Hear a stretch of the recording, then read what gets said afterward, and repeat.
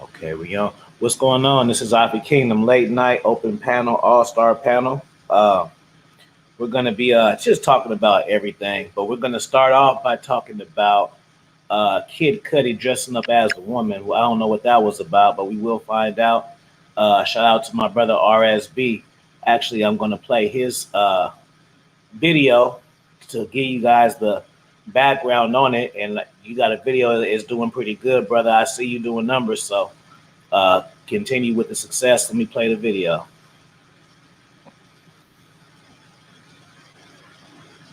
Huh?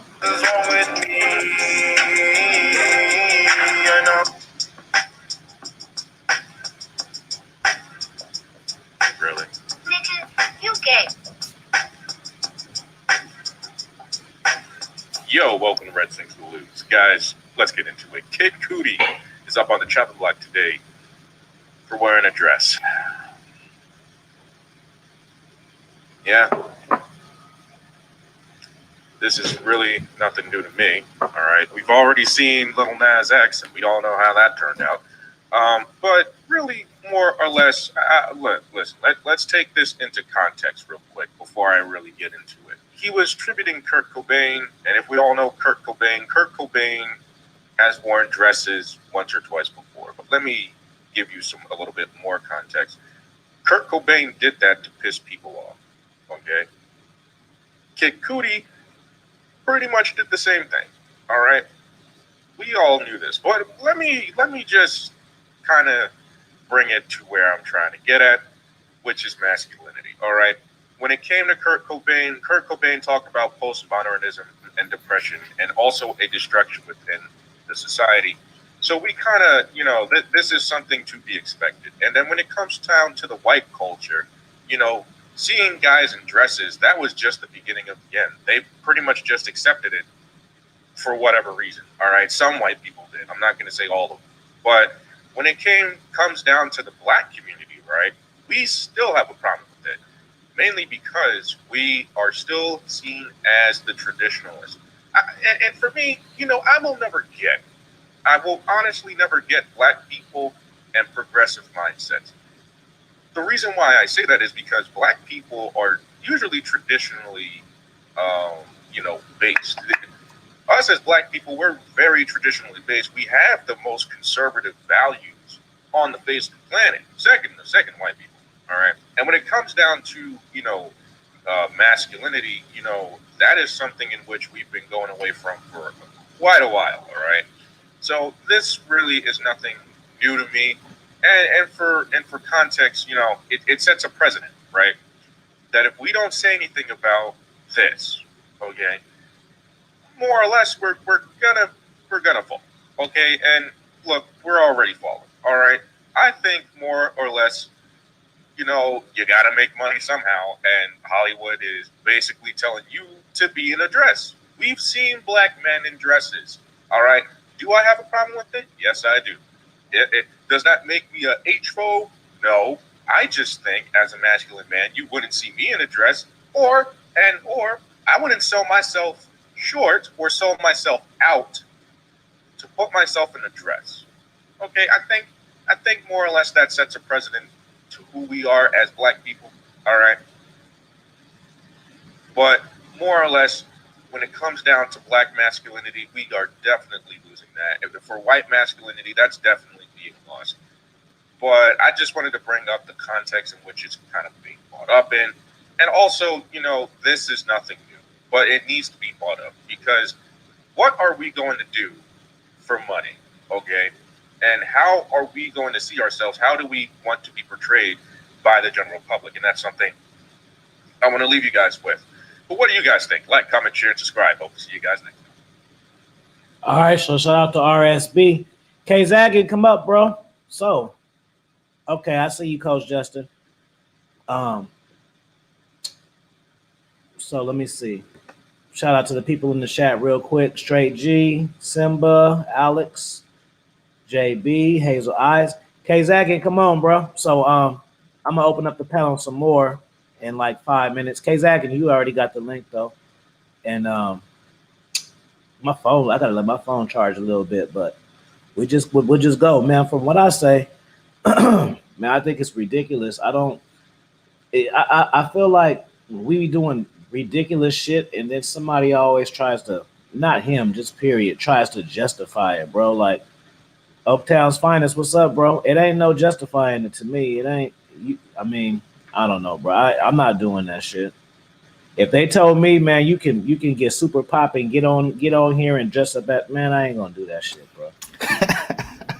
Yo, I agree with you, man. The other day, Afi and I were talking offline. We talk frequently, and I said something to the effect, at 47, I can't sell my soul like that. You know what I mean? And he thought that shit was funny, and I meant it in the sense where, Oh yeah, what you saying? I can't sell my soul at 47. yeah, some shit. Like I left him a voicemail and shit. We were just talking about some shit, and I said I can't sell my soul at 47, and I said that to say, the reason why I said that is because when you're young, you don't know yourself. You're trying to locate yourself. You're trying to find yourself. You try different things. You try different lifestyles. You dress different. You try to hang with different people. But when you get comfortable in yourself, you know who you are. You know where you're going. It's harder to conform to the bullshit. The Kid Cudi, trying to conform, trying to make money, trying to blend in. You know what I'm saying? So at 47, me being comfortable in my skin and me continuing my masculinity journey, I have to kind of lead by example for the fact that anyone who's listening to me, I have to make sure that I'm congruent, bro. So it's easy for me to not want to sell my soul, but I also know that shit isolates me from the majority. So that's another topic in itself. Good stuff. Kzaggin, what you got to say about that? About the fellas wearing dresses and stuff? Are you, if they doing it for fame, you don't care? Are you like, that's nasty, that's gay? What do you think? I feel like Hollywood like makes black men put dresses on to embarrass us, and we just go along with it for some reason. But I mean, if I was an actor or a performer and entertainer, that was just something I would just not do.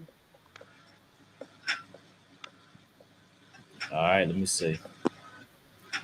Let me add on to that, Kasani. That was, I mean, this topic can go so many different ways, man. But as far as Hollywood making black men wear dresses and shit, I don't think anybody can make anybody do anything, right? Technically, if you're an aspiring actor, you got to get into this role. I guess you got to start from somewhere.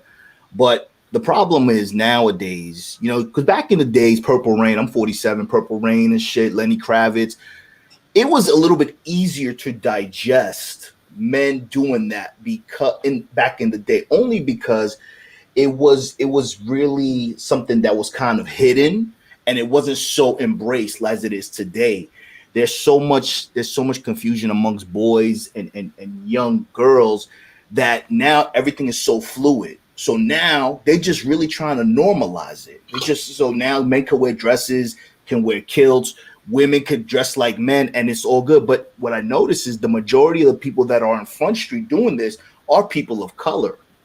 Mm-hmm. So I could say, yo, is it part of the narrative? Is it part of the man trying to divide us? Maybe. But at the end of the day, this is why these topics are important, standing from a masculine standpoint. If you want to be gay, that's up to you. But you can't say that you're heterosexual acting feminine. It doesn't work. It confuses people, and it's trying to normalize something that will never be normal in my book. Sexual acting feminine. It doesn't work. It confuses. Amen. That was me? Yeah, we're good. Oh, go ahead. I don't know what happened. Yeah, Kzaggin, you got it, bro. Coach Justin, you here? Yes, sir. Yeah. Okay. What's going on? What's going on? What you think about the people wearing dresses and stuff? The famous people selling their soul for the gram and all that, and for the Grammys. I mean, if it's different, it's kind of like what AV was saying. Artists have been doing weird shit forever, right? All right. So, as an artist, I wouldn't put it past them. I don't care.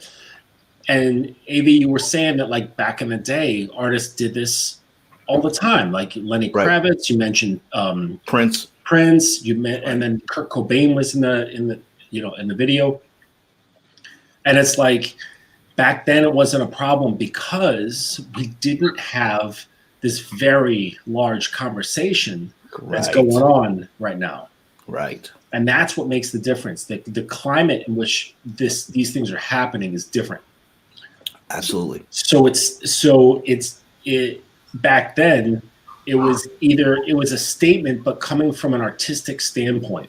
And it was just saying, hey, this is me just simply expressing myself as an artist. And that was it. And it ended right there. Right.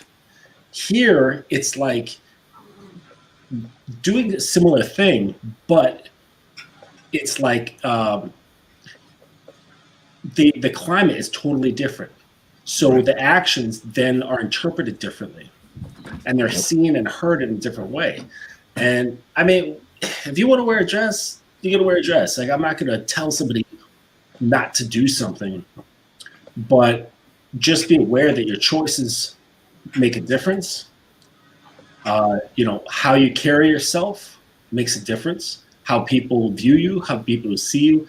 But then again, if you don't care what people think, go for it. It's your thing. Shout out Pharrell for the super chat. He says, slide through for the go to sleep. Peace and prosperity. Appreciate that. Alex said 100. Hazel Eye said, I don't really care what anyone does because to each his own, but I don't think it should be forced down everyone's throat. Yeah, I got a problem with that too. I don't like that. Just like I'm not homophobic at all, but I don't like the flaming stuff. I don't like it all in my face. Don't come to New York, during Pride Week. Yeah. I'm saying like that's something you want to avoid, but it's I don't know, man. Like a lot of people are like, oh, this is a war on masculinity. I really don't think so, because the only masculinity I'm worried about is my own, right, and my son. Right. That's it. Like, I'm not here to fight for. Yes, I do have a bigger concern because that's what I do. I help men. But it's not my mission to like help solve the world's masculinity problems, right. So it's so for me to say like, oh, the people doing this sort of thing is damaging masculinity. It's like, I don't know. I'm fine. I'm good. Yeah. I'm not. It's not. I'm not doing anything to affect mine. So, whatever. It's cool, man. Yeah, you're right. It's kind of like, when you go home, you shut the cameras off, you lock your door, you go to bed. Whatever takes place in your home is what you live by and what you present. Whether it's with your kids, your spouse, your girl, your dog, whatever. But again, if the route that the people on this panel are taking, deciding to tell their stories, to share their wisdom online, it's important for us to pick a side. You know what I mean? And kind of stick to that, because there's a lot of people that listen to us. And again, I'm green to this, right? Because I'm still wet behind the ears, but there's a lot of people reaching out to me just by the little shit that I'm saying, the guest starring roles I have on panels and shit. And for you guys who've been in the game, Coach, Justin, Afi, everyone else who's doing this shit for real, we got to pick a side, bro, because there's a lot of people that are very, very fucking confused. And a lot of times, there's some people that listen to this red pill shit and they're trying to embrace masculinity and it's still not working for them. And they're seeing the majority of people being feminized. There's a lot of happy simps out there, bro. Let's not get it twisted. There's a lot of simps out there that are very content with their lives. They're happy. They know that they have their girl. The girl gives them occasional sex. They happy and shit. They do everything because they got the bread to burn. So we got to pick a side and make sure that we remember, me being an audience member, that you guys are doing God's work, bro. Because a lot of people are lost, man. They are lost. And it's unfortunate because as I age, I continue to age daily, man. I've never been happier to be my age, number one. Number two, I got stories from before the chaos started. So at least I keep me somewhat centered. But a lot of people that were born into this shit, man, what you guys are saying is important, bro. So we got to pick a side and not teeter. And if you're going to be masculine, be masculine. If you're going to be gay, be gay. But you can't be both. because you're confusing a lot of people. Mhm. I like that point that Justin said that back in the day, because you know Prince. You don't know that Prince, my favorite artist, and I never really took off it like that. Like it was really done from an artistic standpoint. That's what I'm saying. Yeah, Yeah, it was more from an artistic standpoint versus a lifestyle. It is turning. They're trying to turn that shit into today, and it's not normal because again, it's kind of like the vaccine, right? So eventually, you know what I mean. If you don't want to take the vaccine, fine. Right now, you don't have to, and the majority of people are taking it. But if you tell somebody you didn't take it, they're looking like at you like you got cooties. It's the same thing for masculinity. If we're masculine, yeah, females are attracted to us, and guys want to be us. But that's a very, very small percentage of the population. So that alienates us. So we got to be even stronger, and we got to rely on each other even more to remind us that we are not alone, because masculinity is very scarce. So again, at the same time, so this is why it's very important for us to pick a side and continue to and provide context to kids and people who don't know what's going on. I see you, Trav. Why don't you come up and join us? Salute to you, bro. Tisha, Hazel Eyes, True Savage, good to see you. You said, man, hey, quiet. Yeah, New Digi. Yeah, absolutely. Manhood is worth everything. It's and you can tell that it's missing out there. Okay, AV, you were saying that it's scarce. It's becoming scarce, and the reason you could see that happening out there because women are starting to create it on their own. They don't need no man. Well, I'm just saying, like in terms of like an energy balance, right? Like the world is it's an ecosystem. It's always going to want to have an equilibrium, right? Energies always balance themselves out. You know what I'm saying? You drop a stone in a cup of water, the water raises up to the same amount. You know what I mean? The same amount of mass. So it's like where there is a reduction, it can't. We just can't have a void of energy. So it's going to get filled in somehow. And you see a lot of women like, and to their point, some women are absolutely happy being that way. Same like with simps, how there's a very happy simps. There's very happy, very like masculinated, women in their 40s. They got their bag, they got their Lambo, and they're just like, fuck everybody. And it's like, all right, cool. If you're happy that way, fine. But don't complain. Just get a dog. Yo. Be a dog mom or a cat mom. Yo, that's very important that you said that too, because it raises a question for me. Women right now, you said, Coach, women now are masculinity is scarce as a result of women embracing the masculine role. Now, is that as a result of men being a pussy and not stepping up to the place, so now the woman has to do that shit? Or is it just the fucking narrative? I think it's both. Yeah, I think there's a lot of factors of that. I don't think one is begetting the other. I'm just saying that where there seems to be, masculinity going away, and it's just getting filled in. Now, why it's going away, I don't know. I imagine there's tons of factors. There's probably really, really subtle factors. There's shit that's been going on for decades, like in the media and literature. A lot, single mothers, just all kinds of stuff. Yeah, that's another show. I'm saying, there's a whole other show that we could have on like why are boys turning the way they are, and that's a big one. But it's man. But the fact is that it's there, and that energy is getting balanced out. And the problem is that I just stepped out of a clubhouse room, and they was talking about how 60% of the women in the Black American population are unmarried. And this sociologist came up and was like, well, it's actually even harder because for some reason in the Black American population, there's more women than men. And they're all like working, they're getting their degrees, they're getting jobs, they're getting their own bag because they're like, fuck it, I got to do my own thing. I can't rely on somebody else. And then they're up in their 40s and they're like, or like late 30s and like, fuck, what I want a man in my life. Where the hell are they? Nah, no doubt. Kzaggin, what's good? What's good, my G? Welcome, man. I'm doing good. How you doing, gentlemen? Doing, young lady right there? How y'all doing? What's Share up, this, Kzaggin? Make sure you Hello, how brother. How y'all doing? All right, you can bring me back down to everybody else on the show in my face. Yo, K, we've been chopping it up for a minute, man. We Afi started off the panel with and I know you kind of touched on it on your show earlier. The Kid Cudi shit with wearing a dress, and what are your thoughts on that? And I saw that post. Yeah, what are the ramifications? What do you think the ramifications are for young men and what it's doing for people? Well, there was a post that I commented on, and it was sickening to me. And this is no, and I'm not denigrating women in any way, but that particular post that I was in, where that motherfucker had on that dress, the men were like, "What the hell is going on here?" And the women were like, "Man, you have to understand why he's doing it. You guys are passing judgment." And I'm like, "Man, fuck all that. Okay, I don't give a fuck why he had it on. He had it on." You know what I'm saying?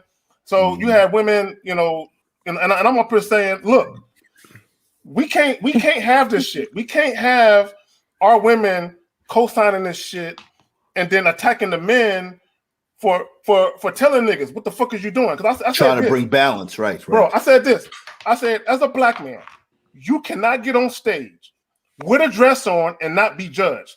If you think that shit gonna go under the motherfucking radar, it won't. Right. You know what I'm saying?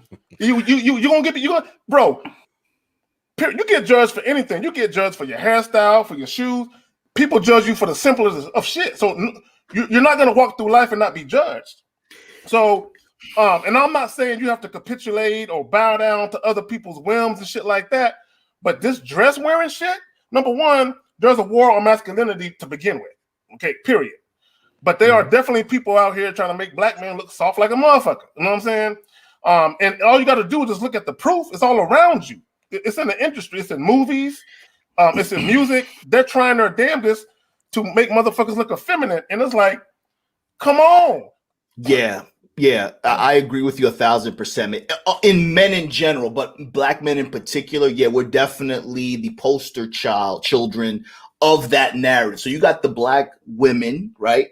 The black matriarchy, single mothers. Justin says something very important about a Clubhouse conversation he had, that most of these black women don't have any men. They're either incarcerated or they're embracing the Kid Cudi shit. That's number one. Number two, there's definitely a narrative that's being created. And you know what I realized? The narrative is what is dividing us. If they say black men are supposed to be feminine and everyone's going with the narrative, that's going to divide masculine men. So at the end of the day, man, this is why I was telling these guys in general before, and I know you do this for real too. It's important what we're doing. We got to pick a side, because there's a lot of confusion going on out there, and a lot of people are scared to embrace and pick a side because that's a scarcity. We, as black men, as men in general, have to ensure that we restore masculinity in a positive way and change the narrative so men can make, and young boys can make, an educated decision on what life they want to choose. They're not doing shit, and they just confused, bro. And it's making our jobs harder. If you have a daughter, it's gonna make her life harder, and it's just gonna be a vicious cycle, man. So I applaud you guys because context is needed, for real. Well, let me add this. If anyone listening, anyone's gonna hear the upstream, this is not. I don't have no problem with people who are gay. Okay, if you want to live an alternate lifestyle, whatever you do in your room, in your bedroom, or someone else's bedroom, that's your business.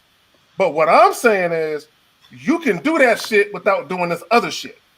Okay, because these fucking images that are going out, you got these young boys be like, oh, I can wear a dress. Oh, mama, that tube top you got, can I wear that for Halloween? I want to be a girl. And it's like, come on, man. You can't be a girl. Bro, look, I remember when I was in high school, there was this dude I knew. He was a football player.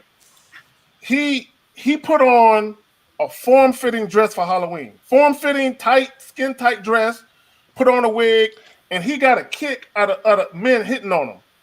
He got, now, based on what he said, no, he wasn't entertaining the shit, but he just got a kick out of tricking people. And I'm like, bro, you can't put on something else? why you got to do that? You know what I'm saying? So what I'm telling, look,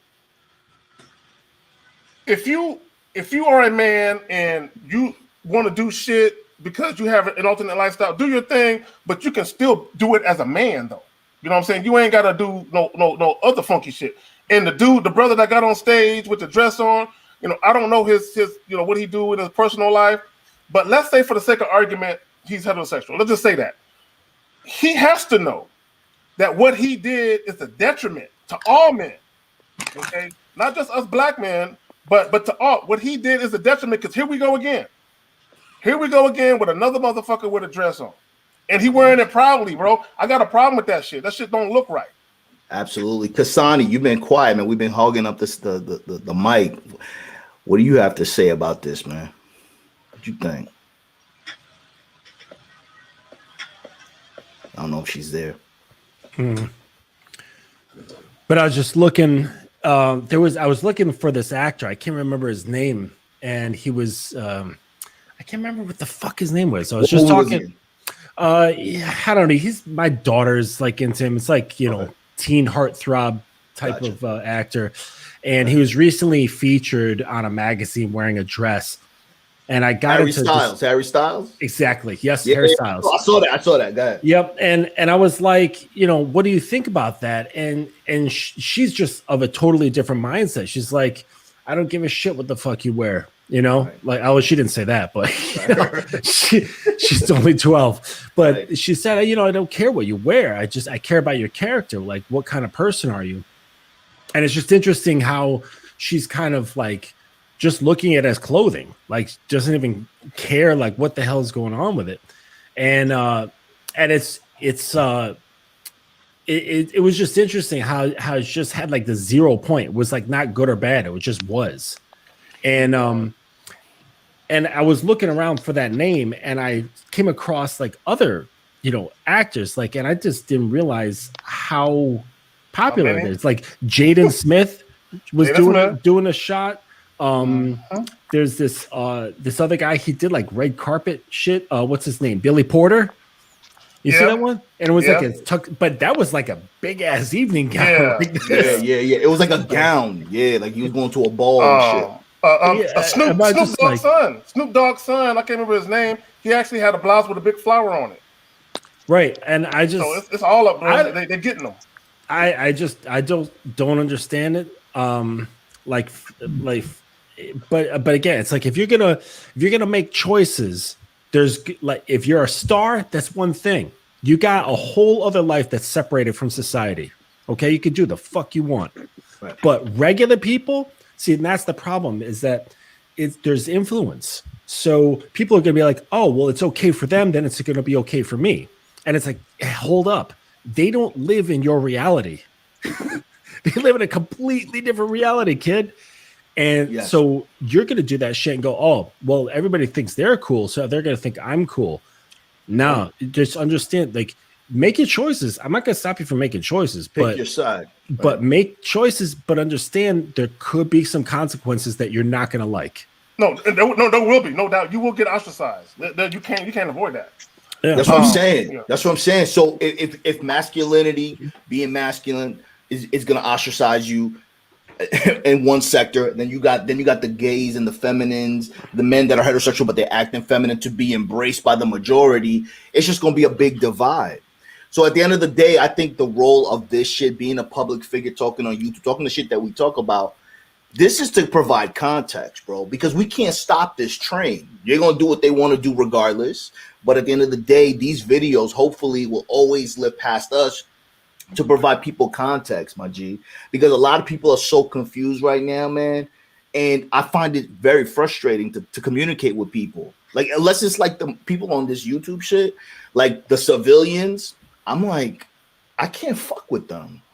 Because sometimes when I open my mouth, and not in an arrogant or cocky way, just living my lifestyle or my mindset, it makes them feel bad about themselves. And then they start to pull away from me, because now they think we just don't see eye to eye. And it's true, because a lot of guys, they see me on YouTube. I even have friends stop fucking with me, like stop talking to me slowly because of the shit that I'm saying indirectly on how they living.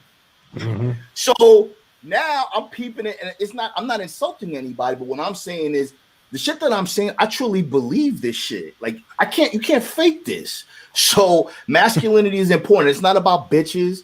It's not about high value, getting money, getting muscles. It's about being a man if you are a man. And just living your life accordingly. You can't be acting crazy following the narrative, bro. So at the end of the day, man, it is a problem. So what we do in here is important. No, I agree. And real quick, just to kind of go off topic, I mentioned something earlier as I was coming in. Y'all were talking about, these sisters out here that have, these high-paying jobs and shit. There's a lot of them that ain't married. And we were talking about how a lot of women are thrust into a masculine role or leadership role. And I think you said it, AV, that it's part. Some of them just want to be in that role, and part of it is there's a void of masculinity. That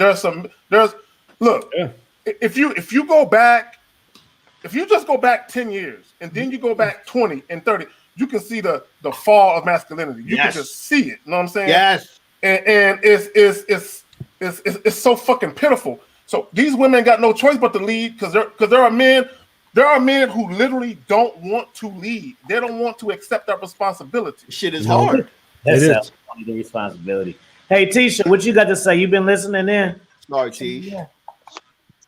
That's okay. Hi, Coach Justin.Kzaggin, Alpha Villains. Afi, good night, guys. Hey. Good evening.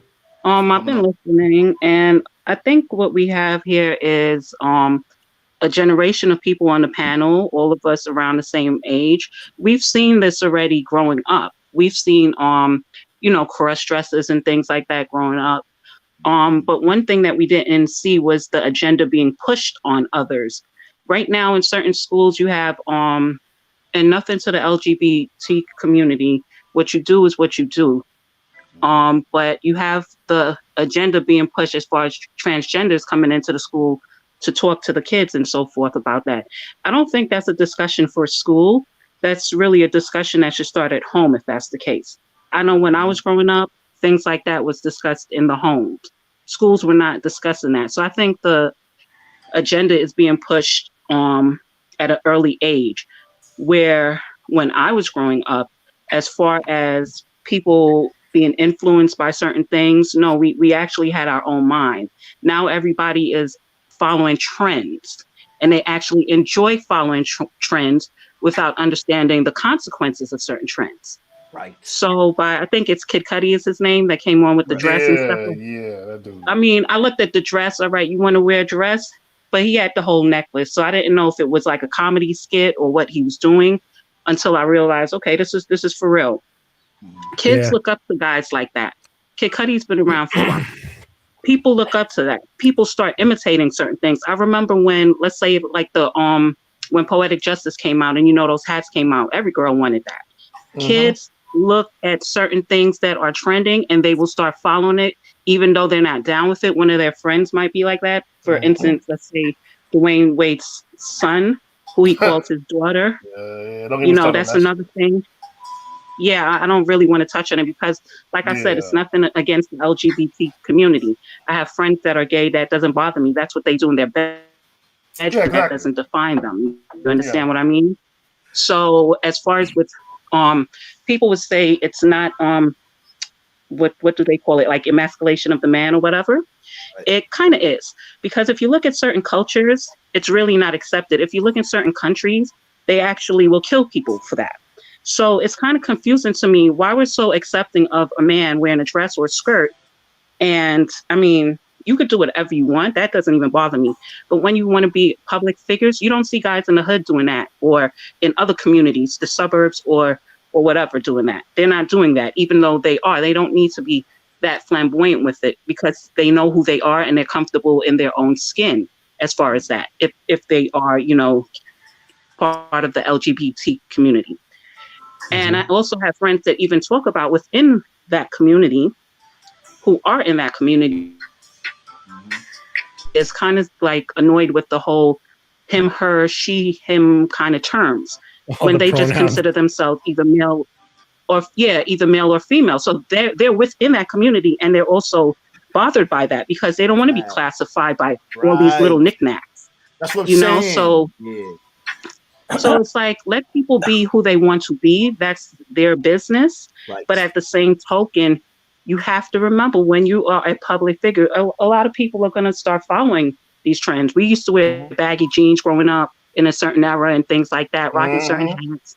We followed the trends because this is what we saw our favorite rapper wearing. So I want to see like what boy child is really going to be wearing a dress.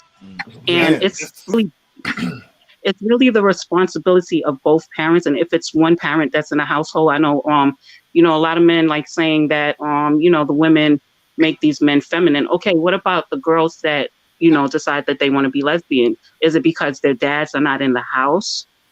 Because I know a lot of people who are females and males who both parents were in the house and they still chose to be gay. That's their choice.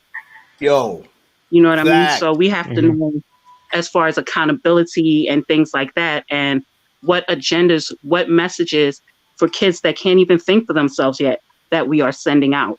Even being on platforms like this with certain guys that are not experienced as you guys, they come to you guys for, the knowledge. You have to make sure you take the responsibility in guiding them the right way. So it's the same kind of thing with this. Absolutely, Tish, and just for those of you who don't know, Tisha has mentioned on the panel that she has a really strong relationship with her father. You know what I mean? So you could just tell. You know what I'm saying? She's not doing this for clout and shit. Like some broads come on panels and shit to look cool for clout, but Tisha's doing this shit because she agrees with it and she's providing female perspective. Well, she said something very important, bro. Tisha said we have to make sure and find out about the absence of the father. And the majority, this man shit is hard, bro. We would not trade it for the world, but it's hard as fuck to be masculine in a feminine society. Because again, the responsibility, being ostracized, having different requirements as a man put on us, it's hard. And that's why there's a lot of weak men out there because they leave that responsibility. Yo, if you married or you were married at one time, you had kids and it didn't work out, that's cool. But don't leave the kids. Be involved in the kids' lives because this shit is important. Because check it. Again, 17 years old, I ran away. Caribbean typical father, womanizer and shit. He wasn't around. I got like 7 siblings. I don't know them. My father was weak, and this what caused me to be following his footsteps, be a womanizer, and delay my progress. This is why I'm 47 talking this shit now, so people can understand my losses and my wins, and I can help people kind of understand the path that you're taking is a bad path. But my point is, if the father's not around and he can't take this responsibility, it's important for young people to know and listen to content like this. Nothing flashy, nothing distracting, just the message that is required for you to understand as you age, because eventually you're going to be our age. And if you don't listen to us now, you're going to waste a lot of time. So it's very important for masculine men and men in general. If you have kids, you're not with the broad anymore, still reach out to the kids and teach them, because it's critical.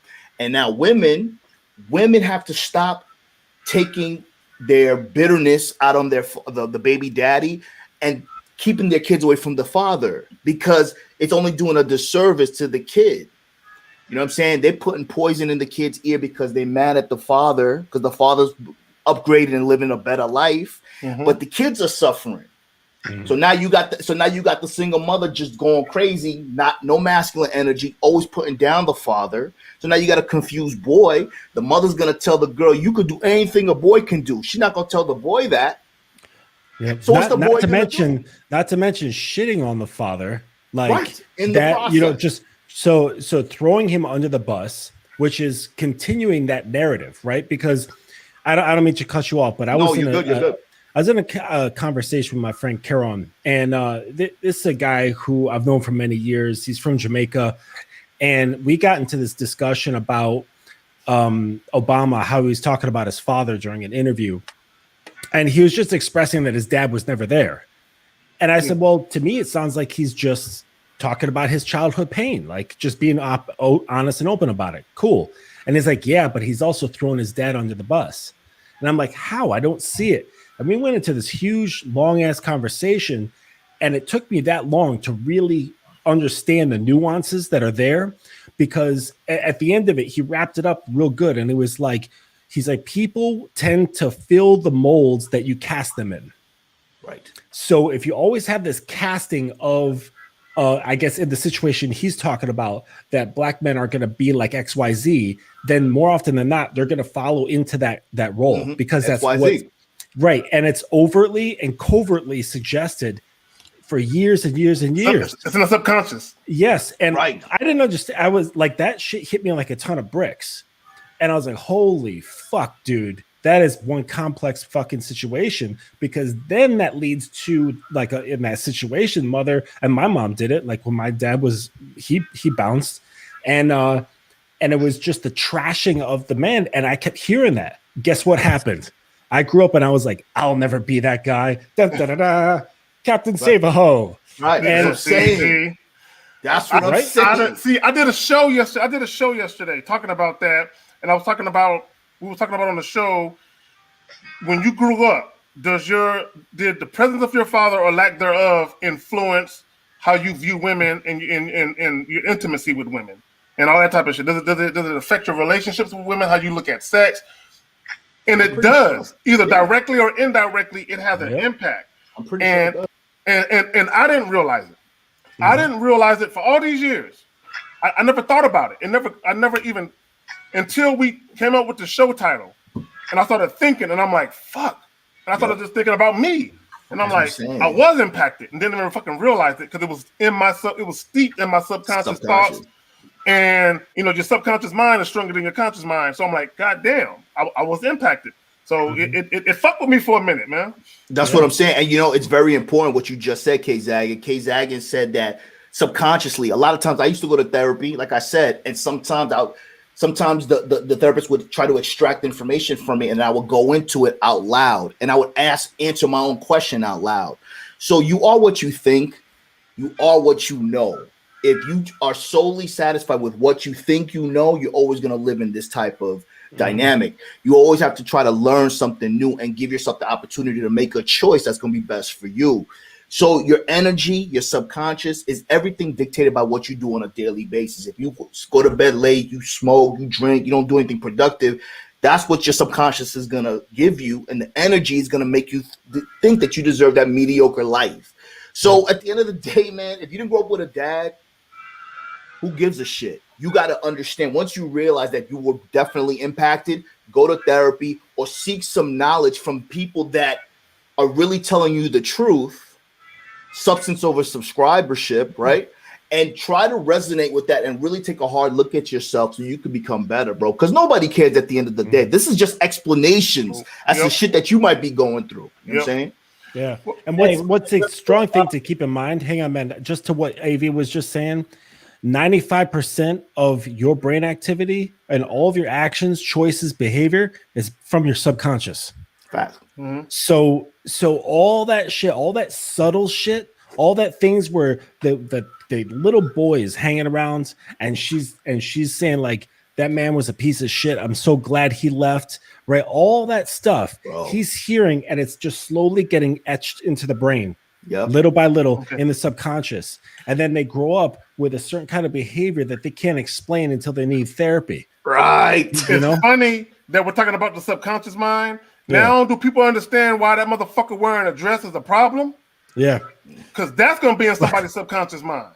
But the question is how many of y'all wore your clothes backwards when Criss Cross was big? Shit. Nah, I didn't do that. But then again, I was already older. I was already older than them. I tried it once or twice. Can I just keep on thinking what y'all said?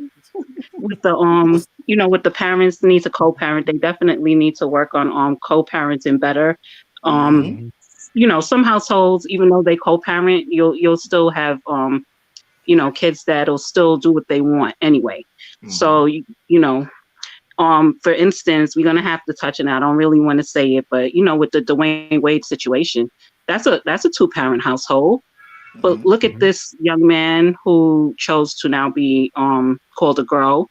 He he doesn't want to change that. I think that's something they should have just kept private in their home, if you ask me, to be honest with you. Yeah, honestly.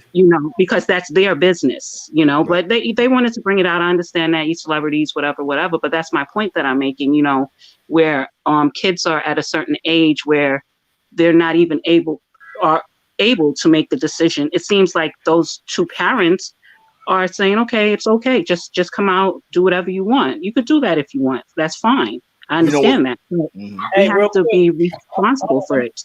Just real quick. Shout out to Simba for the super chat. I want to make sure I acknowledge. Simba. Thank you, Simba. Super chat. What's going on, Misha? How you doing? True Savage, Better Bachelor. You guys can come up too. And then I seen Cam had came and disappeared, so I don't know what happened. Yo, let me say something. What Tisha said. Yo, it was crazy about the Dwayne Wade situation and shit. Quite frankly, it was Gab, in my opinion, allegedly, but Gab Union, that was the influence. Gab Union, which is not even his biological mother, I believe, in my mind, based on her energy and how dominant she attempts to be, she's the one who was in front of that and charged that and to have him come out like that. You know what I'm saying? I agree. I agree with that. You guys both agree? You guys never took a look at Dwayne Wade and see how he's looking now? You never took a look at that? Nah, you know what it is? Yo, again, man, it's too fluid now because, again, listen, man, it's just too fluid right now. A guy could be fly, and now if he's dressed down, he could be considered gay today because it's too fluid. But back in the day, you could be fresh and not think that this dude is gay, bro. You know what I'm saying? That's what I was just about to say. Alpha Buildings, Bootsy Collins, Prince. That's what I'm saying. Was anybody talking about them being anything? No. They was doing their thing and they was getting chicks. but they did it as grown men, not 12-year-old boys. Yeah, even with things. That's the point. Exactly. Exactly. And let me also say this. And I don't know for a fact, but I got a problem with these niggas. These celebrity guys that are married. Why is the spokesperson of their relationship? Why is she front and center speaking? Yeah. I got, and it's not to say that women should be in the background and not say nothing, but kind of because if you're the man, why is your woman always talking about what's going on with you and your kids and shit? I don't know, man. Bro. And that's another thing. Is leadership missing? Is leadership missing from the man in the house? Is it really missing? It seems like it is, and that's part of what we're talking about. We're not just talking about them wearing dresses because that's starting to be missing too. I like a man that leads. That's his role, is it not? To make the final decision. I can have some input in it, right? Kzaggin, I can have a little input in in what the guy decides, but that's going to be his final decision, right? His decision will be final. Exactly. Well, here it is though. But you have men, and I said this before. You have men that don't want to lead. They're scared to lead. Not only that, I actually, and I told this story before. I'm gonna tell it real quick. My son, one of his partners, he was moving out of his apartment, and I guess he was supposed to get the U-Haul truck, and his girlfriend, not my son's girlfriend, but his partner's girlfriend, was telling the guy, "Well, damn, do I got to be the nigga in a relationship?" Basically telling him, "You're supposed to be making these decisions. Why is it up to me? Why are you leaving it up to me?" But a lot of these dudes want to have a life like a woman. And in other words, they want to be able to cry victim and be able to complain and then have empathy and be validated for their fucking emotions and shit. That's what they really want. And that's some. Man, don't get me started. I'm about to go the fuck off. All right, y'all got it. No. You know what? I want to say something. I know where you're going. I want to say it's cool. Let me touch on both of those. So what Tisha said is leadership missing. You know what? And women, you being the only woman on this panel at this particular time, most women, I think we can all agree that want to be led. The problem is, first of all, if you're a leader, you don't have to say that you're a leader. Number one. Number two is a lot of men do not know how to lead. It's kind of like if you're dancing, right? Let's say you dance Spanish music or whatever type of music. Typically, the man has to lead. Now you see a lot of dudes following the girl, it looks crazy. So a woman wants to be led, but in order for you to do that seamlessly and not socially awkward, you have to know how to lead. And then it goes back to knowing who you are. And what Kzaggin said too, emotions and shit. A lot of times, we're not saying you can't be emotional as a man, but you have to learn how to be emotional as a man. A lot of times, guys equate emotion even though you're supposed to have it to display it like a woman. That's what fucks everything up. That's what makes you look all awkward because you're not really being yourself. And the femininity, to your point, a lot of women are getting confused, okay, thinking strong feminine power is competing the way men do. Right. And they don't get it. You can be a strong, powerful woman, but it doesn't look like being a man. That's what I'm saying. But it's because no one's teaching them. There's no role models. There's nobody passing on that. There's no one passing on that wisdom, right? And and you know what's crazy? It's a lot of bitter older single moms. Yeah. What's crazy is I'm talking about older women, right? I'm talking about like in their 60s, 70s. They're always celebrated. Like they're the matriarch. They always celebrate, but they single. Like they can't keep a man and shit. They're neurotic and shit. They just she's feeding off of her kids, living vicariously through their daughters and shit. But you have to pay attention to that. So at the end of the day, man, there's no leadership. And men, most women, single women, bitter women past the 40s, most of them are bitter. So they're not going to want anybody to be happy. So it's up to men to lead, to spit this real game, so we could embrace the fact that we are put in a position to lead, and they'll thank you for it. When you lead your woman, bro, you have her looking good on the dance floor and shit. You leading her, you twirling her ass around, bro. You making her feel good. You know what I'm saying? So if you know how to lead, you're not making somebody feel bad about it. You just letting them know, listen, your role is important, but I'm going to tell you what to do. And they're going to like it. Hey, Laser Panda, you been listening in? Hey, what's up, man? I just kind of got into the stream. From what I understand, you guys are talking about masculinity and pretty much leading and stuff like that. Yeah, we all over the place. We started talking about that. What the dude's name? The Kid Cudi, the Kid Cudi in the dress. Wearing a dress on Saturday Night Live. Yeah. All right, so, I always come through with the devil's advocate, controversial. So let me ask you guys on the panel, like, because, all right, when I go into a lot of different rooms, right, what I'm finding is a lot of circular arguments, and what I mean by that is basically it comes to, the women are fat, they're not cooperative. So now I'm trying to like change things a little bit. So I'm like, what can we do? He's that woke him up right there. I said, so what can we do? Hell was that? Yeah, I feel like I'm in church. The spirit's coming in. Let's go. Woke him right up right there. So I'm like, all right, cool. We know the statistics, right? All right, we can run them down real quick. 80% overweight. Most of the women unfit, unfeminine, not friendly when compared to their white or Oriental counterparts, just to point out an example. So I'll tell you, there's some fat ass bitchy white chicks too, man. So we know. So when we talking about leading, I'm just going to ask you guys on the panel and the female Tesha. Am I saying that right? Is she there? Yeah, it's Tesha. Yeah. Oh yeah, it's Tisha. It's Tisha. Tisha. Okay. All right. Mm-hmm. So this might not necessarily apply to her per se, but I'm thinking like most of the guys here, they're not 25, right? So in terms of leading, the question, like I said, who are we aiming to lead? Are we? Because I know a lot of people complain about the older single mothers, but I'm looking pretty much at the panel. I don't see anybody here wanting to lead an older single mother. So when we say leading and masculinity, who is our target demographic for that? First and foremost, yourself. Yep, that was my answer. There's a lot of men that aren't even the leaders of their own fucking lives. Yep. But yet they want a woman. Dude, that's the only answer. That's the only answer. Well, in terms of pairing up with a woman, like definitely, I agree with him. You should be in a position to lead yourself because that'd be the blind leading the blind. But once you get that under your belt, you got your finances together, your mental, hopefully your physical is not too far behind. So once we get all that together, in best case scenario, what do you guys, if you're not, I don't know if anybody's married or single, and if you're a single guy, let's just say you're 34 to on up. I'm not even going to cap it on the age.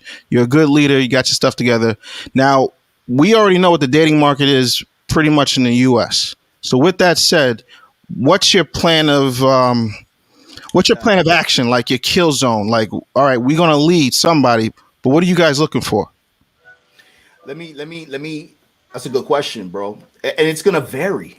It's gonna vary, my G. Like, you know what I'm saying? First of all, what it's because whatever I deem as valuable. So what's your plan of action? First of all, you're gonna be out in the field. You doing your thing. You a leader. You 34 and shit. You ain't got no kids.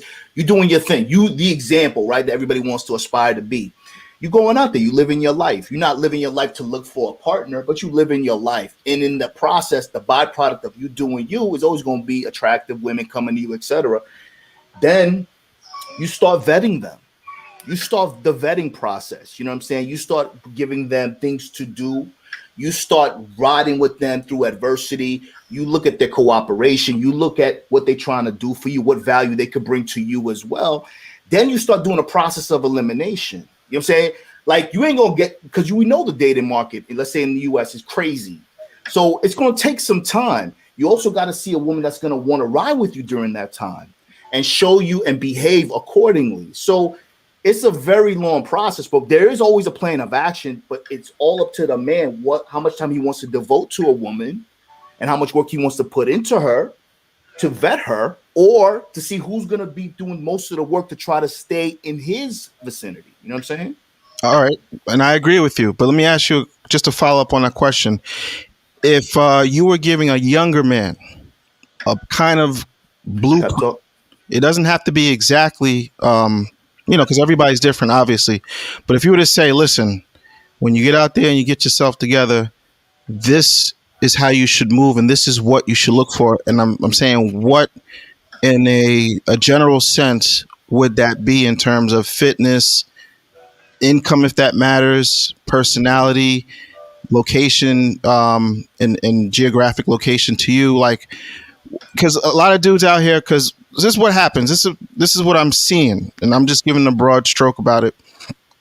A lot of guys come to the different channels, and a lot of guys are looking for answers. But in a lot of these channels, I'm not naming any one in particular, but what I'm saying, a lot of them, they're addressing the problems. Like, these girls are overweight. They're no solutions. It's like no solutions. And I'm saying, like, a lot of times when I come with some, I come with I travel, so I'm always gonna go for the foreign thing. But when I bring that up, what happens is this. It's a weird thing. A lot of men get put off because traveling innately costs money.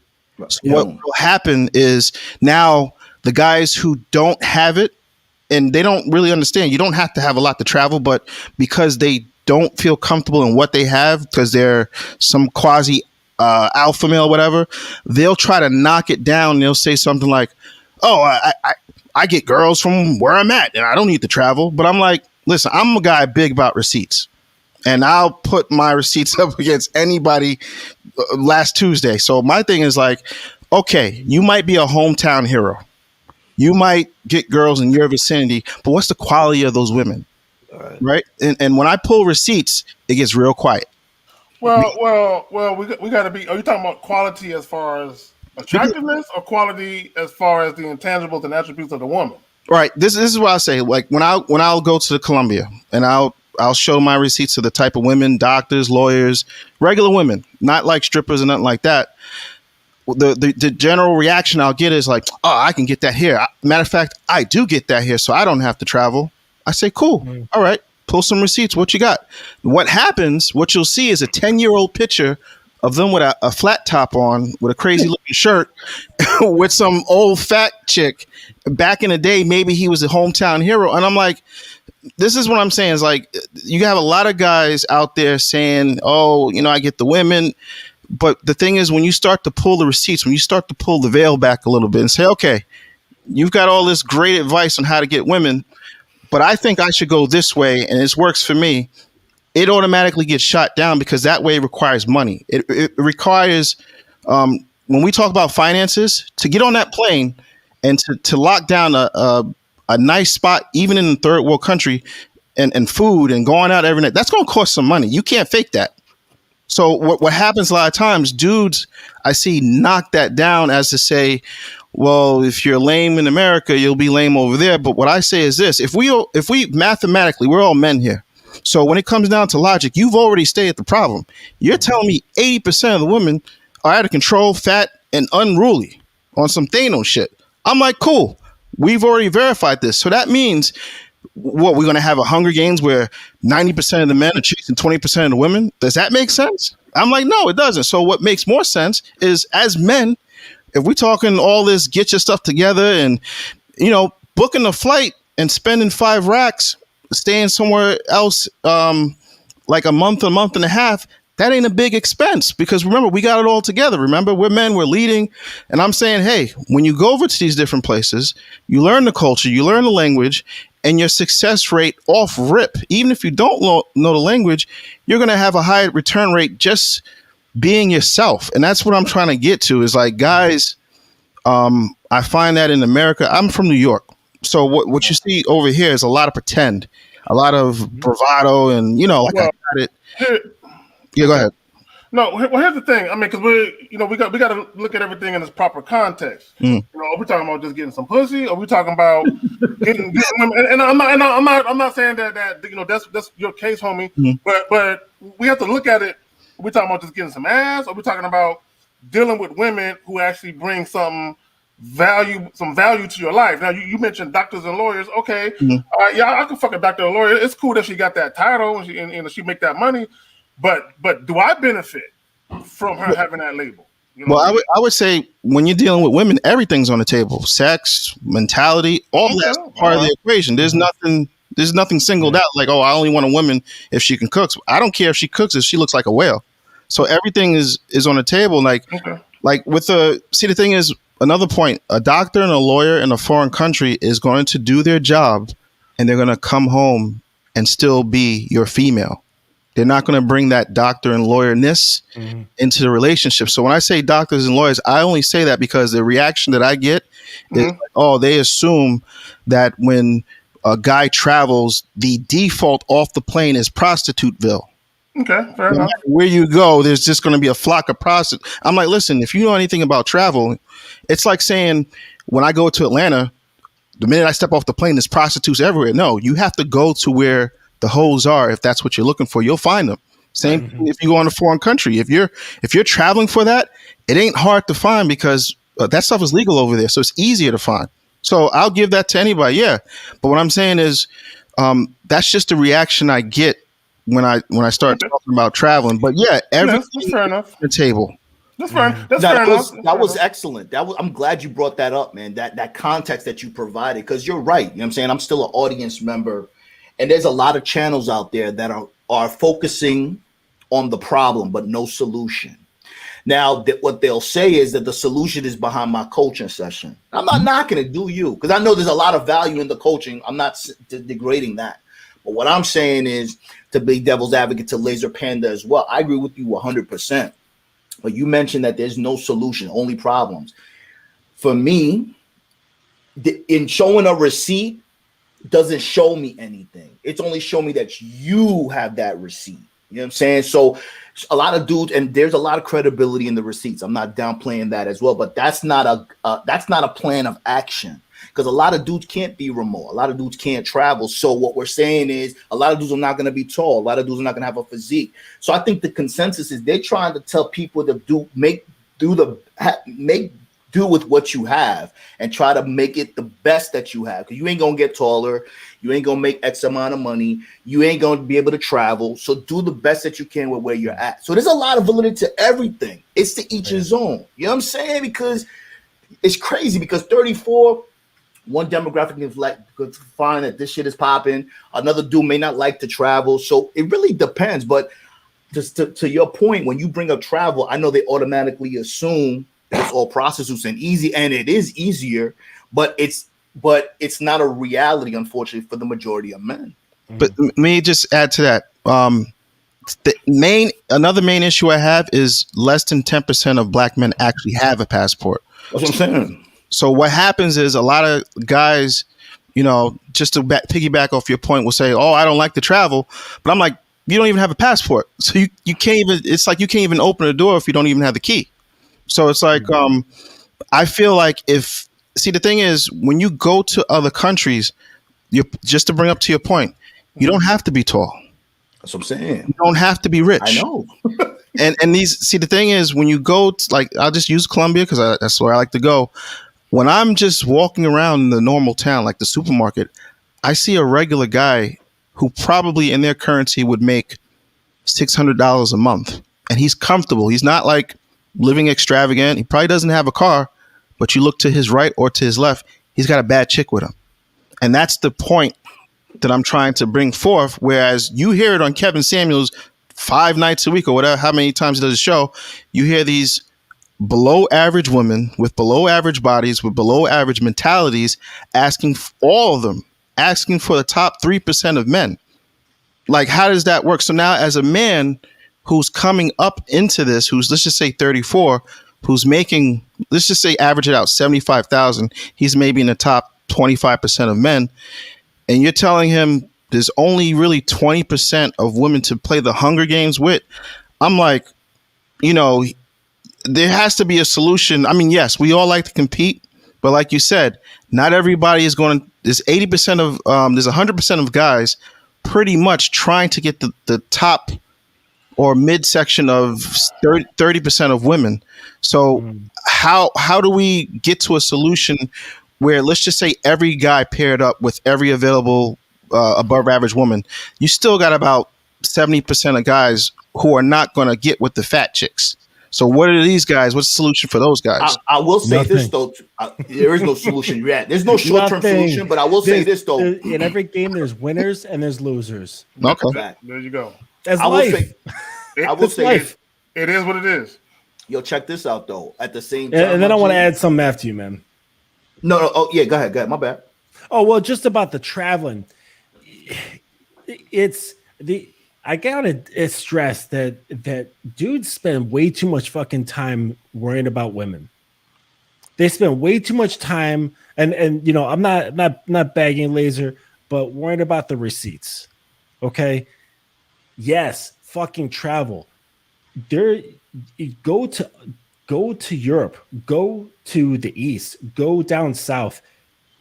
The more you do it, the more you're exposed to other cultures. The more you are, yeah, you took the word out of my mouth. Damn, I was gonna say that. The more you're having your own ego changed, because your ego is also a reflection of your environment, and it gets formed by that through habit. Okay, so if you challenge those exposures, then you become a more well-rounded person. And some things you're like, oh shit, like I've been thinking really kind of fucking weird about XYZ, and traveling and being exposed to different people, different cultures, and so on. The food, everything, the customs, especially the customs, it will affect you. It'll affect the way you think and the way you live. And as a man who is always wanting to grow, that is the prize, right? And if some woman sees that and was like, oh shit, I want to spend time with that, and then at that point the dude can assess, be like, well, let me check you out because I'm on a ride and I don't want my ride disturbed. So if you can get in without me taking my foot off the gas pedal, cool. Let me add this because you took my points. There was 2 points I wanted to make, and you grabbed them. So I do appreciate that I'm not the only one who had that thought process. One, cultured. You mentioned cultured. More men need to, one, read. That's one. Two, I am a black man with a passport. I do travel, but I don't travel for no pussy. And I'm not saying that the dude on the panel does, but I do like to go to foreign countries, but I like the architecture. I like the different buildings. I like the food. That's why I do it. You know what I'm saying? To be cultured, to be more well-rounded. And that's another word that I was going to say. You beat me to the punch. But when you are a well-rounded man, you automatically stand head and shoulders above the average guy. Mm-hmm. You know what I'm saying? When you're well-read, you're well-traveled, you can articulate your thoughts, you're a man of substance, you automatically stand out. You know what I'm saying? But yes, that's a very good point, Kay. But too, at the same time, and you got to remember, man, being well-rounded, you got to make sure you're doing that shit for yourself. You're traveling for yourself and understanding the byproduct will be the baddies or the broads that can attempt to try to get on your roster.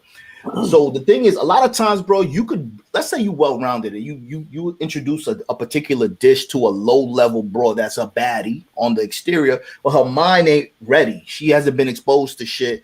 She's not going to appreciate the cuisine. She doesn't have the palate to appreciate what you bring into the table. So we always talking about men leveling up. Laser Panda said, yo, 34, he's doing his shit. He's $75,000. He's doing his shit. He's listening. Fine.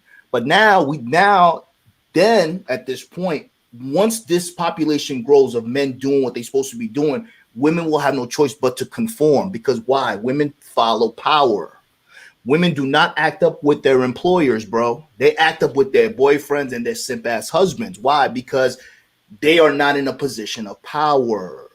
So at the end of the day, women, what's your plan of action? How the fuck do you get these broads?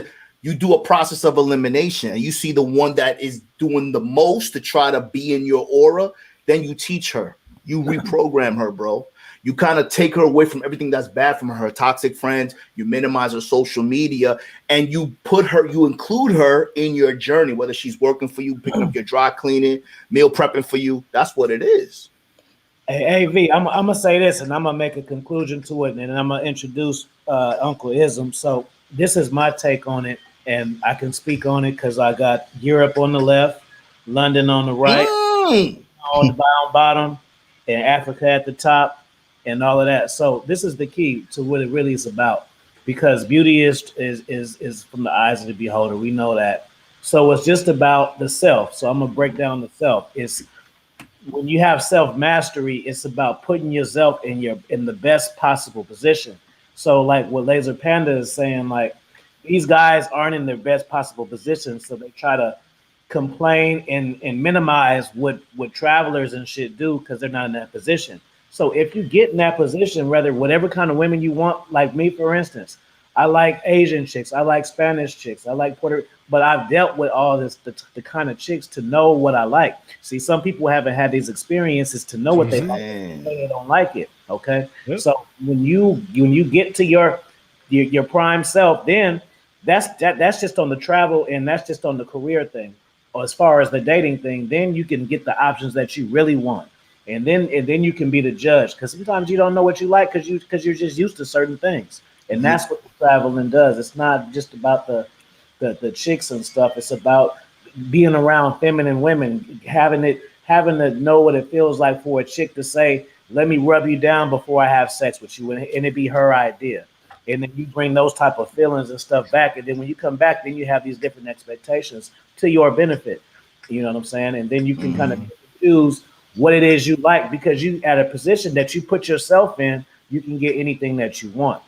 Right? Coffee, you said something. You said expectations. A lot of guys, because they so used to take them bottom of the barrel chicks, the bar is low for the treatment. You know what I'm saying? So I mean, yeah, it's let's understand something. It's already presumed that any man that deals with a woman, you're going to deal with the woman that you believe is attractive. It don't matter what nobody else fucking think about her. Do you think she's attractive? Right. But the bar has to be set for treatment. Once you've been treated a certain way by women, you don't go back below that bar. You be like, this is it. I've been treated like a motherfucking king. So any chick that fuck with me got to treat me like this or better. But motherfuckers be selling for the low shit because that's what they used to. Right. And you gotta know that the treatment that you want too. People don't focus on that. They just say submissive, but what really is submissive? Because nah, they're just saying that because it's a fucking buzzword now. Right. But I'm just saying, like, for people, a woman who God saw a voice and cook for you is submissive. They don't understand what that requires of them. That's what I'm saying. It's right. Though it's not just a gesture of what a woman does. It's as a whole. No, it's a reaction. Yeah, a woman can give me head. She's in a submissive position, but she's not necessarily submissive as a whole. That's true. I would just want to add, the reason why I think receipts are important is the same thing is why McDonald's advertises to you every month about the new fries that are coming out, the new sandwich, because people tend to believe something that they can see, right? It's a difference between a guy telling you, let's just say, oh, this is how you buy a house. I did it. But he never shows you any houses he bought. As opposed to a guy says, hey, I've been in this from 1986. I built a multi-billion-dollar company. And here's my multi-billion-dollar establishments that I bought over the years. Here you go. Here's the paperwork. So now people who are curious about buying houses and learning more, they can actually have like the North Star, something to look forward to that makes sense. And I only say that because we live in a day and age where Derek Jackson, for one, preached all this stuff about, we already know. We don't even have to go down that road. And we see how that turned out. So I'm just saying, like, and it's a two-prong effect, because now as I post receipts or let's just say I'm a little bit more social media oriented, so I'm posting my travels, that in a way that acts almost as a filter game with other chicks that are in the States, because now it's almost like I see what this guy's around. I can't act the same way other dude with him like I do with other dudes. So it's a two-prong effect. And you have verifiable proof. It's social capital. You can approach a chick, she'll check out your Instagram, and then you'll approach her and she'll deal with you. She'll literally deal with you different because you probably have girls that she can see that look better than her. So she's on her best behavior. So there's different ways. And the thing is, to travel, I use it as motivation, because once you go to a different country, and like Afi Kingdom said, you get treated a different way. When you come back to America, that's the reset button. Now it's the grind mode. When I first started traveling, it used to be, okay, let me get back in the States and grind so I can go back out there. Now, over the years, I'm like, let me get back to the States so I can set up where I can live there, and not just live there middle class, live there in the upper, I don't even know what class is above middle, the upper class. That's a different motivation, because now that takes your motivation in the States to grind harder and work harder and not even deal with the typical, because what you guys said is like, I forgot I think it might have been Alpha Villains might have said, taking a girl, you mold her. But my thing is like, cool. But is it really for a high value man or a guy who's on his purpose? Do you really want to dumb down to the depths and waste so much time trying to bring somebody up to your level? Because that's what I'm saying. Hey, I gotta tag in. Y'all put some fire signs in the chat. I'm gonna drop some boss game. I'm gonna tag myself in, and then Sir Izm, you got next.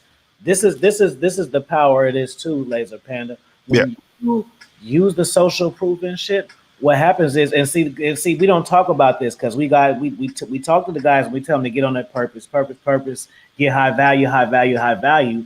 But another part of the game that people don't talk about is that's going to disqualify a lot of women. Yeah. But what I mean by that is, see, it's like this. See, what happens is guys think they get high status and then their DMs are just going to go crazy. But actually, it intimidates a lot of women because women know they can't keep up with that and they're not used to talking to guys of their caliber, or at least what you show them. So so it's not the abundance of women that you may think you get just because of the status, because it's just like a bad bitch. Bad bitches don't get the most numbers in DMs. They get the most attention, but they disqualify a lot of guys because they intimidate a lot of guys. A lot of guys look at that like, man, that's so high status. She's hot, but I know I'm not on her level. See, it's the same thing in reverse with the dudes. So it's not just going to be all packing like that. You still, even though you get high value, you still got to understand women and pay attention. You still just can't lead with the status. You got to still understand, because when you start dealing with the women, you're going to get a different side, because there's two guys. I mean, put it like this. There's two NBA players, right? Both these cats got money and fame, right? One of them got game, one of them don't. Who gonna win? So you want to try to get all of this shit, so that way you can move the best. Sir, isn't what you got to say, bro? Yeah, Uncle Izm, you on mute? Izm. Hey, what's going on? Yo, your connection got a helicopter. Little choppy. Connection's choppy. But I think Kzaggin had something to say. No. I was just saying that he breaking up. That's all I'm saying. Oh. Yeah, he still got a mute on. Mm. No, it was Yeah, like I mean, she unmuted and it's all choppy. Yeah, But I'd like to choppy. say something about the training or about the molding. And I would say someone from the outside, if they was looking at my current situation, that they're like, "Oh, you're molding, you're grooming her," but I am, but I'm not, because I'm not actually doing anything outside of being who I am. So she alters her behavior because she wants to be with me, not because I'm telling her what to do. Yeah, occasionally there'll be like a couple of little things because, hey, sexually, not everyone can know exactly what's in your heads. You got to fucking tell them. Unless you tell them. There you go. Right? There There's you going to go. be little things. You're like, hey, I like my chicken really fucking spicy. How are they going to know that if I don't tell them that and teach them? Right. So it's like it's stuff like that, but it's the general behavior, like the overall arching behavior and things like that. That's just molded by me being myself, and she just reacts in kind because she knows that if she doesn't like it, and she just wants to walk, cool. There's somebody in line. You said something very important. We all train people how to treat us. If I went to each one of you guys' houses and I pissed in the toilet and didn't flush it, you would tell me, "Say, bro, you ain't gonna flush the fucking toilet." Okay, you're basically teaching me how to act in your house. You know what I'm saying? So Yes. you're always training and teaching people how to treat you. No one comes into your life on one accord 100%. There's gonna be some shit where you gotta have a conversation with them. Like, look. I know you're used to doing that over there, but over here, this is how we're gonna do it. Now, also, you said something. Also, being yourself. If you are a leader, okay, and you run a tight ship, you have a very structured life. People can come into your life and they can see what you're doing. They can see how you're moving. And you said it, Coach Justin. They just assimilate to it. You know what I'm saying? And when you deal with women, you want to find a woman who goes with the flow of what you're doing, not against the grain. Okay, but no matter what you do, you're always going to have women who try and push the envelope and test you. You know, you're going to encounter that shit. Okay, now do you check ass? Okay, which you should be doing, and then let her know, hey, no, we're not going to do it over here. Because sometimes women might do shit and they don't know it's disrespectful to you because the last guy that didn't value himself, the last guy that wasn't a leader, he allowed that goofy shit to happen. So you always got to readjust and kind of put people on the right path. But no woman comes into your life just ready-made and she hit the ground running and she just perfect for you. So you got to kind of move her around a little bit. Hey, Kzaggin, when you lead a woman, the benefit of it is because she just becomes a result of your success. If you are in the leader position and she can see the vision clearly, then she's going to adapt to the adjustments that you have to make because it's her vision too. Yep. If you have a vision, most men don't have a vision. Right. Most men But just you know, want but you know, to Marty's point, you know, if what you're doing is, if you can reflect at the end of each of your days and saying, "Hey, I feel fucking good," then who gives a fuck? You know what I mean? People who you know have to go, and I'm not saying you're doing this, but people have to go out of their way to push down what other folks are doing, not knowing if they're even happy or not. You know, they're wasting their breath. Just like those people who are like, "Oh, you don't have to fucking travel to get women. I can just do it in my backyard." It's like they're just letting out what they're feeling bad about. They're probably not happy and then they kind of have to reach out and put some shit on somebody else because it's a mirror of something that they don't do in their lives. You know, and that's why they get on people who travel or who do other things or don't have any kind of other receipts, not just women, but just like receipts of fucking life that they're living it, right? Instead of just sitting there beating off to their fucking computer. And there's no receipt in that except their fucking their internet bill. Right. So, You got action now or what? Izm, what's good? I'm good now. The only receipts you got are your internet bill. The internet bill and a fucking dry ass cum rag and shit. That's about it. Now, you still choppy, Izm. Fuck. Yeah. Hey, try coming back on your phone or something. I think he did. Oh, Yeah, whatever you did, the computer, do the phone. If you did the phone, do the computer. They do the opposite. Yeah, But like yeah, sorry. go ahead, Marty. Go ahead. Yeah, I just say like, I'm just trying to figure out a way through this because a lot of what I see like right now, what's going on?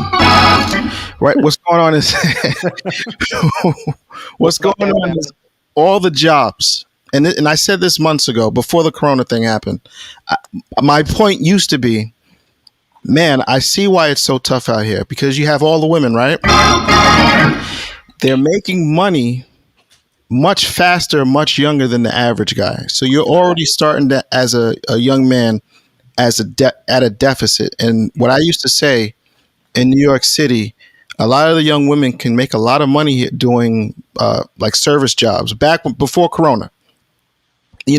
I know personally, not even the strippers, bottle service girls, because they actually get more attention than the strippers these days.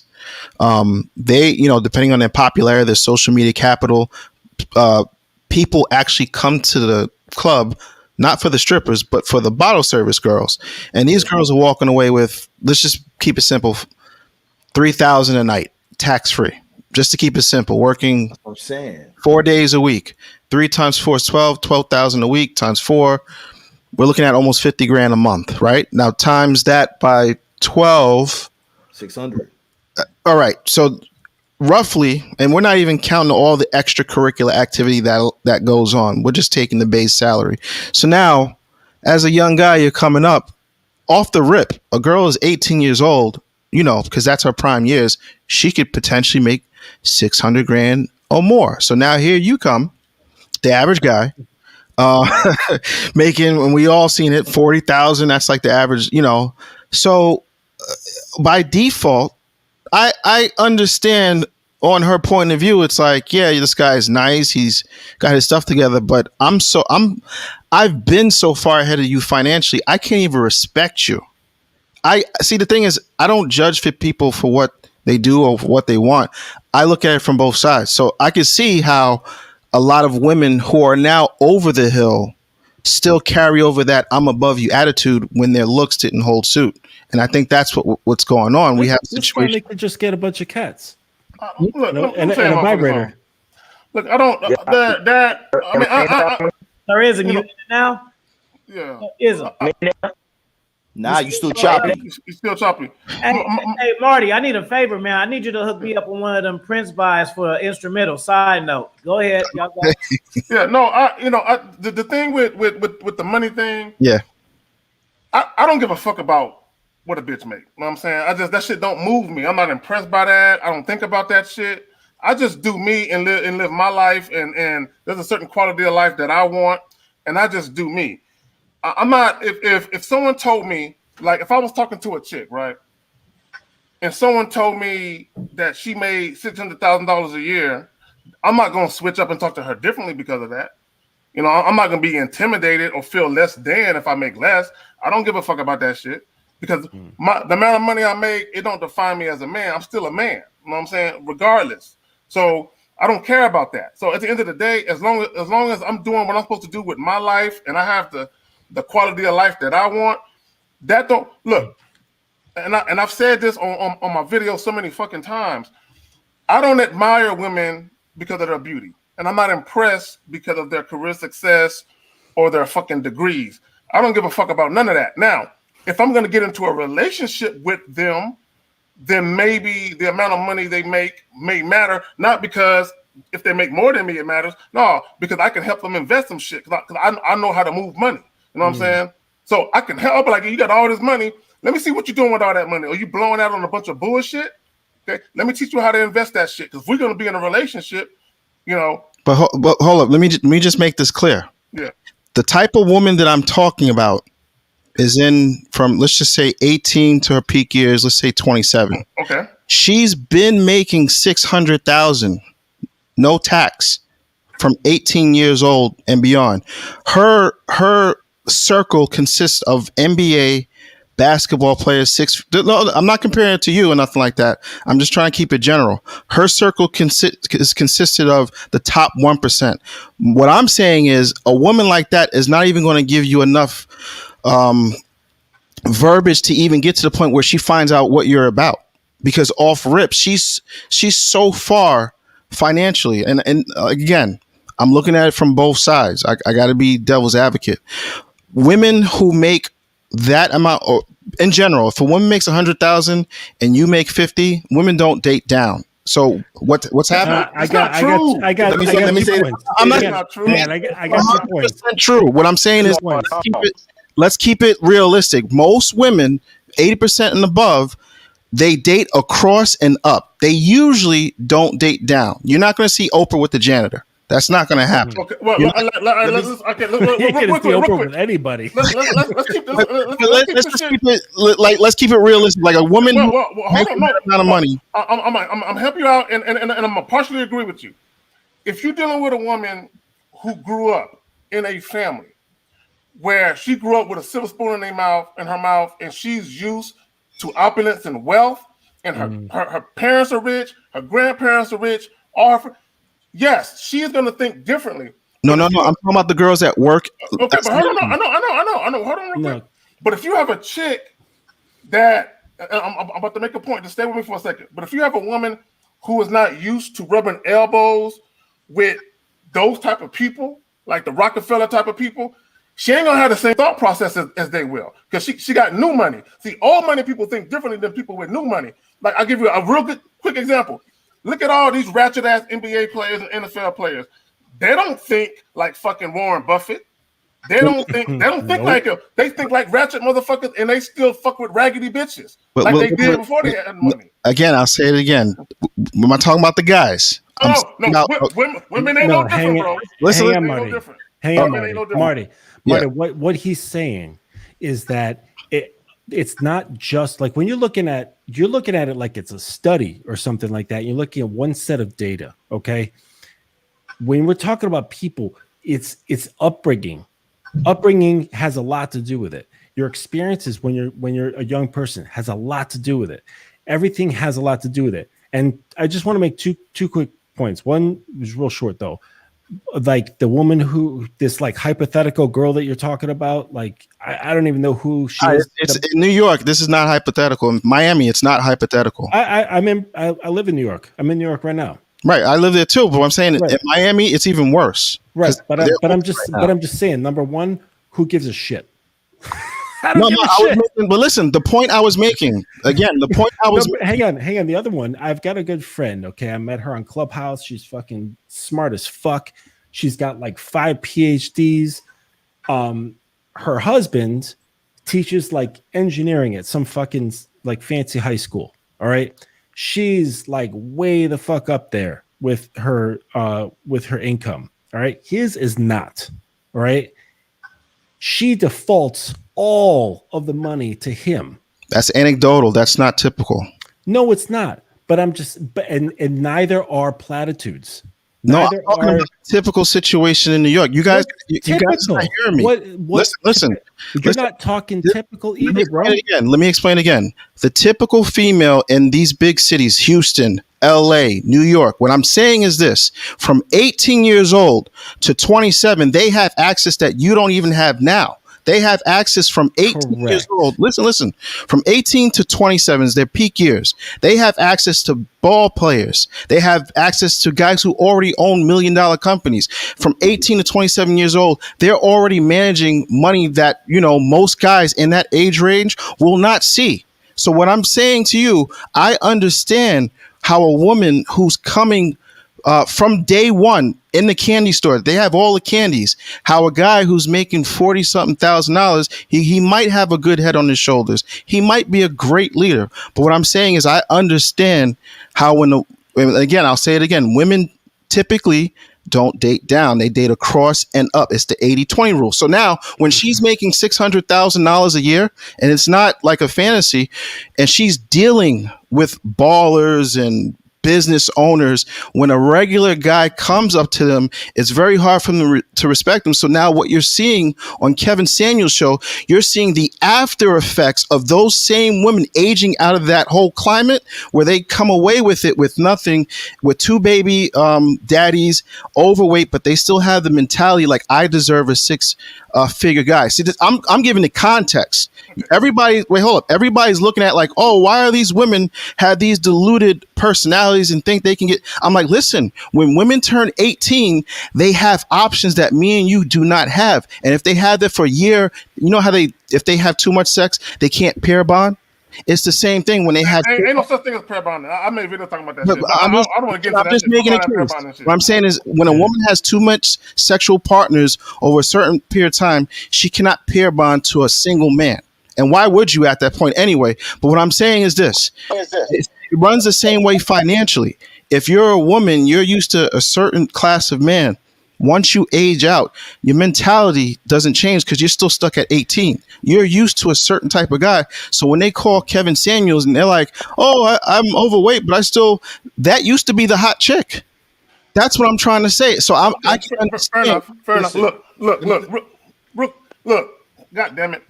Only 9% of people make over $100,000 on the books. I'm talking about off the books. Okay. Look, fuck all that. Okay, 9%. Okay, now that doesn't include people who are gay. That doesn't include people who are unattractive. That doesn't include people who are married. I mean, it does, but what I'm saying is, women, depending on who they hang around, they have no choice but to date people who are not in the same category because there's not enough men to go around. So, but let me also say this. At the end of the day, you're missing one key component that's biological. See, when you talk about money, that's manufactured attraction. Let's talk about natural attraction. Let's talk about sex appeal. You don't need money to have sex appeal. Now, also, nobody said you did. Okay, but hold on. But he said there's no ugly billionaires. Okay, but not all women are gonna fuck dudes just because they're rich though. Well, I do. So not as much as you think. You know what I'm saying? Look. When it comes to a woman casually dating versus her being in a relationship, women have two sets of criteria. And they have side dudes now. Okay, and that's cool. Who cares? But I'm just trying to keep things real with today's dating. I understand where you're coming from. What I'm telling you, what's happening on the ground right now. I'm telling you, girls got a bunch of side dudes. They got dudes to walk the dog, take them to the movies, pay their rent. They got this shit all mapped out. See, the thing is, let me say this. Listen. The thing is, I know women, and I give them a lot more respect in terms of being ahead of the game, in terms of being able to manipulate dudes. You see it on OnlyFans. OnlyFans right now, I shoot girls for OnlyFans. I know girls just on OnlyFans alone making $100,000 every month just selling feet pictures. Check it. So I'm trying to tell you, I'm like, these girls have multiple streams. You know how we talk about multiple streams of income? They have this already. So all I'm saying is, when they meet a regular dude, they'll fuck him if they're sexually attracted to him. If he's a Walmart manager, they'll still fuck him. But check it. let me say this. No, yo, let me say this. Yo, Marty McFly, you spitting facts, bro. You spitting facts in regards to today's climate. Today's climate, you spitting 100% facts. Women have access to shit that we don't have access to. That's all I'm saying. Now, average dudes making 40 grand a year. The Walmart manager that's masculine and shit, that's rocking with Kzaggin, man mindset, other shit that we talk about. And he's got to keep that in mind and develop himself. But just because he's that, he may not be in her bracket, in her level, because she's not looking at him. If he comes across her and he comes at her with real game, he can bag her potentially. But most of these dudes, these normal dudes of 40,000 and under dudes, they don't have game, and they're trying to look at a broad that's not for them. The dudes that don't have the ability to travel, don't have game, don't make over 40,000, they have to settle for the baby moms, the overweight broads. They have to, and that's okay. But like EO says, date in your batch, right? But the problem with that is, it's not about you selling with a single mom and she overweight because that's on your level. The problem is the single moms, the fives, the overweight broads, they think they're 10s. They think they're the bottle service girls that you talking about, Marty. That's the fucking problem, bro. Because you could be happy with a single mom, a fat brother, that's a 5. She does everything for you. She's not a baddie, but you living a good life. But the baddies are on another bracket. So whether you real or not, they're not looking at you. So if you're not that dude, don't look at them. You got to settle for what you work with. Let me just toss this in there, Alpha Villain. What we've seen on the Kevin Samuels show is even the broads that are 3s, 4s, 5s, all the way up to 8s, right? When Kevin Samuels asked them, what in your ideal situation for a man, what do they all say? 6 figures, 6 feet tall, blah, blah, but we already know the rundown. Huh? Sorry, is that trying to carry though? I can't. You're breaking up, we can't hear you. I'm sorry, Uncle Zim, but you're chopping up again, man. Principlebae, you want to say something? Say what's up to everybody. Hey, what's up, everybody? Hey, Principlebae. I was just trying to listen so I can get it. So females, I'm not saying all females, but females that break down like this, like he was just saying, sex appeal, chemistry, and all of that type shit. Those are the niggas that we fuck with. Niggas who have money, those are the side niggas, not the regular niggas. It's not the side niggas. Them be the niggas we really like and really fuck with. The niggas who got money are just the niggas who have the money to provide our lifestyles. Speak on it. Speak on it. Backwards here. Where you been, babe? I disagree. No, I totally disagree. But she's a woman, though. But here's the thing. I deal with more women than she's dealt with. I can tell you off rip. Oh, come on, bro. No, I'm not capping. I'm not capping. I'm trying to tell you. No. But go ahead. And I don't mean having sex with all the women. I mean, I just know a lot of women because of what I do. Let principal say. Let her talk. A woman can marry a man with money. A man with money is usually busy. So you're going to fuck with who you like while the nigga that you're married to with what you want is doing what he has to do. Well, that's understood. Kevin Samuel already laid that out. A high value man, there's an arrangement where the woman can cheat and the man can cheat. That's already, people who have money already know that. It's not necessarily arrangement. I have men who specifically send me money through. Well, you don't go behind your husband's back to do that. That's an arrangement. No, unless you're cheating on your husband. No, what I'm saying is this. Is you have people for specific women have men for specific reasons. Facts. And the reasons now are extremely different than what they used to be. Yeah, you used to like talk to the boy, talk to the niggas. One guy to take you to the movies, one guy to pay your bills. I know, that's what I said. No, what I'm saying is the hot nigga or the cool nigga. If you're the hot nigga or the cool nigga or the nigga with money, we know you got bitches. We know you're probably taking care of other bitches. We just saying take care of us too.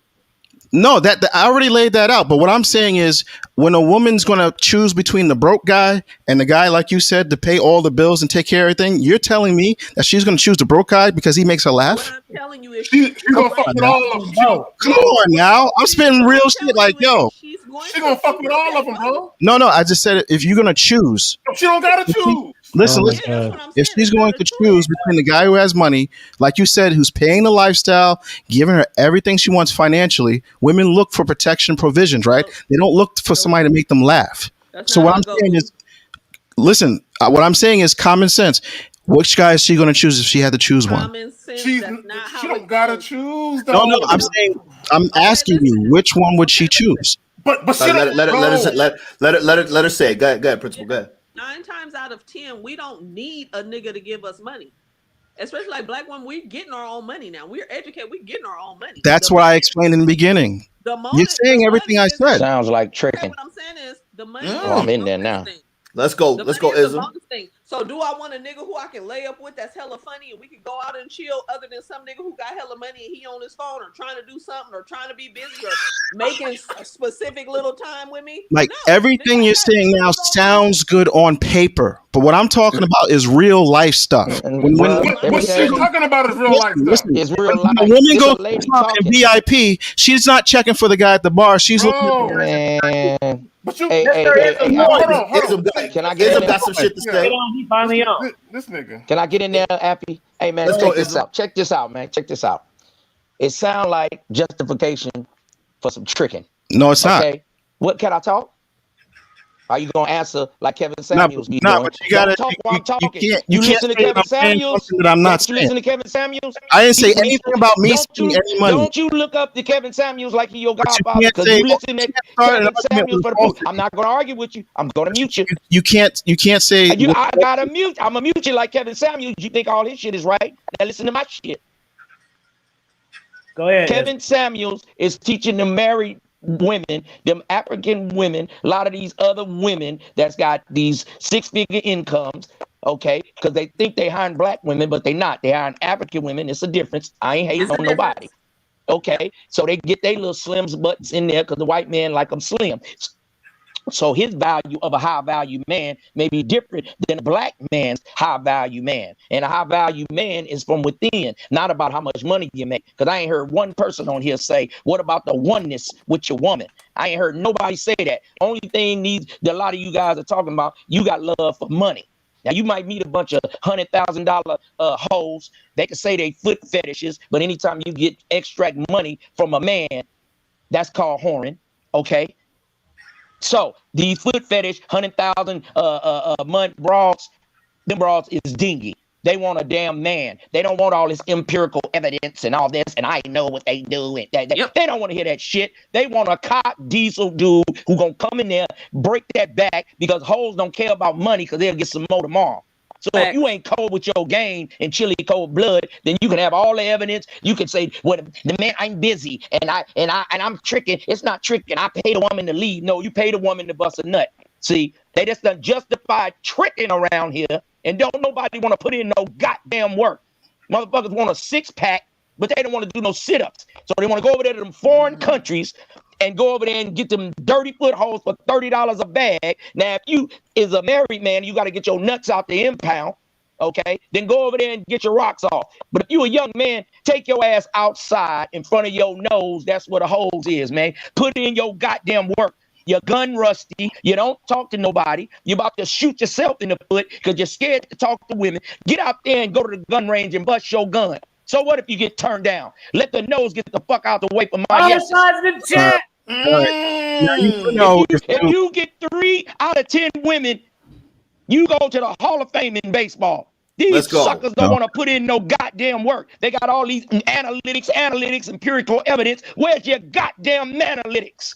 Okay, that's why I post analytics. I want to hear that shit. No matter how loud you yell, facts mean something. Fuck your feelings. Hey, bro, you ain't fuck your feelings. You ain't mad every woman just because you take some foot fetishes in women and go home and jack off to them foot fetish women. Yeah, that's and what your I do. pictures I to be jack off taken. every night. You ain't mad every woman. So don't tell me what I know. And you've I yelled, got empirical evidence. Cool. I got on the field evidence. Okay, I Facts don't take don't pictures. care about I'm your on the feelings. field. I'm out here. So just I because don't you know feel what you right, world you're and from, you feel where I Kevin live, Samuels is facts right, mean something. Kevin Samuels got a bunch of married women that, and a lot of these dudes ain't never roasted a woman in real life, so I'm they not got to live talking about married vicariously women. through him. Now, when he roasts his women, they be cash after. Get him, Kevin. Get him. Yeah, get him, Kevin. Get him. Because y'all ain't never roasted a bitch in real life and told her shut the fuck up. All right, Put this dick in your mouth. but like I said, I'm just telling you, y'all around here you scared. can You're yell all crying, you want, you're but button. facts, Get your ass outside. If don't you in care New about York, your they feelings, got bro. Puerto Ricans, they got Dominicans, Bro, and I'm yelling because facts I'm don't care about passionate your about feelings. being I a don't real care if you're goddamn man. passionate. Okay, then you want to talk about how much a I don't care if man you're passionate. work and how much money he make. That's just like these women with a female hypergamy. The Now first you being a person male said hypergamist, ad asking another hominem man for loses the his argument. receipts. I ain't I got to never show said you anything shit. about You sound like a woman talking about where your receipts. That's just like a woman. How much money you make, where you work, boo. So why you got to see my receipts? That's checking a man's trap. That's dick sniffing. Come on, man. Get your game tight out here, men. Boom. High value is from within. Fuck what these people telling you high value is. If you take care of your woman, you helping take care of your mother, maybe sick, you make sure your children is in school, you may make $10,000 a year. But you providing and you protecting, you high value. Because without you, the whole shit go to shit. Now, these women make 100,000 and they don't want a man that make 40, but they might lose their job in 2 years. And that $40,000 dude that drive a truck may be the best motherfucker they ever met. So these women are delusional, but a lot of you men are trick tribe ass niggas and scared to put in some work. Now you gonna be a man or a mouse. Now I'm here's the done. thing. Yeah, you're done. Like I said, facts don't care about your feelings, and no matter how loud you I yell and keep get telling you about animated. all them analytics. Listen, I'm talking now. Now be quiet. Now, no matter how loud you yell and get into your feelings, I'm giving you the straight facts because I'm in the field. I don't know what you Where do. are your facts coming from? Where So are you you telling me from? I'm not? Listen, You the only one right here? I'm in the field. I I'm in travel. the And field. Field. Where are listen, you can I from? speak now? You went on Go a ahead, player. I'll let you go. So, like I said, I'm in the field. I'm out there dealing with young women. I'm not dealing with the old, bitter Bettys with single mothers. I don't trick. I don't even know where see, what happens is whenever you start talking about traveling, I told you guys this from the beginning. The default is people are tricking.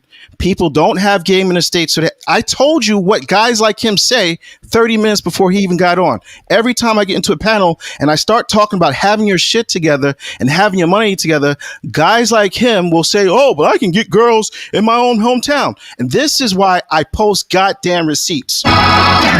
Because guys like that like to talk a lot of bullshit when it comes down to showing who they actually fucking, they ain't got shit to talk Are about. you getting emotional or are you going to church? Which one you doing? I'm on the boat.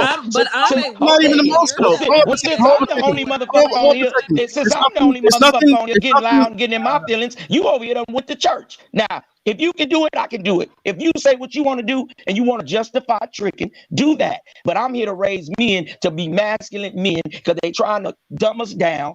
They call it toxic masculinity when a man just trying to be a man. If I raise my voice, I'm getting emotional. I get emotional because I'm passionate about manhood.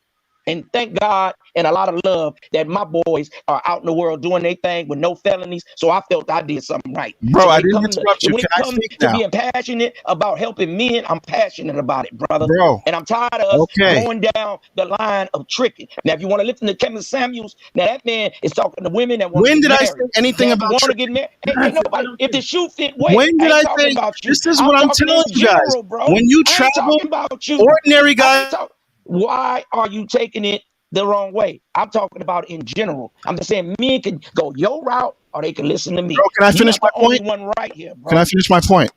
You got very Okay, emotional. okay. You screamed and yelled. Can I Well, finish my you point? just went to church. What did you do? Bro, If can I I? want to yell, That's I what I can do. yell. That's what I'm I a do. grown. But can I can yell. It's my I, house. bro, I can pay for I the finish my motherfucker. point? Now you're being disrespectful for no reason. You're Okay, well you emotional. finish then. When you play organ music, didn't nobody Okay, I'm say gonna nothing. wait. Go ahead. Can I Okay then. finish now? Shit. Okay, now like I was saying, facts don't give a fuck about your feelings. I'm sorry if the shit hurt when I'm telling you niggas gotta have their money up to even be in the realm to deal with women. That's what you should have. No, Let me that's not a fact, though. let me finish, bro. Let me finish. I let Broke niggas everybody is talk. getting pussy every I'm day. saying You this. talking Yes, crazy. you can be broke and get pussy, but I'm not dealing with guys that do that. I'm sorry. I'm not from that cloth.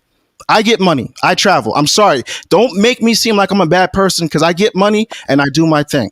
And I have receipts, which I'm sure you don't have. I don't got no And receipts. I What are have you talking? receipts. Which Why do you keep see, answering my this is questions why I for me? tell you That's it's feminine, important bro. to have receipts because guys No, like just this, say like the what you Thomas got. Bravado Don't say shit, what I got. when it That's comes down acting to what feminine, bro. women you're actually How you know around, what I got? there's nothing to show, But and you're how doing do it you right know now. what I All you got? see is a funny ass, How goofy do you ass know what I bastard got? with dreads, I'm and this showing guy my has face. nothing to Show show. your face then. Go to I'm my showing my Instagram. face. I'll put my Okay then. Instagram in here. I don't got an Instagram and I don't check I on know you men's don't. I Instagram. know That's you don't. female shit. Trust me, I know you don't. But I'll put Okay, mine in the room anyway. well, go to my page. I just showed my receipt. No, I you was in ain't got front an of my house Instagram. today So can I in finish the my drop point? tops. 3 Are you different that flavors of scared? drop tops. Are you that scared Okay, for me to finish so my I point? got receipts. Are you that Okay, scared? 3 Make me finish different my point. flavors of drop This is tops. ridiculous. You Okay, guys are saying this. I want to finish my point. He's talking over well, me. go ahead, man. I'm just saying, man. If you want to justify Bro, tricking, when man, are you going to everybody ain't got start to agree talking? with Are you that. that scared for what I got to say? Because I'm I ain't not scared. saying All right, Uncle. Let him finish what he's Jesus got to Christ. say, and then I'm gonna. All right, I got all right, some all right. to Yes, sir. to Yes, put sir. on You top right. of You that. right. You All right. right, let's just chill out. Let me just knock down a couple of his points because men get emotional when you start talking about real man shit. And real man shit means getting your money together, getting your mental together, getting your physical together, and then you can go out into the world and deal with females. Anytime you're talking about traveling, the default for men like this is to assume, because this is probably what they do when they travel, that you go into a foreign country to trick. Like you get off the plane and there's a tricking aisle just for black men. I never said that. And even for women inside of America, I never said tricking tricking on anything. But this is what they do to kind of flip the script on a guy like me to make it seem like I'm tricking on women. I don't trick on anything. I never have. If I go out to dinner, if I go out to, yo, can I just Bro, finish? if you love going to Bro, can I Colombia, finish? you tricking. Bro, can I Yeah, finish? hold on, Uncle. Hold on, Listen. Uncle. I travel. Listen, I travel Colombia on both business and fun. When I travel to Colombia, I have friends there.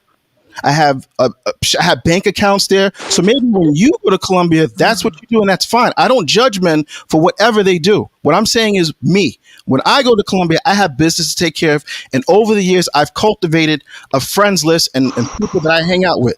So all that tricking stuff, if that's what you're okay with, cool. But it's not for me. Getting back to my point. The only point I was trying to make to the guys on the panel, and I try to give context on why most women today are so disrespectful.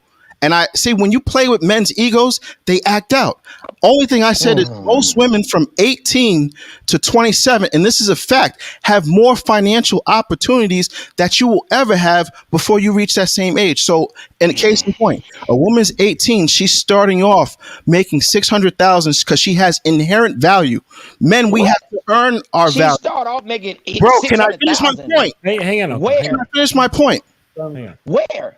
Inherent. Let me break down because I thought we were smart. Please step to I'm gonna it. break I down need what to go inherent there. value I is. need to knock me one of them off. 600,000. Bro, can you stop? Now it's being Point disrespectful. me in. No. You be Bro, can you disrespecting because stop? when you say your Bro, stuff, you I don't care what you your have to stuff say is right the only now. I one with just the want to right finish my stuff. point. If you don't agree with me, let me finish my point and then you speak. Be a fucking man. Hey, Why all not? right. So look, so this is what's gonna happen. Y'all can say y'all points, but y'all can't throw shots back. It's obvious. I mean, come on now. We gotta know effective communication, brothers. And if I'm gonna get slick with you, you know damn well you gonna interrupt me. So if y'all want to get Thank you, Alfie. together for real, then why don't y'all just talk? Like you can't say a guy like him, like he's gonna interrupt you, bro. Let's be realistic. Just say your point and then let him go against your point. If you throwing bars, you can't act like you're crazy when he interrupts you because you being slick. I said inherent value. I didn't say anything about him. I said women from 18 have inherent value. Then he interrupted me. No, but you saying like guys like him, what's gonna piss him off. Okay, all right, reset. Women 18 years old on, they have inherent value. And because people don't know what that means when they turn 18, the candy store is open to them. Every man from 50 on down, because they're young and beautiful, is giving them opportunities, giving them money, paying for things. Like the young lady said, I have a guy to pay my lifestyle, a guy to walk my dog.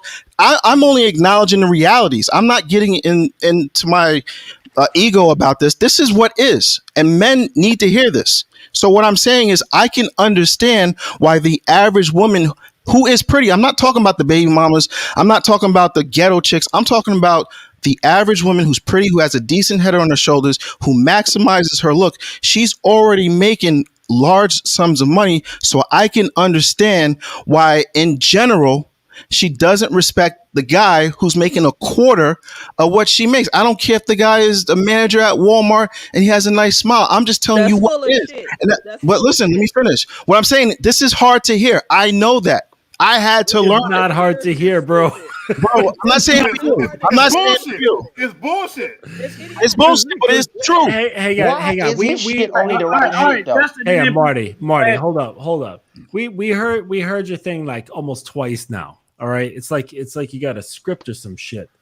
The average woman is not attractive. I like that. I'm not talking about the average woman. Hey, you're running your mouth enough. All right. The average woman, you just said, the average woman gets XYZ when they're 18. The average woman is not attractive.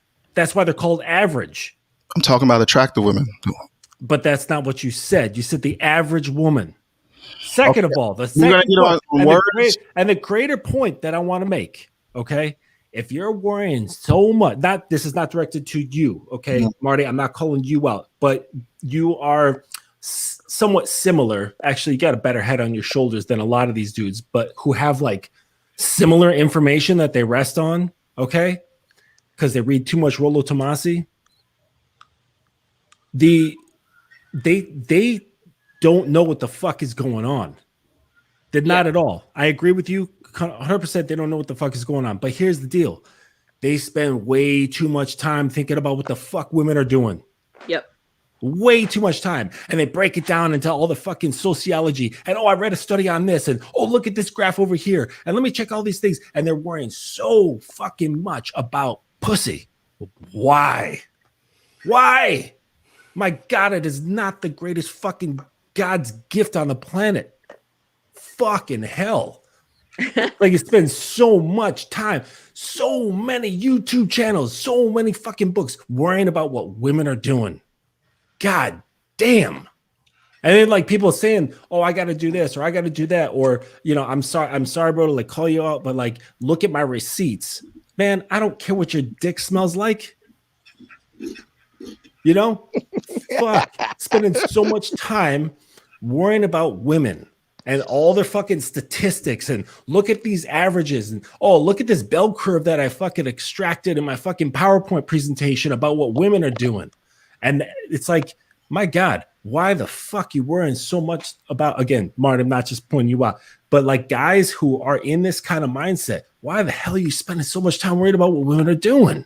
And to exactly what your point is, all right, get your shit together. Focus on you. Yeah, it's annoying. I like woman, that brother right there. As a woman, it's annoying for a man to overanalyze me. I am the woman. Let me be the fucking woman. Worry about you being the man. That's all you need to worry about.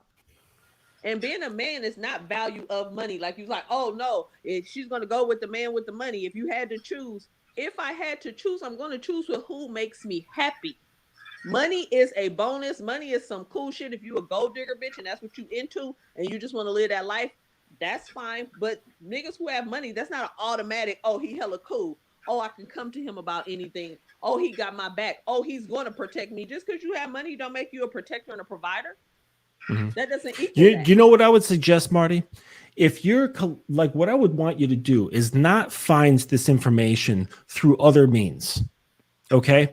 What I would love for you to do is to document and record information from your direct experiences. That's not shit the whole time. Not right, but I've heard a lot of shit that you're not. Well, some of what you're saying I've heard in many other places before. I'm only talking about me. So don't say that all this shit is coming from you. Everything everything right. What I would love to see talking about me, and I would love to get you guys to understand that. What I would love to see from you, instead of making overarching stuff, I would love to see you like do something with it. Write a fucking book. Do some studies. Like take the data that you have and do something like with it that you can stand on. And say, hey, look at this a PowerPoint, and I'm criticized for giving you guys a PowerPoint. So which one is it? No. But that's just standing here like talking. No, not really. Like, take some action. Listen, I'm trying to explain to you guys boots on the ground stuff. I don't know anybody here, but I'm a photographer.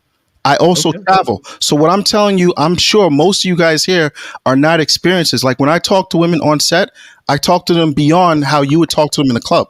I ask them questions and I have their guard down. I asked them, hey, what you got going on in your life? What's going on with you? Because again, they're paying me. I get paid to talk to these women where you guys have drinks and you're trying to talk to them. And now you're making an assumption. Wait. Now you're making an assumption. Don't take it personal. I'm not talking about. Anybody taking it personal? I don't know what you do on your personal life. I'm saying model bitches ain't the only bitches in the world. Fuck them little bitches. Again, I'm talking from my perspective. I'm not saying I don't know what you do. No, you don't say that. No. You don't say it. Go ahead, Zaggin. Marty said something very important. You said you're talking from your perspective, which makes it what? An opinion. When you was talking earlier, you was like, it's facts. It's facts. No, the fuck it ain't. Wait, so women don't choose top tier men? Not like you said. No, they don't. Wait, is that not a fact? We just had a woman up here said different, and you told her she was lying. Wait. And you're not a woman. Ask her, does she know what top tier men? We just had a woman tell you didn't know what you was talking about, and you discredited her. Fact. I'm talking about top tier women that your opinion. Men. I don't believe you, bro. Bro, you don't believe me. Most guys give me that attitude because the stuff that I say sounds like a fucking fantasy. I'm trying to tell you. The lady disagreed with you, brother Marty, and you still okay. And opinion. That's fine. But what I'm saying is I'm around more models that look. I don't even know what you look like, but I'm trying to tell you, I'm around 9s and 10s, and I'm asking Man, 10s. he keeps What? shooting jabs, man. I I'm don't not, like. I it's don't not know, a bro. jab. I don't know what she looks like. It's not a jab. What I'm saying is, Why you keep acting like you the only one that's a player up in here, man? It's no, kings I'm amongst giving you kings. my You personal the only one be experience. around pretty women. We be Are you around a slut photographer? buckets, huh? Are you a photographer? I don't have to be, nigga. I'm a Exactly. Mac. I get Nigga, paid I'm a to take Mac. That's pictures what of I am. beautiful women all around the world. Yeah, You don't. man, where your beautiful woman at then? Call her up.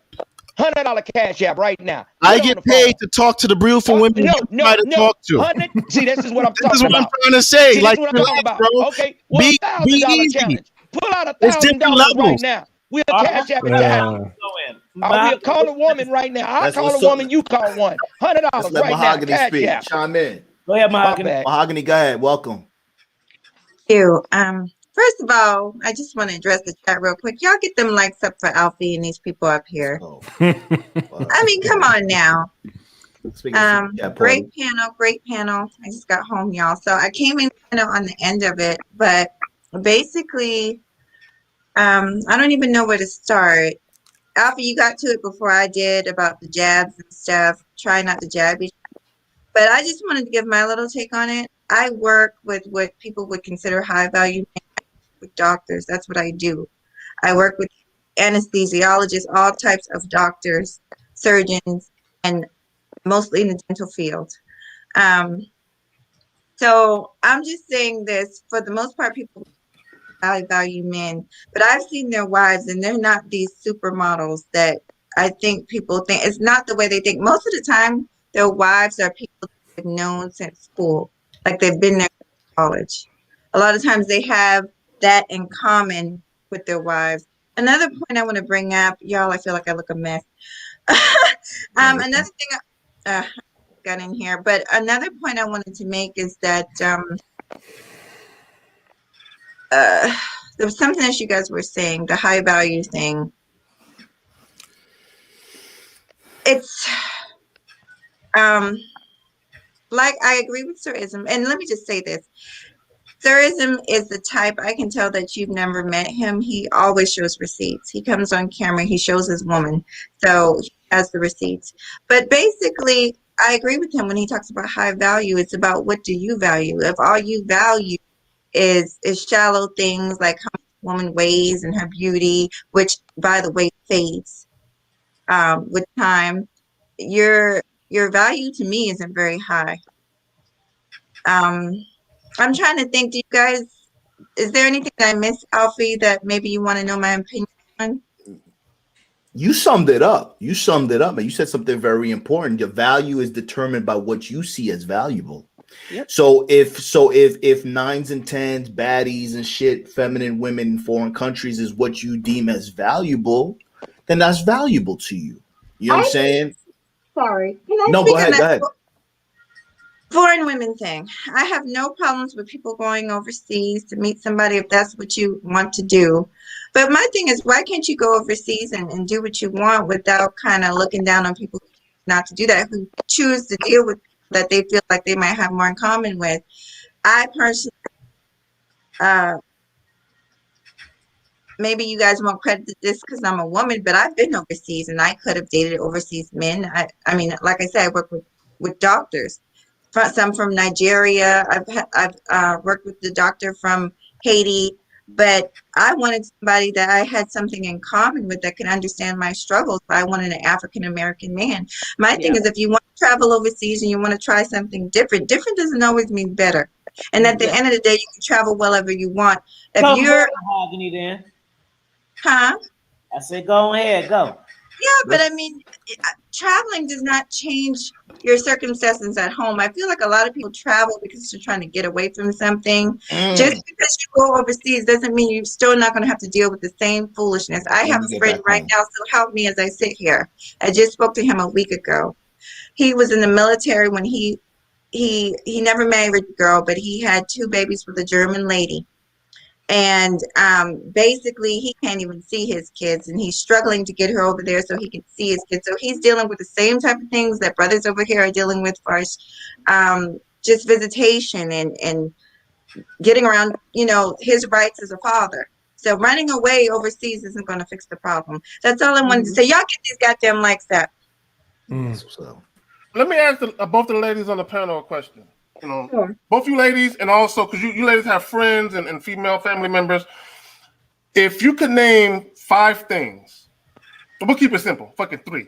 3 things that are important to you, and money can be on that list when it comes to men. If you can name 3 things that are most important to you, what would it be? Principlebae, you go first. Yeah, for me, the main thing is confidence. And that confidence doesn't come from, not confidence because you have money, confidence that you just have in yourself, like built in. I love myself, I care about myself, I respect myself, I value myself. And so when I was talking about like not necessarily going for somebody who has so much money, like your character, your loyalty, like those things are what's important and I value in a person. So people, like you said, people's values are different, but confidence and you just being respectful and you being loyal, those things are what make a perfect partner to me in friendship and in relationships. So you can be a doorman and be confident you can get any girl that you want? Yes, you can. See, we're having, listen, I love the panel, but now we're in the territory of having broke man arguments. See, there you go, bro. You talk like you a woman. It's jazz, bro. It's jazz. Molly, let her like finish. You a woman. Bro, how you know what women want? There are some men who just have it. There are some men who just do not. I don't care how much money you got. I don't care where you work. Some men just do not have it. Some men just have it. Is that a majority of men? I have a man. You just be confident with no resources? I have a man on my line that's a doctor. I have a man that's on my line that's a drug dealer. But the question was, can a man just be confident with no resources and he can get you? Yes, you can be. You're not. Bro, what the fuck are you talking about? You can. Man, you talk like a woman, bro. Bro, what the fuck are you? $1,000 a year. This dude, it's bothersome that dudes act like you have to have money. I didn't say that. I'm just asking. Bro, she just like the majority of men can just be confident. So I asked you a question. Why y'all so mad? No, it's not that. Man. This nigga. And every time we say something, nobody's getting mad, bro. Man, arguments to support just not being on top of your stuff. All I'm saying, listen, I'm not saying don't be on top of your stuff. Get your money, man. I never said the girls. Get your money. All I'm saying to y'all guys is like, yo, why can't we be on top of the money game and approach women when we have our stuff together? I don't want to be a nice guy and hope that Panda. Okay, I don't play the game like that. Okay, Mr. I play to win. I'm gonna just say like this, Mr. Panda. I want men to win. I want them to get their bag up, but I want to show you that it's a mirror to everything you say. There's a yin yang. There's an opposite. You say you only have to have money. Some people say I don't have to have no money. I have to have game. So if men could get somewhere in the middle, get your money up, look nice. But I've had a consensus. I did ladies' night about 4 times. I was gonna end it, and every time I talk to the ladies and ask them. This is my empirical goddamn data. I say, what are the 3 things that you need in a man? And they usually give me 3 to 5. The first thing they say is he needs to be confident within himself. Yep. Not how tall he was, how much he weighed, if he was 6 feet, if he had a jawline. That's the number 1 I get. Number 2, character. The sister just said it. Character. Because you could be a pompous asshole and be rich and think you can move people with your money. Because you got money, I can make you do this. I can hold the money over your head like a carrot. Then be clean. Take care of yourself and groom yourself. Now, those are my 3 things, and I'm going to give somebody else the flow. Let Mahogany, you go. Sorry, Alfie, go ahead. No, I'm passing to Mahogany. Okay, go ahead, Mahogany. What say you the top 3 things? Top 3 things you're looking for in a dude, Mahogany. When a woman meets you outside in the street, she doesn't assess your character. She doesn't assess how good of a guy in the sweet twinkle of Jesus. You sound like a woman, bro. You guys are talking like you live in Disneyland. Seriously. I know it sounds good. You character, and You being a a good bro. guy, but I'm You talking are about kind of. real I stuff. think I'm you. I'm No, I I'm think boots you on the around them ground here. girls too much, man. You kind of acting girly a little bit, Yeah, bro. see, a Like guy ad a hominem little bit, will tell you who a won little the bit. argument, and I didn't insult All this right, guy. you Now won, he's bro. You calling me won. names. You see it, I have a Bro, question real real quick. time, You be I you have been a calling question. me names all show. bro. I don't think it's an ad hom. Whatever. He's calling me names. I didn't call him out his name. All I'm saying is I don't I ain't buy call you. I said acting like a answers woman. of character and having a sweet tinkle of Jesus. I'm So all keeping you it got to real do with is you have guys. money. 100% raw. I'm telling you, Money.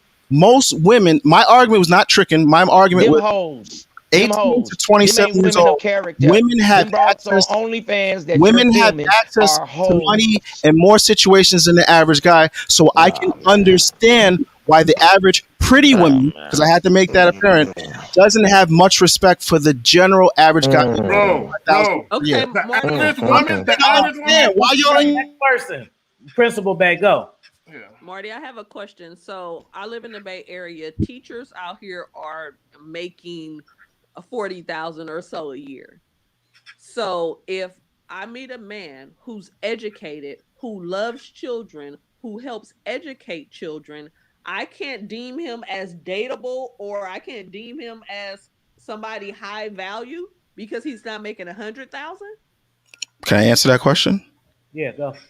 I have no problem if a guy's making $45,000. I actually want women to value those guys. Unfortunately, what we've seen, even on the Kevin Samuels show, most of the women, it's the 80-20 rule. Most of the women are hunting for the top 10% of men. This Nah, is a bro. fact. Let me answer the No. question. Let me just answer the question. I'll shut up. Let me just answer the question. I would like that more ordinary guys get the chance. That you're an outlier, but you also have to understand the exception to rule does not make the rule. And what I see here is a lot of exceptions, like character, making 45,000. Where clearly most women, when they're asked, they want a guy who's 6 feet tall, making six figures. Now that's only 10% or less of the population, so most of them are not going to get that just by the math alone. But what they want is a totally different thing from what's being said here. What I'm hearing here, it's all about feelings and fuzzy Care Bears and be a Bro, good guy and you'll bro. get the girl. It Okay. doesn't happen like that in real Okay. time. All right. Let me say something. Let Let me say say this. something real Go quick. ahead. Let Go me ahead. say Go something ahead. real Go quick. ahead, AV. Then Nah, just nah. okay, Go, V. man, ism. Okay. Go. I mean, real quick. Okay.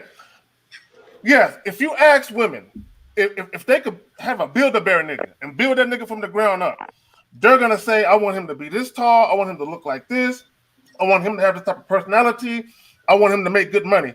Women will say that.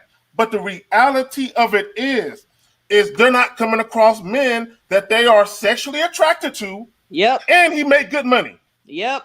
A lot of times, That's my those men are point. separate. They're coming across Yep. men that they're sexually attracted to, the nigga Yep. make okay money. Or they're coming across a man that make great money that want to fuck with him, but they're not sexually attracted to him. That's a dilemma for women. Women Yep. can't find men that are the total package. Yep. That's That's all my I got. point. Exactly. That's Facts. exactly what I was saying.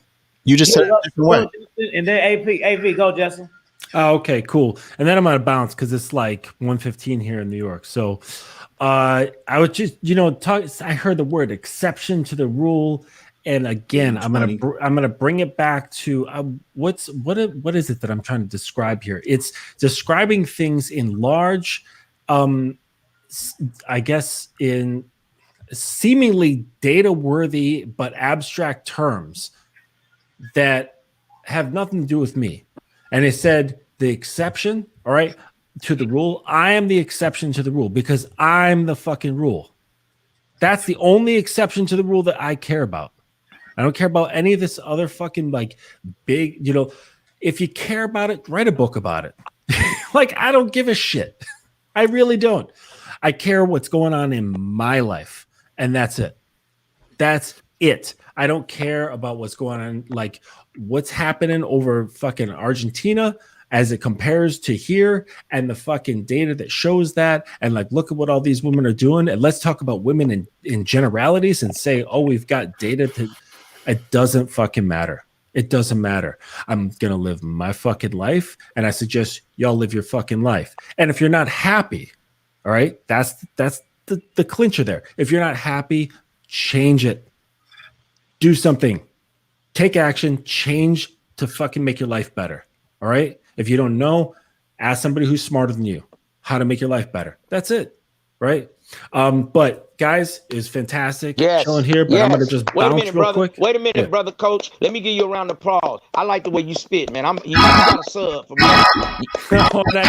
and I get a sub for me. the You be gospel spitting organs. game, man. You be spitting game, OG. That's what I see why you on here with Alfie. That's good game right there, man. I like that. All right. Well, it was a pleasure, buddy. And I'll be seeing arounds. I kick it with Afi and AV all the time. Kzaggin, I'm with you on Instagram, but it's good seeing you, brother. All right, and everybody, y'all have a good night. I'm out, bro. Peace. All right, bro. Salute. Let me just say something real quick. Too many people are focused on the facts. They focus on the facts. They letting the details get in the way of a good story. Remember, the story is always better when you're the author of it. You know what I'm saying? Now, if a woman is not looking at you because she's making $600,000 a year, that's not the woman for you. You have to create the value and the wealth in yourself that you want. Not everything happens overnight. So if you got to develop your game and your confidence while you're building your financial empire, you do that. You don't stay stagnant. Not everything's going to be perfect all at once.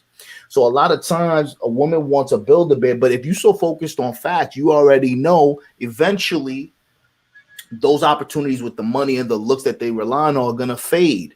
And you're going to have them either now or you're going to have them then. The goal is for men to be proactive and make sure they are leveling up while they can. So when when they're ready for a woman, they could choose a woman. Because again, women follow power. You know what I'm saying? So confidence is a big thing, bro, because you could lose the money. But if you always focusing on your confidence, the confidence will make you regain the money. Yeah. Don't get it twisted. Oh, that's fine. Okay, Sir Izm, and then we go with Marty. So Sir Izm first, then Marty.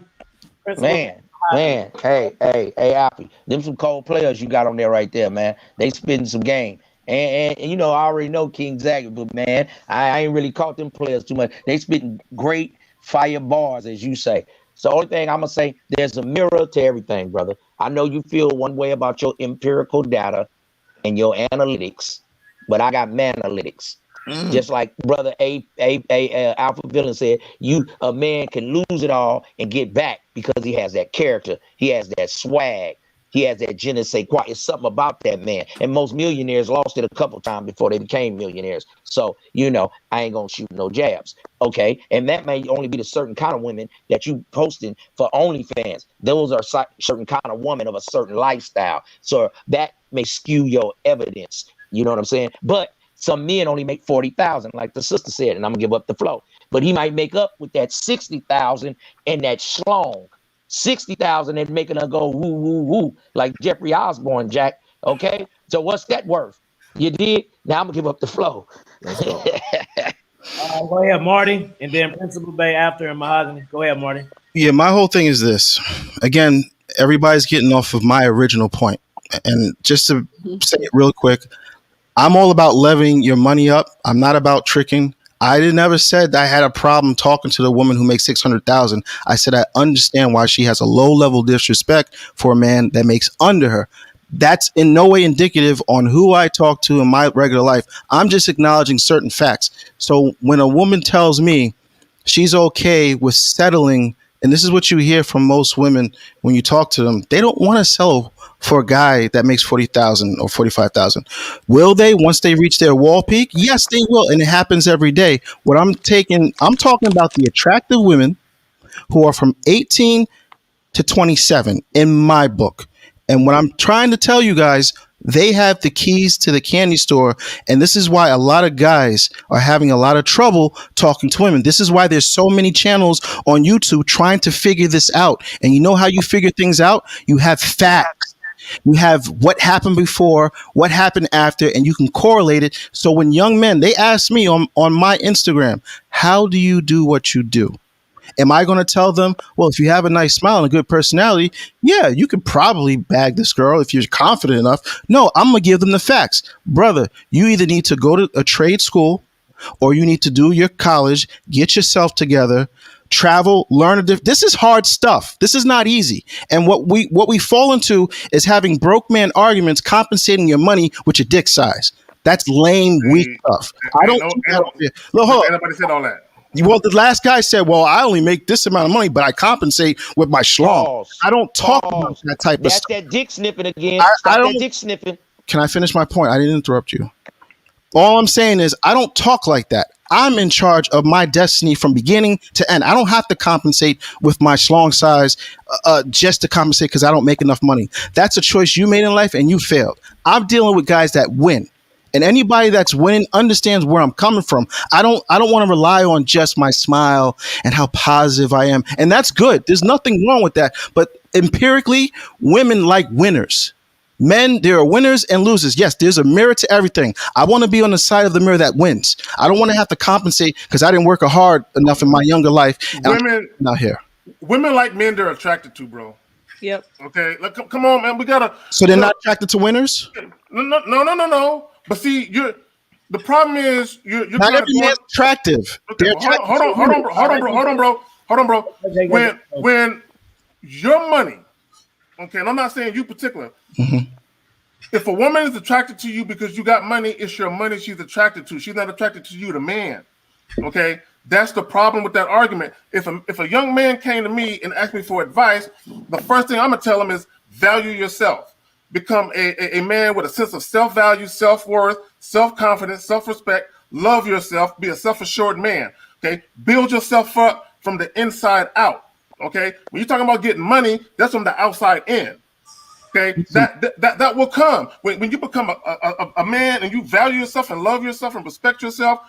You're not going to take anything less than what you think is the best. That's going to happen. We're all grown men here. So when I talk about leveling up, I don't have to detail it about getting your fitness together, having your mental together. That comes with the game. And anybody in the game knows this. I don't have to detail it because y'all say y'all don't like PowerPoints, but now y'all want me to PowerPoint everything. You're talking about money, bro. No. Money's been your number one theme the whole fucking night. No, y'all fixated on the money. I'm talking about leveling up as a whole. But y'all want me to PowerPoint when it's convenient to you, and when I don't do it, it's a problem. Now you want to be playing with the words. All I'm saying is when you level up, it's a complete game. Just like when the guy asked about what kind of women you deal with, I said it's all included. I'm not just dealing with a girl who's a stripper who has no mental capacity. You've been talking about money all night. The girls that I post and I work with strippers and OnlyFans. They're not dumb girls who just post feet pics. You ain't talking about nothing but strippers and OnlyFans. I didn't say anything about strippers. I said bottle service and waitresses. Yo, you're not even listening. Can I finish my point? I never said anything about strippers. I said I work with models and I know a lot of girls and I also work with them and I help them post stuff and they're making boatloads of cash. That's not a stripper. I never said nothing about tricking. See, you guys toss all this stuff in to make me seem like, wait. You guys are tossing all this salad in to make me seem like, oh, this guy, he's just a trick. He has to travel overseas. I don't have to do none of that. I'm in a financial position where I can do it and it's not a big deal to me. Just say you like tricking, man. Just say it. Every time I bring this up about traveling, just say you like to trick, bro. Can I finish? Say it. Do it then. It's your money on trick, bro. But see, every time you bring about money talk and starting businesses and traveling and being successful, guys like this guy is going to bring you down to the low level of just tricking. I didn't say anything about spending money on any type of woman, but yet every time he responds to me, it's just about tricking. I'm saying, can we progress? Because I told you from the beginning, I'm about solutions. I know the problem. If 80% of the women that we've already said are overweight, are combative, non-agreeable, then the solution is to go elsewhere, not to deal with the filth. And what I'm saying is all of what I'm hearing, what I'm hearing, if you're not a filth, you keep giving me jabs. It shouldn't bother you. Little baby jabs. I'm not talking about you. It should not bother you. So like I said, the solution I'm getting is, I can just deal with girls in my area. We've already discussed that most of the girls in the area are overweight. So if you're comfortable with dealing with overweight women, have at it. That's not me. All right, we passing it. AV, you there? I'm here, brother. Okay. We about to be out. I go by the name of AV, aka Alpha Villains. Follow me on Instagram. I got a YouTube channel as well. It's underway. Thank you for having me on, man. At the end of the day, man, you got to do what works for you, bro. If going abroad works for you, to fuck abroad, not to say that you have to, but if that's what works for you, do that. if being yourself in America and shit, and you step into abroad works for you, do that. Now, if it's not working for you, switch it up. But to be on here and shit, to each his own. You know what I'm saying? You got some valid points. Everybody got valid points. But at the end of the day, I'm gonna take what's best for me and live my life my way. You know what I'm saying? So that's what it is for me. All right, next person want to get some. Sir Izm, you got some? Man, facts, Alpha Village. But I'm gonna say this: if you're an older guy, you've been married or something, and you know you don't have a good relationship, you got that sexless marriage thing going on or whatever. If you might don't want to get the divorce. If you get back on the field, you can get back on the field. If not, do what you got to do. Go do your tricking if you want to do that. But for the young brothers that's 40 and under and stuff in your 20s, and you want to justify tricking, man, put in some work. Get out on the field, be confident, be clean, have you some character. Don't just be a pompous dude because you got money and you think you just buy everything. See, you lead with your wallet. The woman will lead with your wallet. 1 year, 10 years, 20 years from now. So just be a smooth guy, have character, treat people how you want to be treated, stay clean, stay confident, and check me out on Sir Izm. Alfie is always pulling up on me, and I just want to see men win. And Let's go. That's all I got for you. Let's see, Mahogany, what you got? Oh, first of all, I appreciate the opportunity to be up here with you guys. You guys are doing a great job, giving great advice. I just say rock on. That's it. I'm here. Rock on. Yeah, just I feel like everybody's on kind of like an overload with the internet, with Instagram, with YouTube, with books, with all of this shit. Just like real Facts. life, get out and experience people, and don't like the facts and the statistics say in real life. Just get into real life. Yes. Fuck with real people, deal with real shit, and what you like, what you don't, keep it moving. But you sitting up studying it all day. My grandmama always told me that street smarts will take you further than book smarts. Bars. Facts. Kzaggin. Check me out, Kzaggin.20 on YouTube. Also at Kzaggin.20 on the gram. Kerry Kerry Kzaggin without the 20 on Facebook. Let me just say this: I would never tell men that money is not important, but that can't be that can't be it. It can't be just that. You know what I'm saying? At the end of the day, you got to have some charisma to you, some personality to you. You got to be authentic and that type of shit. Because a woman will deal with you, and she can tell if you a sucker or a chump in a minute. Give her a minute, she can figure you out. And like the homie said, if you leave with your wallet, she gonna leave with your wallet. And here's the thing: if you are trying to get women attracted to you because of your money, they ain't gonna fuck with you unless you spend it. That's not my argument, though. But go ahead. I never said anything. Y'all keep bringing up this tricking thing. I never said anything about. I'm not talking about you. Hold on, bro, Marty. I'm not talking about you. I'm just speaking in general, bro. Relax. But what I'm saying is, I want to get off this whole. Listen, see what white boys do. They don't have this argument about, oh, it ain't all about money. They know it's about money. That's why they build buildings and businesses in your neighborhood and employ your women.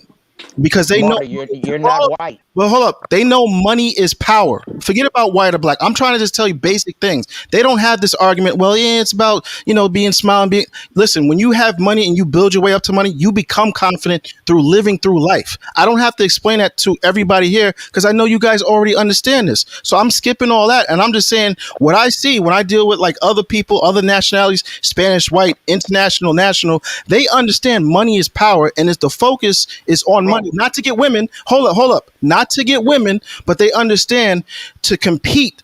I'm not competing with you. I'm trying to compete with other races of men who don't have these conversations about, oh, well, it's okay not to be ahead of your women if you got good dick. I don't have those conversations. Ain't nobody talking about that. I didn't say nothing about no dick. No, I didn't say you, but I'm just saying the prevalence is money's not so important. And I'm like, yo, as black men and the culture's becoming more robotic and more software, we need to be on this money stuff for survival. Okay, It's not about getting money, about getting girls. I don't know how it got just to that. What I'm saying is I'm building businesses. I'm traveling not just to smash hoes because I can't smash. I get girls in America, but who cares about that? I get girls overseas. Who cares about that? I'm making money here and overseas. That's what's important. And in the middle of all that, I'm having a great time. I'm not mad. I know I get animated. I'm not mad here, but I'm just trying to drive home a point. Like, yo, forget what women say about, oh, you can just be a nice guy and make below minimum wage and I'll be happy. You know what? She gets mad. She'll resent you because when she sees Becky Marisol out there living a better lifestyle and their kids going to private school, she will resent you and turn against you. That's why 80% of divorces are filed by women, because why? The man doesn't make money. No, bro. No, God damn it, bro. You're going to disagree with that? No, I'm gonna disagree that most of the divorces is because of finances. Bro, Okay, a lot of divorces, hold on. A lot of divorces is because motherfuckers ain't compatible. No. 8 out of 10, 4 out of those 8 are due to financial. And my God, women always do the divorces. Men don't divorce. Okay, all right. So let's go with that. Let's keep the facts. Hold on. So let's go with the finances. What if the dude is not ambitious? What if he's not motivated? Why did she marry him? Well, hold on. Because a dude can make $50,000, right? Mm-hmm. And a woman could be used to dating guys that make 100. That doesn't mean she think that man is less than those other men. Well, he is less than those other men. He makes half the what they. He's only about the thing is, you think you cracked the code. Broke man arguments. Come on now. Drop the mic. Broke man arguments. I'm not trying to have broke man arguments. I'm trying to get everybody is winning. He cracked the code. I don't want to have broke man arguments about the man being subservient to the woman. I don't think like that. He hacked your mind, Frank. I don't understand how grown men are thinking they should. Man, everything is not money, bro. Go ahead. When you go out of your way to try to make more money to compete with men, so you can make more money than them to get the women that you want, you already subservient, homie. I turn yourself to the nearest black community. Okay. No, you're already subservient. Look at your nearest black community. You're subservient to women. Community that you live. You already are. That's why the community is like that, bro. You can say what you want about all this business shit and about how you get money for business. One of your main motivations, and you revealed it in your fucking conversation all night. No, it's for pussy. No. It's power for pussy. Power. Money equals power. You guys all talk about pussy. I'm talking about power. No matter how animated you get, you can't get around the money, bro. You cannot get around the money. Hey, bro. The problem that we have in the black community, everybody wants to get in their feelings. Everybody wants to talk about Jesus. Everybody wants to talk about the twink. When I get passionate, I'm emotional. At the end of the day, when you do it, it's animated. Other races do not run us because they're good people. They run us because they have more capital. Why are we always comparing ourselves to other races? Whatever you talk to black men about this is a black man in white face. And this is why I have so much. This is the opposite of a black man, of a white man in black face. This is a black man make or handle money. This is the problem. We want to talk about all their feelings and we're trying to be white. Them white men don't even want you to hang. Why do I try to get so far away from your brothers? Because I'm trying to get with the white man. The white man don't even want you, bro. All this guy does, he doesn't argue the points. You can't get around the point, bro. If you're subservient to your own woman, and because you got a big schlong to make up for it, that's your lot in life. I don't deal like that. I never said about my schlong. You just said you make $45,000, but make up it because you got the schlong. No, I said the man that made 40. I don't even think like that, bro. I don't even. All right, bro. Can I ask a question? I'm sorry. Go ahead. Go ahead. You got it, Mahogany. Normally I don't do this, but see, I don't play around with people. So someone says I need self-improvement besides money. Please explain if you have a question or you want to say something to me, just spit it out. No ad hominems, nothing slick, okay? Go. Yeah, I just want to say this now. I'm gonna let Sir Izm speak. I don't know the brother Panda, but I can say this. There's definitely a level of, and I swear to you, I'm not jabbing at you or being disrespectful, but there's a level. You're up here with very mature men, very, very mature men, and they're coming off that way. And every little thing you're saying is kind of like jabbing. What was jabbing? What I said? What you just said. You were like, you're pointing out the black community and how effed up it is, and that's not a jab at them. Come up to Locario. Our community has a completely different set of circumstances, even in the dating world. because we're dealing with the people that are dating are in different circumstances. I just want to say that. But What do you mean by that? well, we're not, as far as financially, our status, we're not overall making the type of money that other people are. Why is that? Because the men don't believe it's important. No, we can't say that. We can't No, generalize. the men here just said it's not that important. You can be a nice guy. You can be in. I think what they're saying is it's not the end all be all, and it's not. I never said it was the end all be all. But that's all you're talking about. Ma'am, I've said this repeatedly. It's not all about money. Money is a part of the equation, but we have too many black men, just like we have too many black sisters having single babies. It's a problem, but we have too many black men who do not understand the importance of running your community, owning building, owning property. It's not all about getting bitches. Y'all just put me in that box because it's easy to throw me down and make me try to look stupid. What I'm saying is when you have your money together and you have a community of men who work together, who build businesses together, a lot of this stuff that we're talking about women being uncooperative and overweight disappears. You know why? Because everybody got to fall in line. Right now, we have the Wild West. Everything is liberal. Everybody can do whatever they want. People are fat, overweight, uncooperative. And this is why people have problems and they come online trying to figure it out. I'm putting data and statistics just to give you an insight like, hey, this is most likely why stuff is not working out because you have too many guys relaxing on their swagnificance. Oh, I'm swagnificant, this and that. And you have too many women. You see the jab that nigga taking? No, that's not a jab. No, bro. That's not a jab. That's not a jab. I want to ask him some questions. Significant. That's not a jab. Do you think that when you make money, do you think I want to ask you a few questions and then I'll be quiet and let you answer. So are you telling me that you think when you make a certain amount of money, your woman is automatically gonna be in shape and not gain weight? Do you think that when you make a certain amount of money that you're not gonna have to deal with the same things that regular everyday people deal with? You think that's gonna save you? That's taking what I said and making it so basic. What I'm saying is when you have a community of men who are working together, usually when you have a community of men who purchase property, it uplifts the property values. You can actually put gyms and Whole Foods in your neighborhoods. Right now in the black community, we don't have that. You know why? Because we don't have men who are focused on working together and building businesses. Because when you go to college, are you college educated? No, I'm just asking you a question. So yes, yes. I guarantee you I am. Yes. Okay, so let's just say you're a biology major. When you graduate, you're going to go to Pfizer and Pfizer. You're not going to go to Jamal and Sons. And that's a problem. You understand? All the Jewish people own all the biomedic techs. That's probably where you're going to go. You get a law degree. You're going to go to Spitzer and Goldstein.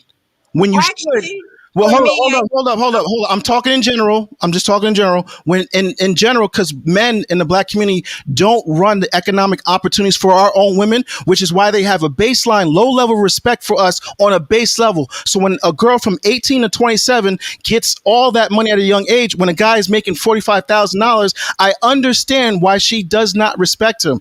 That's all I'm saying. I don't know why this makes y'all so upset. Women don't respect you because you make money.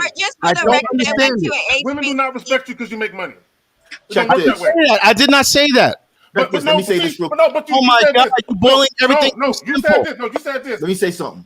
Go ahead, man. My bad, Zach. My bad, Zach. You got it. No. So check it. If money will not give you confidence, okay, it can allow you to have things to make you appear confident. But if you have confidence in yourself, you can earn the money and get the money to do a trade, to go start your own business, do all that shit. That all requires confidence. So it's all about the order of operation. Will you have more options if you're affluent? Absolutely. But what we're talking about here, Zaggin, Locario, Coach Justin, Sir Izm, basically what we're saying is, before you can get the money, before you can get the baddies, you got to work on yourself so you solid, so you can keep the baddie, you can keep the money. You could win a scratch off and get a lot of money and blow it because you're not educated and prepared to handle it and diversify it. Same thing with these bitches, these women, pardon me. What I'm saying is your mind has to be right first before you get into that bracket and rebuilding a community. You could get the money and not know what to do with it. So it's all about education and Alpha, getting your mind I'm up. assuming everybody I'm talking about has that same mentality. I don't understand why one hand you guys say this guy just brings up on a PowerPoint and that's boring, but then when I don't give you the details, you automatically assume I'm talking about guys who don't have what you just said.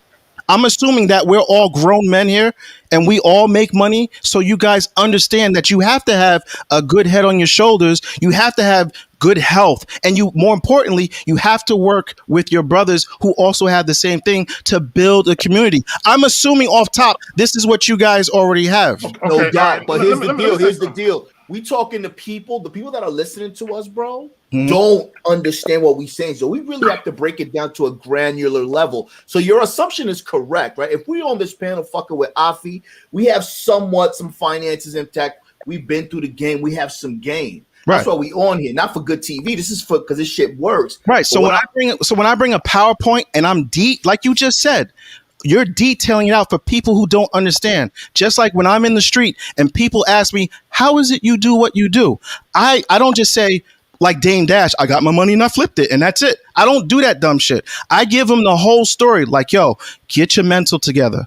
Go to school. Don't buy Jordans. Save your money. Buy a property. That's going to cost you 20% because you don't want to have to pay that home mortgage. I break it all down. I give them the PowerPoint that I'm trying to do here, but every time I do it, I get put in this, oh, he's just talking about tricking. I'm like, yo, this is like so base level. When I'm talking with guys that actually move in these circles, they understand money is power. And the thing is, our own women, what do they say? Oh, black men, they haven't run a race war. They don't own nothing. They're not motivated to do anything. Okay, bro. This is what everybody knows. Money is power. Everybody knows this. But every time I say it, you automatically assume I'm no, bro. It's the other shit that you're saying. It's the other shit. Ism, go ahead. You want to go? Okay, I'll go. Bro, only thing I want to say to you, I think we both have some good talking points, but I don't like when brothers that don't agree, I don't know what you want to call me, a game guy, whatever. It's that their way is the only way. They don't want to bend none on like, okay, Izm, you might know what you're talking about. Just like I feel you know what you're talking about. I think we both have some truths to what we're saying, but it feels like you're not open to let someone else style of knowledge, game, experience come into you. You only want to see it your way because you deal with these particular kind of women. Like other guys don't have no outer experiences, and then you say, okay, I figured you would understand, but you know what I mean? We just make generalizations, but there's nothing like experience, real world experience. Like you have real world. Why we can't come together and you can agree on some of the things we're saying? Because I agree with you on maybe 20-30% of what you're saying, but you don't want to agree with nothing that I'm saying. And I think No, I if do we both agree with did some of your that, stuff. You didn't give me a chance to tell you that. if we both did that, we probably could come together closer. But you the one keep saying tricking, like that tricking word get to you. That No, it tricking doesn't. make It you doesn't. triggered. Here's where I All right, agree with brother. you. All right, brother. Here's where I agree with you. I agree because if a guy has money and you're still a lame, like you said, if you leave your wallet, she'll take it and run. I agree with that. That's base knowledge that we all know. Okay, brother. I also agree you can't be a weirdo. You can't dress weird. You can't smell funny. This is all base level game that the normal guy on his way up learns through just trial and error. Dealing No, with these brothers don't know it, bro. Okay, You gotta okay. break it down for them. Break it But down when I for break them. it down, you guys give me this guy's just a Mr. PowerPoint. I'm trying to give you both angles. I understand where you're coming from. You have to have game to approach a lady. No self-respecting man who makes money approaches a guy with his wallet out, say, hey, my name is Mortimer. No guy does that. So why are we even having that argument? I want to push past that. Listen, when I go out or if I travel, I'm in circles where just because you're in a certain location, it's already understood that your money is together. So the women act accordingly. You don't have to game them. They're in that space. Like if a girl goes to Ruth Chris, I don't know if you guys know what Ruth is. It's an expensive restaurant. Bro, we know what the fuck Ruth Come Chris on, is. bro. Come on, bro. I don't know. I'm just making sure. You talk down to people, dude. Tighten up. Hold up. That's some little host I'm not shit, man. talking about Stop y'all. doing that little host Y'all shit. just told me about people don't understand what we're talking about, so I have to lay Man, it out. we So be don't having a good Who the conversation, hell and don't then know you it? do Tighten some up, Marty. That's not even a 5-star That's some restaurant. little bitch shit, I man. never said it was, but it's expensive. That's my point. Let's go. What I'm Bro. saying, Man, go with that shit. not everybody knows about it, so I have to detail out, like you said, Ruth Chris, Alpha Villains, is that it? right? So now, Is when that I your keep top telling that, now restaurant, you're Ruth gonna jump Chris? down my throat. You see what I'm Oh saying? man. So Well, anyway, I'll take you to a restaurant in pushing Malibu, past it. man. Anyway, A so lot more than Ruth when you Chris. go to an expensive place, it could be Ruth Chris, it could be wherever, 5-star, whatever you want to call it. The women in that tend to go to those establishments, it's already stood just for a man to just be in that establishment. He has to have something going on, so they act accordingly. Money is power. That's all I'm saying. And when we have a Do, black do two you black want a white girl? wait, let me finish. We have two black women who can understand what I'm saying. Most black women, what they say about black men is that black men are not leaders in the community. They don't run nothing. They don't own nothing. So you have your own women. They might be on the panel right now giving you the politically correct answers, but I'm above all that. I'm like, let's keep the shit 100% real. Most women want guys who are top of the heap. Now you're condescending with them and telling them that they No, full of no, shit. no. Everybody, stay out your feelings. I'm just telling you some. I don't feelings. No, I'm not being condescending. So I'm saying most women who talk about black men who are black, the complaints that they have. We have our own complaints where they're overweight, they're non-combative, whatever. For them, they say black men. Reason why we don't cooperate with black men because they don't run shit. And when we're in the household, I make more money than them. These are general complaints that they make. So I'm just telling you stuff that you guys already know, and I don't understand why y'all fight me so much. I'm like, yo, women don't like it when you're not in a leadership position, and we're not going to. And we're not Making gonna more have, money than a woman doesn't and make you a what I'm leader. not going to do, I like all you guys, but what I'm not going to do, I'm not going to agree to be in a subservient position to my own women, so she continues to look down on me. Bro, making more money than a woman does not make you a leader. I didn't say that. That you're picking on one little thing. Bro, look, earlier when I was talking about women dealing with guys that made $50,000 a year, and they're used to dealing with guys that made 100,000. You was like, well, he's half the man because he don't make as much money as the other guys. Isn't 50 half of 100? Bro, but you saying he's half the man. No.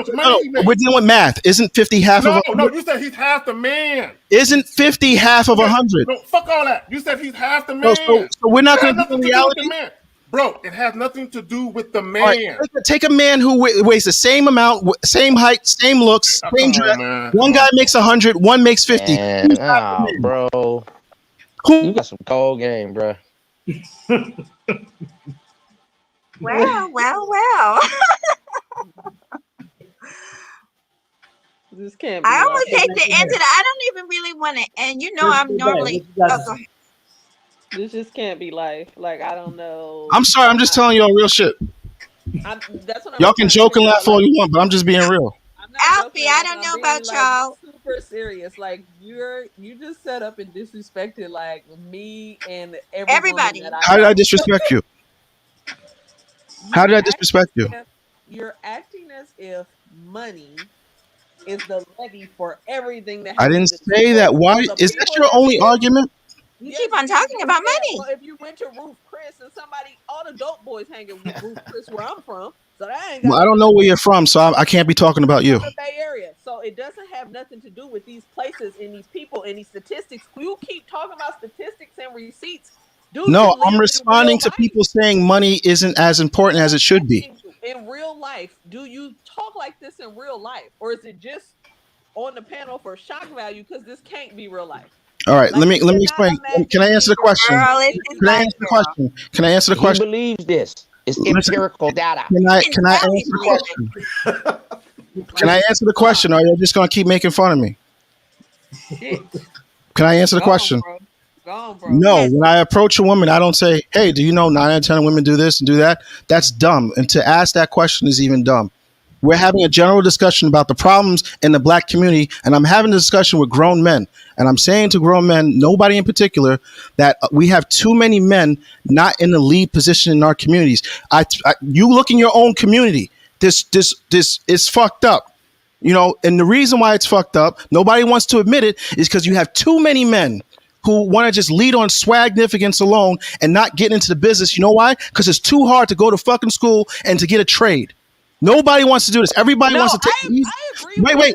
Let me just finish. Everybody wants to take the easy way out. You know what that does for women? That puts them in a leadership position. And you know when women lead, they don't like it. And they resent men who they have to lead. And there's too many women making more money than their male counterparts. I'm pointing it out. I'm saying, hey, fellas, we have to step this shit up. You can't, other communities in the world do not have their women outpacing them in the financial market, except for the black women. There you go. What I'm See, saying is all of that is true, but they That's the still gonna get some problem. pussy. They still gonna get some pussy. That's what I'm saying. Don't I don't give a I'm all fuck. not this even talking talking, about pussy right ladies. now. I'm So just all stating the this talk, well, problem. it's got to be Men about does not pussy. have to If you get have money, you get money pussy. and be So, I cute didn't. ladies, and I unassuming purposely can I didn't and ask the mention doing ladies pussy this one at and all. question? I'm being gonna be wrong. quiet. I'm gonna be I, pur- quiet. I want to I ask the ladies purposely one didn't Everything question. mention is not pussy at Can all. I Oh, ask the go, ladies one question? I'm gonna be hold on. Go quiet. ahead. I Go ahead. swear. Listen. Go ahead. Go ahead. Hey, crazy. ladies, do all this talk about data and this and that, does it get you wet or dry? And I'm done. I ain't trying to get nobody wet on here. That's a dumb question. See, listen, you know what? You are one of those people that just cannot be wrong. I'm like I said, you are kind of immature, sweetheart, and I'm not trying to be mean. I'm not But trying to get nobody wet on here. I don't even understand that question. I understand that, but you know what he meant by that. No, I Basically, don't. is I take what what he's saying is, do these numbers mean anything? Do these so-called statistics? Listen, we don't live statistics. We live our lives. Yeah. It's That's how we live, and you've got to get just please. You've got to live your life out of a book. It's not a book. It's not numbers. That's not how it works. Ism. Ism. I pass my time to AAAV. Where we going? Now, you know what, man? It's kind of like they say, like the doctors, for instance, they're terrible business people because they're too smart for their own good. The problem with these stats, I'm not denouncing the stats and shit, because those are your stats. This is based on your experience. The problem with that is sometimes these stats scare people from actually trying to live their life and being a part of creating new data so the stats can change. So a lot of times the stats are intimidating, the numbers are intimidating and shit. Just kind of like the news. The news is a narrative that causes people to act a certain way. So women are behaving a certain way, that causes a chain reaction. Men are too busy focusing on women, that causes a chain reaction, as opposed to out there living their own life. So the stats are, if they're the real, they're the stats right now. But the only way we could change the stats is by living our life and leading by example, going after your money. But during that interim, you're not going to make it. Takes a grind to get that money and that stature that you need to have the ability to travel and do all that shit. So during that interim, that journey of the grind, you don't have to stop living your life until you get there. You can live your life, be a man, have a woman, get a woman who makes more money than you during your journey. That's what we're saying. Don't pause your life until your life is perfect. You could live your life, get what you want on that journey to what you see perfection to be. let me add this. This is just the truth of the matter. Most women, the average woman, when I say average, I'm not talking about average looking. They date men that they make just as much money, if not more than. They date most of the men in their dating pool make around the same amount of money. $10,000 up here, 5,000, whatever. Okay, that happens. Okay, the reality of it is most women are not running into guys who are super rich all the time. They're just not. So, but your mentality is, well, if they're not and they're dating other men who are not, then they're settling. Not necessarily. Most women just want a motherfucker who's responsible, who can keep a job. You And know what that's I'm why your saying? communities look like the way they do. But bro, it's not even about. See, you keep trying to go back to the black The men that they community. date aren't Nah, productive. bro. But the average person ain't worried about no fucking community. They worried about their own personal lives. Other communities are, not ours. See, bro, who cares about all that? Now, if you want to set up programs to mentor young men, you know what I'm saying, from the hood and all that. I did that already. Okay, well then keep doing it. If that's what you want to do, that's an admirable thing. But bro, you can't. This money, because you've been talking about money all night long, No, I'm bro. responding to you guys. I'm not just talking about traveling. You've been making all types of comments. Let me ask the women a question. Is that mahogany on the bottom? Yes, sir. Yes, Hey, sir. how's it going? Hi, ma'am. How you doing? Going good. I just want an honest answer. What do you look for in a man? And wait. In the ideal sense, don't give me the fluff. Give me the real. If you had your ideal man, what you would look for first, not what you would settle on. Just give it to me. I'm just a question. I'm gonna be honest. Be honest, please. Okay. For me, it's the heart. It's a good. I know you don't like. I know you're not gonna like my answers, but it's the truth. I look for a good heart because I'm a good-hearted person. The second thing would be intelligence, and then the third thing would be honor. Okay. I like your Like answer. morale. Let me ask you another question.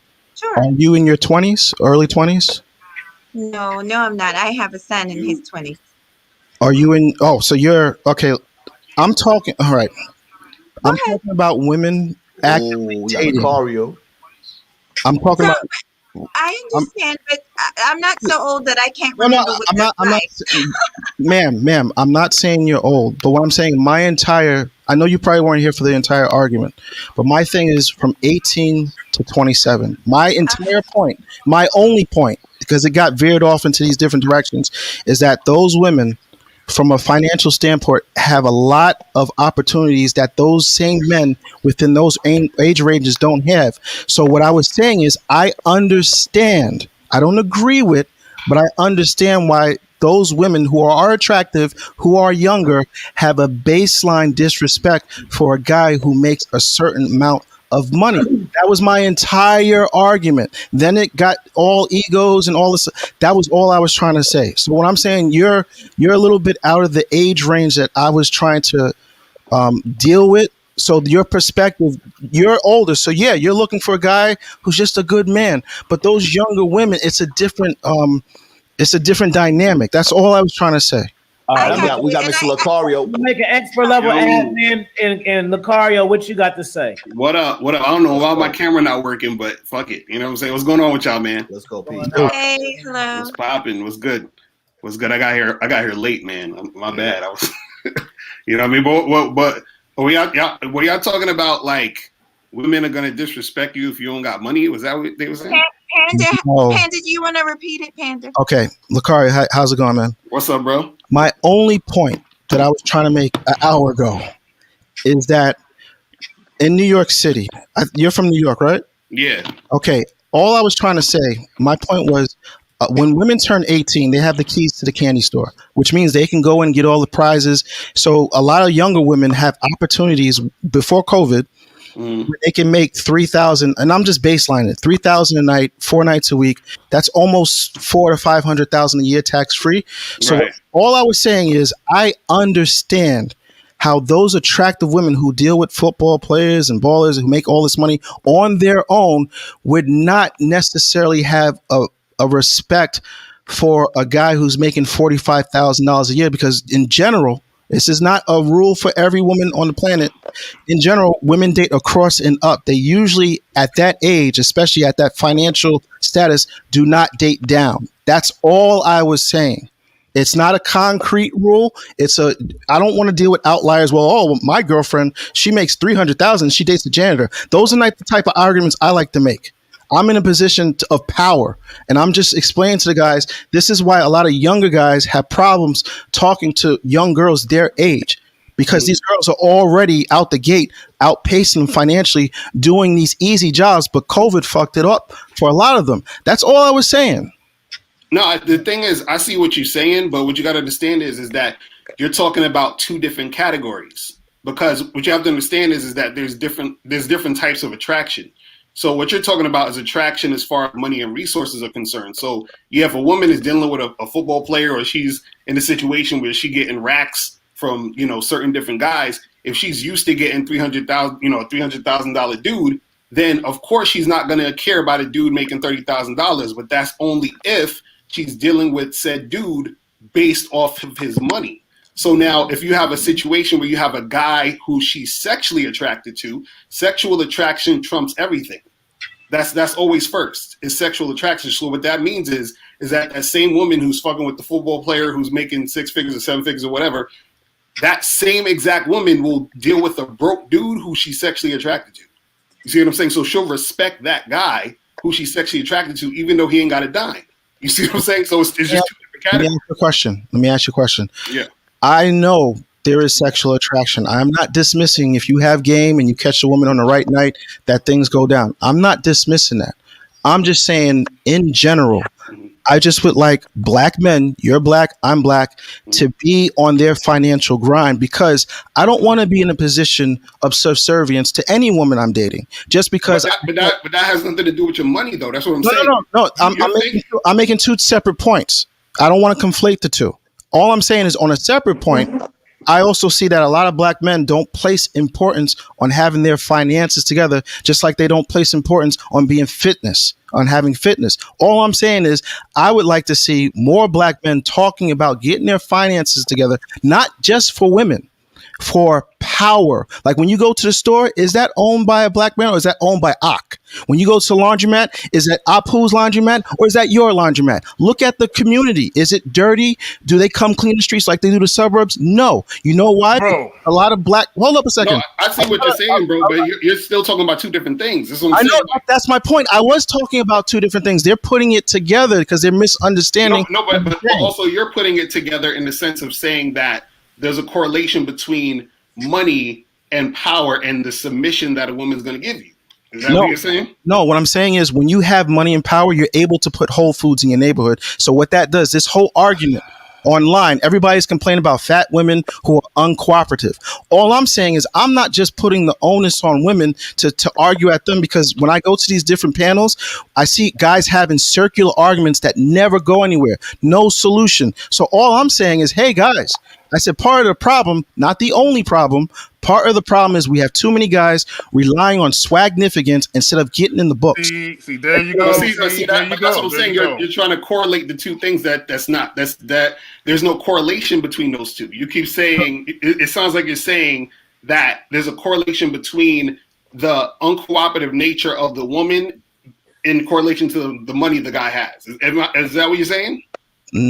No, let me explain one more time. What I'm saying is we have two different issues going on here. On one side, we have complaints about the women being overweight, and let me just put the uncooperativeness out there because that seems to be a hang up for a lot of guys. So if you have a whole community of women that are overweight and they are not employed by you, well, the solution to that would be the men who are supposed to be leaders get on their grind and build businesses so they can, at the very least, employ their own women. So there's a baseline respect that they have for you when you walk outside the door. We don't have that in the black community. But this is what I'm saying. Why do you think there's a disrespect because of there not being any, quote unquote businesses or the black man can employ the black woman? Why do you think there's disrespect? Let me answer that. When they go get their nails done, where do they go? The Chinese store. They get disrespected in there. When they go get their hair done, buy weaves, they go to the Chinese person. When they call the cops, who shows up at their door? Most likely a white guy. I'm talking about where is the disrespect? Like what I'm saying is where's the disrespect from the black woman to the black man just because he is not in a position where he has. Because when women don't see you running the community that they live in, you're like another child to them. No, but that's not true. That's what I'm trying to tell you. That's not true at all. This is what I'm trying to tell you. That's what I'm trying to tell you. Wait, listen, let me finish. What I mean by that is they don't depend on you for any of their financial endeavors. They don't. If they need a job, they don't come to you. Their own men. They have to go to Akak. They have to go to Weinberg and such and such. When they get a biology degree, they don't go to Jamal and Sons. They go to Steinbrenner and whoever. When somebody has to get something done that's beyond photographs and a house party, they have to go to other communities to get that. So all I'm saying, this is very simple. Just to have a baseline reset, it would be nice if more black people, men in particular, came together and actually built communities where the women who actually live in the communities have some type of dependence on us employing them, which would facilitate a baseline. I'm not saying when a woman comes out, she's going to kiss your feet just because you own a business. That's not what I'm saying. But if you have 10 guys owning businesses, 30 guys, 100, 3,000 in one city, that says something. Let me say this. Hold on. Go ahead, Alpha. My fault. Let me say this, bro. Akbar, no disrespect. Akbar, all these Asians, the Steinbergs and shit, they get disrespected too. So at the end of the day, the money and their businesses and shit and all that shit, yeah, that garners respect. But I know the Pookie and Ray Rays and shit, niggas, they ain't got shit, ain't got whips, running shit. So at the end of the day, the disrespect is what you decide to tolerate. Do you have more options if you're affluent? Yes. But that's what I've been saying, during that grind and that come up and that leveling up, you don't need to be up here to get what you want down here while you leveling up. So everybody gets disrespected. It's not about your money. There's a lot of simps out here who got money and shit. They get disrespected and they fuck with niggas like us. So at the end of the day, it's all about sexual attraction. And money can't buy sexual attraction because all that shit fades, bro. Bro, but we already discussed that you have to have your looks together, your fitness together. See, the thing is, I don't want to harp on the points that we already know. I'm not saying that money is everything and you can be skinny, fat, short, and smelly and bag a hot chick. I've never said that. I'm assuming that you have all that.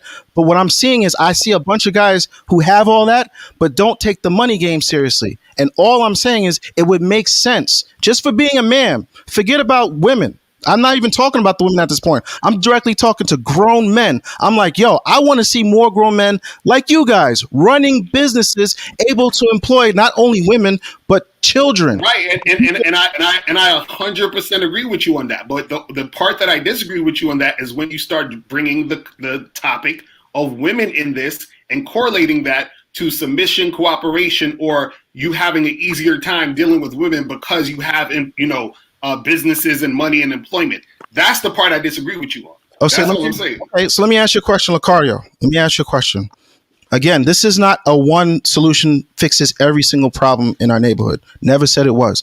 All I'm saying is, don't you think when a community of men run their community, like for instance, if the Chinese person beat somebody's daughter and you had a whole community of men who financially could shut that place down like the Jews do in New York City. Since you live in New York City, you know if the Jews have a problem with you, you got a problem. Not because they're tough, not because they have a smile, because financially they come together as a community and shut you down. And what I'm saying is, don't you think if we had that type of financial power amongst men, don't you think the women would maybe 5% respect us a little more? No.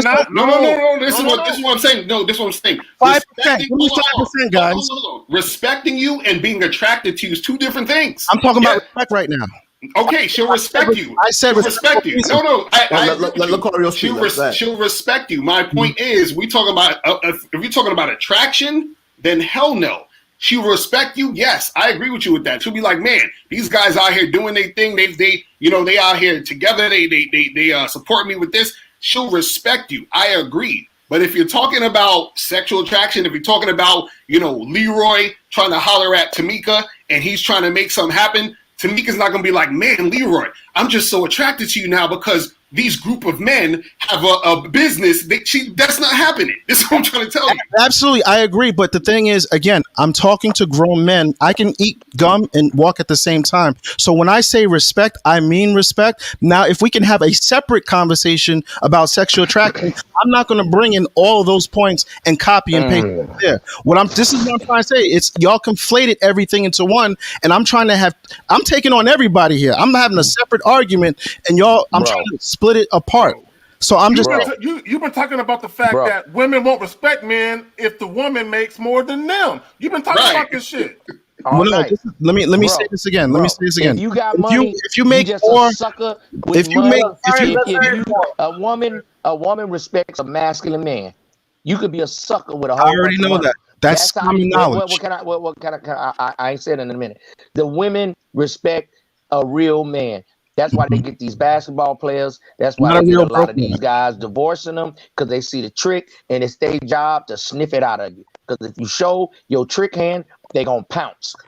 Yeah, but women don't respect a real man who's broke. That's my point. Keep your Mac hand strong because you ain't gonna be tested every day. But when it come that time, and you're gonna be saying, she tried to play me. Right. My only problem with that, she's chipping away at your manhood. I agree with you. On something and be about something. Just because you get a bunch of money, you just a trick or a sucker with a bunch of money.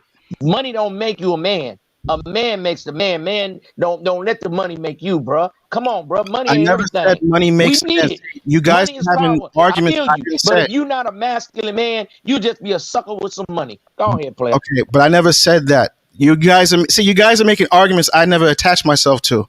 I never said money only makes you a man. That would be dumb.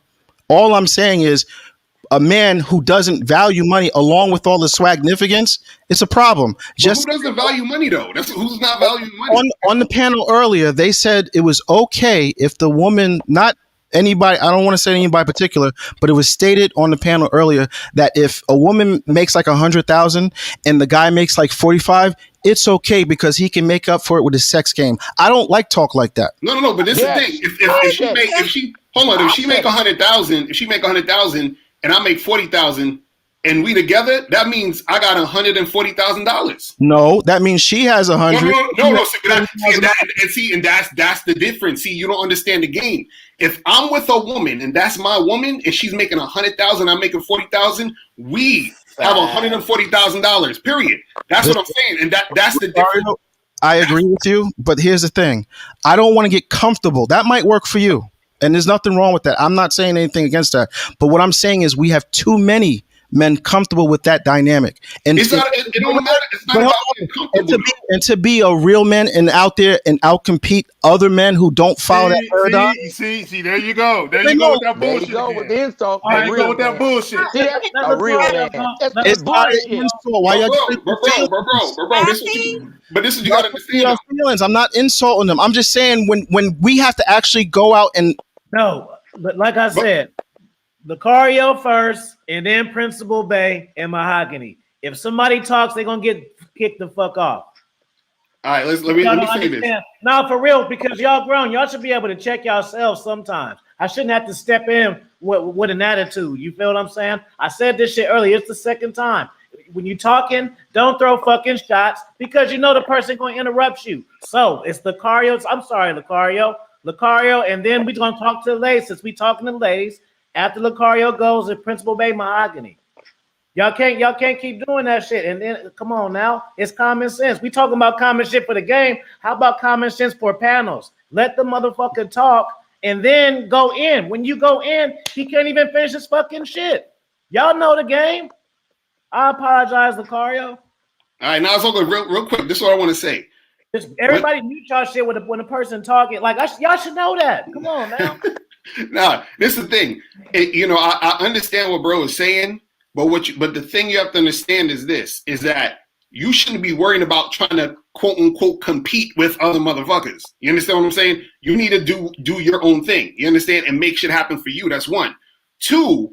The reason why I said if she making 100,000 and I'm making 40,000, that means I have $140,000 because if I'm in a relationship with a woman, I'm leading the interaction regardless. When I was with me and my wife, we've been together for 14 years, right? She's always made more money than me until like maybe the last 3 or 4 years, I started making more money than her. You understand what I'm saying? This woman would give me money every 2 weeks. You understand what I'm saying? So I was working part-time, and then the other part-time I was working on a business. So she would give me money every 2 weeks to supplement the other money that I didn't have. You understand what I'm saying? But all of her money was still my money. You understand what I'm saying? So I would go into the bank account, use the money and all this other stuff. You understand? Because I was still leading the interaction. I was still managing her money while we were in the relationship, where when she came home and she brought home the money, I was managing the whole situation. I was saying, we're going to pay for this. We're going to use this money for that. We would do the budget and all that other stuff. That's you understand what I'm saying? Now, also what happens is, and this is the last thing I'm going to say and I'm going to pass it off, is that if you think about, for example, pimps, right? There's a lot of pimps that were broke. You understand what I'm saying? When they was first doing a pimping. So what happened was the hoes who were getting the money, right? They came to the pimp and said, hey, listen, I need a pimp. So the pimp is like, cool, I'm going to manage and lead the situation. So the hoe would bring him the money. Do you understand what I'm saying? So no matter what, at the end of the day, no matter if she got more money or he got more money or whatever it is, he's still the man. So he's still the one that is actually orchestrating, managing, and leading the interaction. You see what I'm saying? But that's all I want to say. All right, Principlebae, what you got, babe? Okay, so I do super agree that there is a lack of respect of black men, just of, like he said, like the communities, us not having what we feel like we need sometimes, or we need more support from the black men. We need them to step up more. That is a total different issue than being attracted to a man. Those are conversations that you have with men. Those are things you want once you enter a relationship. But initially, dating a man, especially if you're a woman who's dating a man for money, those things have nothing to do with each other. They just don't. And so if you are a man, like I said, I know teachers here, black male teachers who make 42, 45,000 a year, and I respect them more than I respect somebody who makes way more money than them. So money can't leverage the amount of respect. If you're like, oh, the women will respect you a little more if you own this or you did this or you did that. No, kudos to you and big up for you doing what you're supposed to do as a person in real fucking life. But that doesn't equal, oh, I'm about to drop my panties, or oh, you about to be on in my rotation. Those two things don't have anything to do with each other. But that's all I have to say for tonight. I'm tired. He wore me out, honey. He wear everybody out. Mahogany. Yes. So now I understand. I understand now. I had to sit back and listen to the brother. Now I see where the disconnect is happening. Much of what Principlebae just said. So listen, what Panda is saying, like she said, a lot of what he's saying is true far as I think what he's trying to say, and he can clarify later on when it's his turn, but basically he's trying to say if more men, have more businesses and they're able to build up the community, the women will basically follow. If they lead, we'll follow. And a lot of that is true. But we also have to keep in mind with that there's a lot of circumstances that happened. There's reasons behind that. We're not treated fairly when we're applying for bank loans and stuff like that. But that's a whole nother subject. And I agree with her. I think that's where the disconnect is happening, because you're looking at it on a larger scale of things, as in, okay, this is what black men can do to get their women in line. But when you're dealing with people, when you're giving people advice, you have to deal with them on an individual basis. And so, like she just said, being a business owner is cool, but if you don't have the personality and you don't have all the other things you need to make you a well-rounded person, having money, having a business, and all those great things is not necessarily going to get you what you want. Thank you.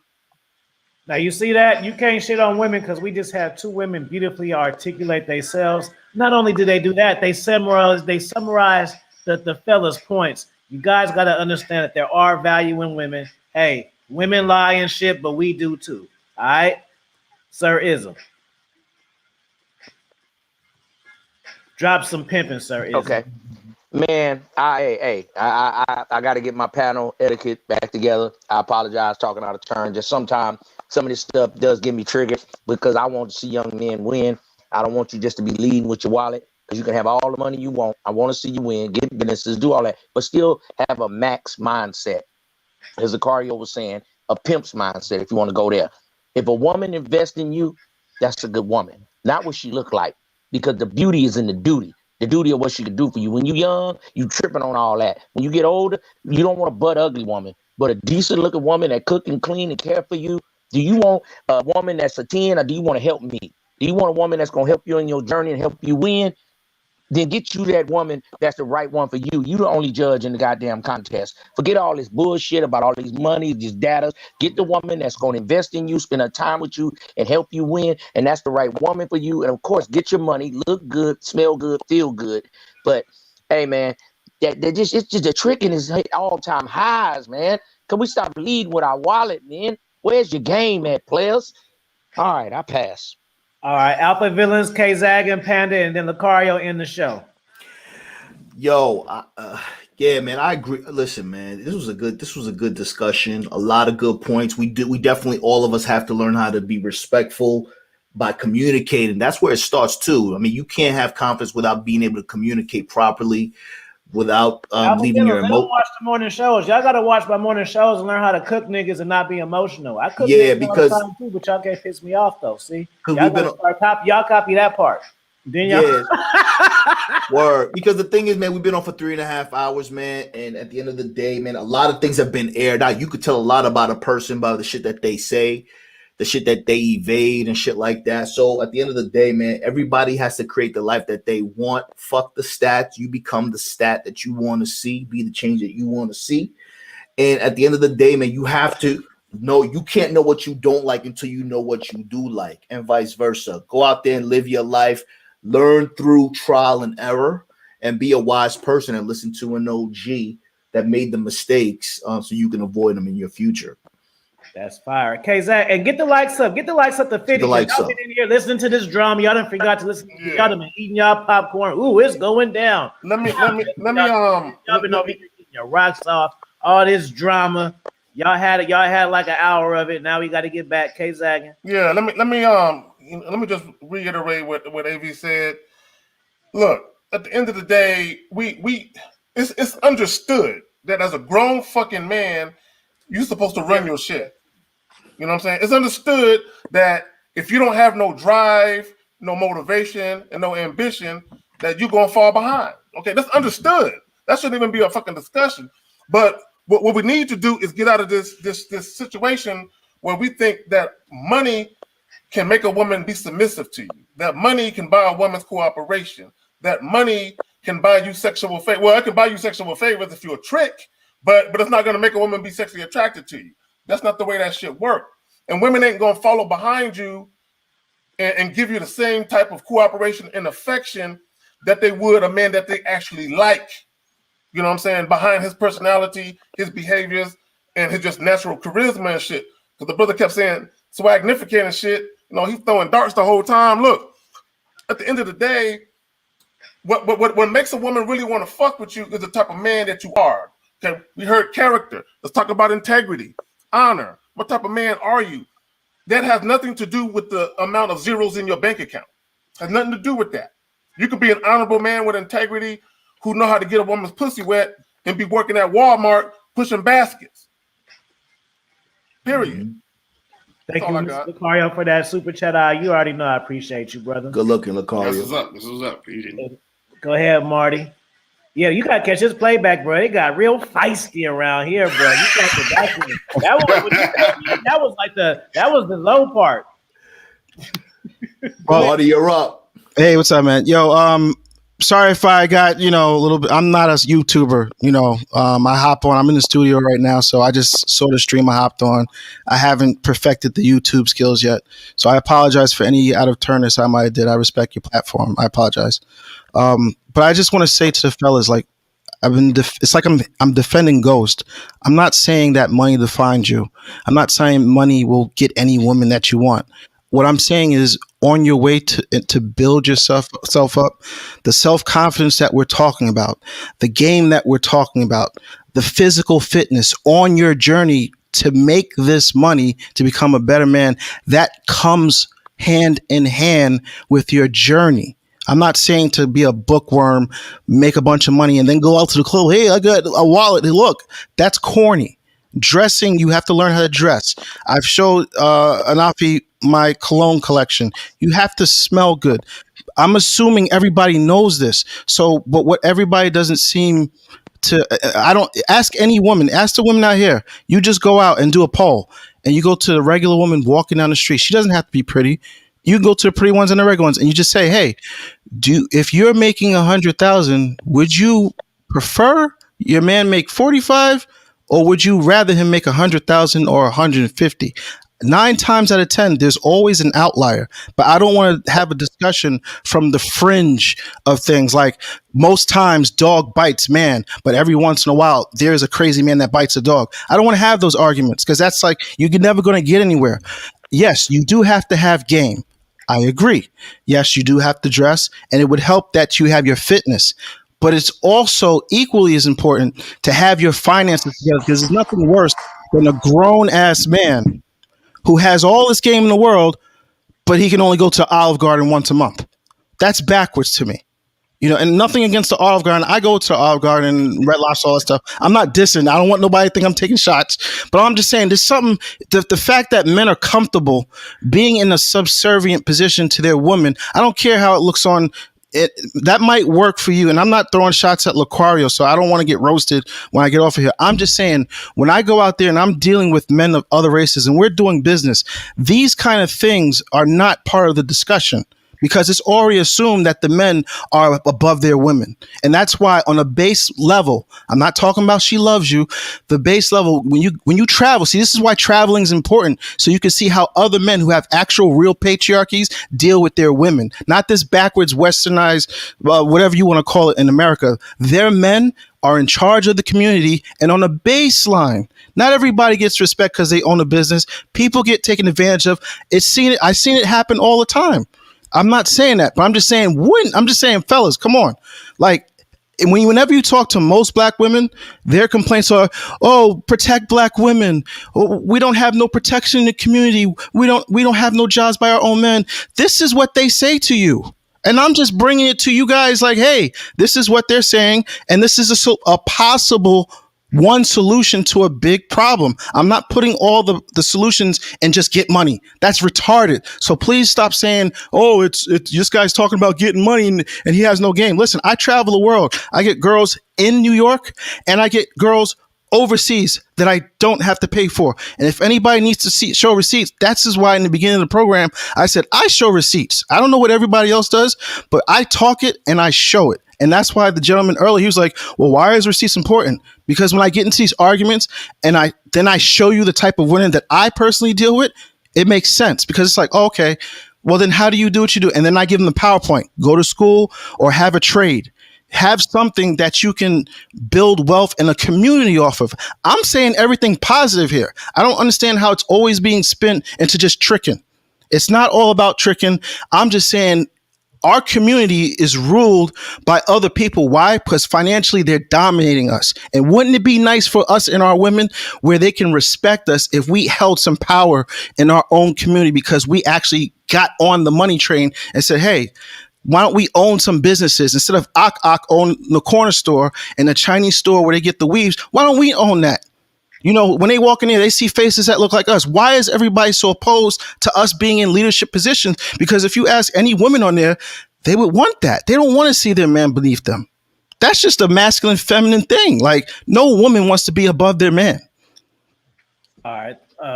Good stuff. So shout out to Sir Izm for the $20 super chat, and shout out to China White. See, y'all talk shit about the ladies, but y'all ain't drop 50s, but the ladies drop 50s. Cause can I respond? Players around this bitch, and I ain't gotta show my face either. Go ahead, Lucario, and just say, man, that's China guap. I can't fuck with China guap. So I want to respond. Is it Master Panda? Is that what his name? That's his name? Laser. That's his name? Okay. I ain't rushing to go say what you guys say. All right. So this is the thing. First I want to talk about there's 5 types of attraction. This is actually gonna be my new book. But anyway, there's generally 5 types of attraction that it falls under. You know, all attraction falls under. It's physical, sexual, behavioral, resource, and friendship. Now, what he's mainly talking about is resource attraction. You understand? And so what happens is that when you're just talking about resource attraction, understand you're saying, well, women are saying they want a guy who has 6 figures. They want this and want that. Women always say what they want, but it doesn't necessarily mean that's what they actually want, because women say they want a nice guy, but we see who they fuck with. You understand what I'm saying? They don't fuck with the nice guys, even though they say they want it. So you just can't go strictly just based off of what women are saying and taking that as gospel. You see what I'm saying? So that's one thing. Another thing you got to understand is that when we talk about dating, I'll put it this way: you never see a business channel or go to a YouTube business channel and people are on the business channel saying, "Hey, why are you always talking about business? Why don't you talk about dating or cooking or whatever?" Right? Why? Because it's a business channel. When you go to a cooking channel, the people don't go on the cooking channel and say, "Hey, how come you're not talking about working out? Or how come you're not talking about business?" It's like, well, we're a cooking channel. But for some reason, when it comes to a dating channel, it's always people want to add, well, what about money? And what about this? And what about that? Right? And the reason why people say that a lot of times is because a lot of guys think that their worth to women is 90%, 95 to 98% about money. You understand? And that's coming from a lack of seeing worth in yourself. See, the guys who understand worth in themselves know that they don't even need money to get that respect, because you just even said, like, well, these women aren't gonna submit, or he's like, I don't want to be subservient. Why are you saying that you're going to be subservient to a woman because she's making more money than you? that's implying that you need to have more money than her for her to basically submit to you, which is making it about money. You feel what I'm saying? And this is what I'm saying. So it's always this thing where every time when it comes to dating, we always got to throw money and all this other extra stuff on top of it instead of focusing on the man, because the mindset of the man is the thing that can make the money. And also another thing too is, and I'll end it with this, is that now go in. Fuck that. Go. Right. We got to listen. We got to stop always trying to quote unquote compare ourselves to white people and all these other people and Ahmed and all these other people. Understand that us as black people, we have a different situation here. Yes. You understand? We deal with white supremacy. White supremacists and white people don't have to deal with white supremacy. So they always have a head start. Now that's not to say it's an excuse, but also you have to understand, you have to take that into account. So what happens is that I agree. Yes, let's build some businesses. Yes, let's actually, make some money and do those things and have businesses and all that other stuff. I'm 100% with that. You understand what I'm saying? But see, when you're talking about that, that's a whole nother topic than just bringing that to the same topic of women and attracting women and talking about women are going to be more respectful or subservient to you because of that. Because then you start blurring the lines, and then you start to, again, go into that thought process of thinking that, oh, well, the only way I'm going to get respect, love, admiration, cooperation is if I have more money, because that's the only way I'm going to get a woman to submit to me. But as far as the whole thing about, the money and comparing yourselves to all the other, races and groups, don't worry about comparing yourselves to them. You have to focus on your own shit. Because back in the day when they had Black Wall Street, that's what black people was doing. They had black businesses. They was doing all this other stuff. And then because the white people, quote unquote, or the white supremacists was comparing themselves to black people, they came and had to do some BS to try to, disrupt all that stuff. And that's because they were comparing. You see what I'm saying? See, when we talk about game, one of the things in game is that you don't sit there and worry about the next man. You understand what I'm saying? You actually focus on you and figure out how you could build for you and for your people and for your situation. You see what I'm saying? The comparison, you understand, is the thing that keeps you on the hamster wheel, and you're always trying to one up or do this or do that from somebody else's, situation. And then that creates inauthenticity in what you're trying to do in the first place when it comes to building. Because you're not trying to build for your community. You're trying to build to compete with those other motherfuckers. You understand what I'm saying? So I agree. Build, but keep it focused on building and for do yourself. That. Right, for yourself. Building and then yourself, at the same exactly. right, and at the same time, if we're going to talk about women, attraction, learning how to spit game to a woman, learning how to attract women, why is it that we can't keep it on that, and it always has to be brought into, well, you got to get your money up and you got to be on your purpose and all of this other extra stuff that has nothing to do with dating, relationship, sex, and attraction. This is what I'm saying, but that's all I gotta say. I would like to add to Locario's thing. So as a student of learning and listening to Locario, Kzaggin, Afi Kingdom, I just want to say that this has been a very me understanding that it's all about me. The game is about me. It's not about girls. It's not about money. It's about just understanding who you are. I myself on my Instagram can now freely preach that I'm helping other guys free themselves from their mental constraints, because I've learned to free myself from my own mental constraints. When I would call into Locario's show and Kzaggin and Locario Miles and all these other guys were helping me out, shit, I've come a long freaking way because of their advice, and I actually applied the advice of understanding who the hell Grand Cam is. Now I see the light. Now I can pass this message on to other guys out there who are still trying to figure this out, because I feel like this whole thing about making it about money and purpose. Locario, you even posted that Facebook post recently where you were talking about that, and I was joking with you about it, because it's like when you say it's all about being on your purpose and money, you're not discovering yourself. You really don't. You can't even be your true authentic self, because if you make it about external things, it's not about Locario, it's not about Kzaggin, it's not about yourself. It's just all of a sudden becomes somebody else. So that's my 2 cents on it. So I want to thank you, gentlemen, and everyone on this panel for that. We gotta throw a super chat party. Shout out to Unique. Super chat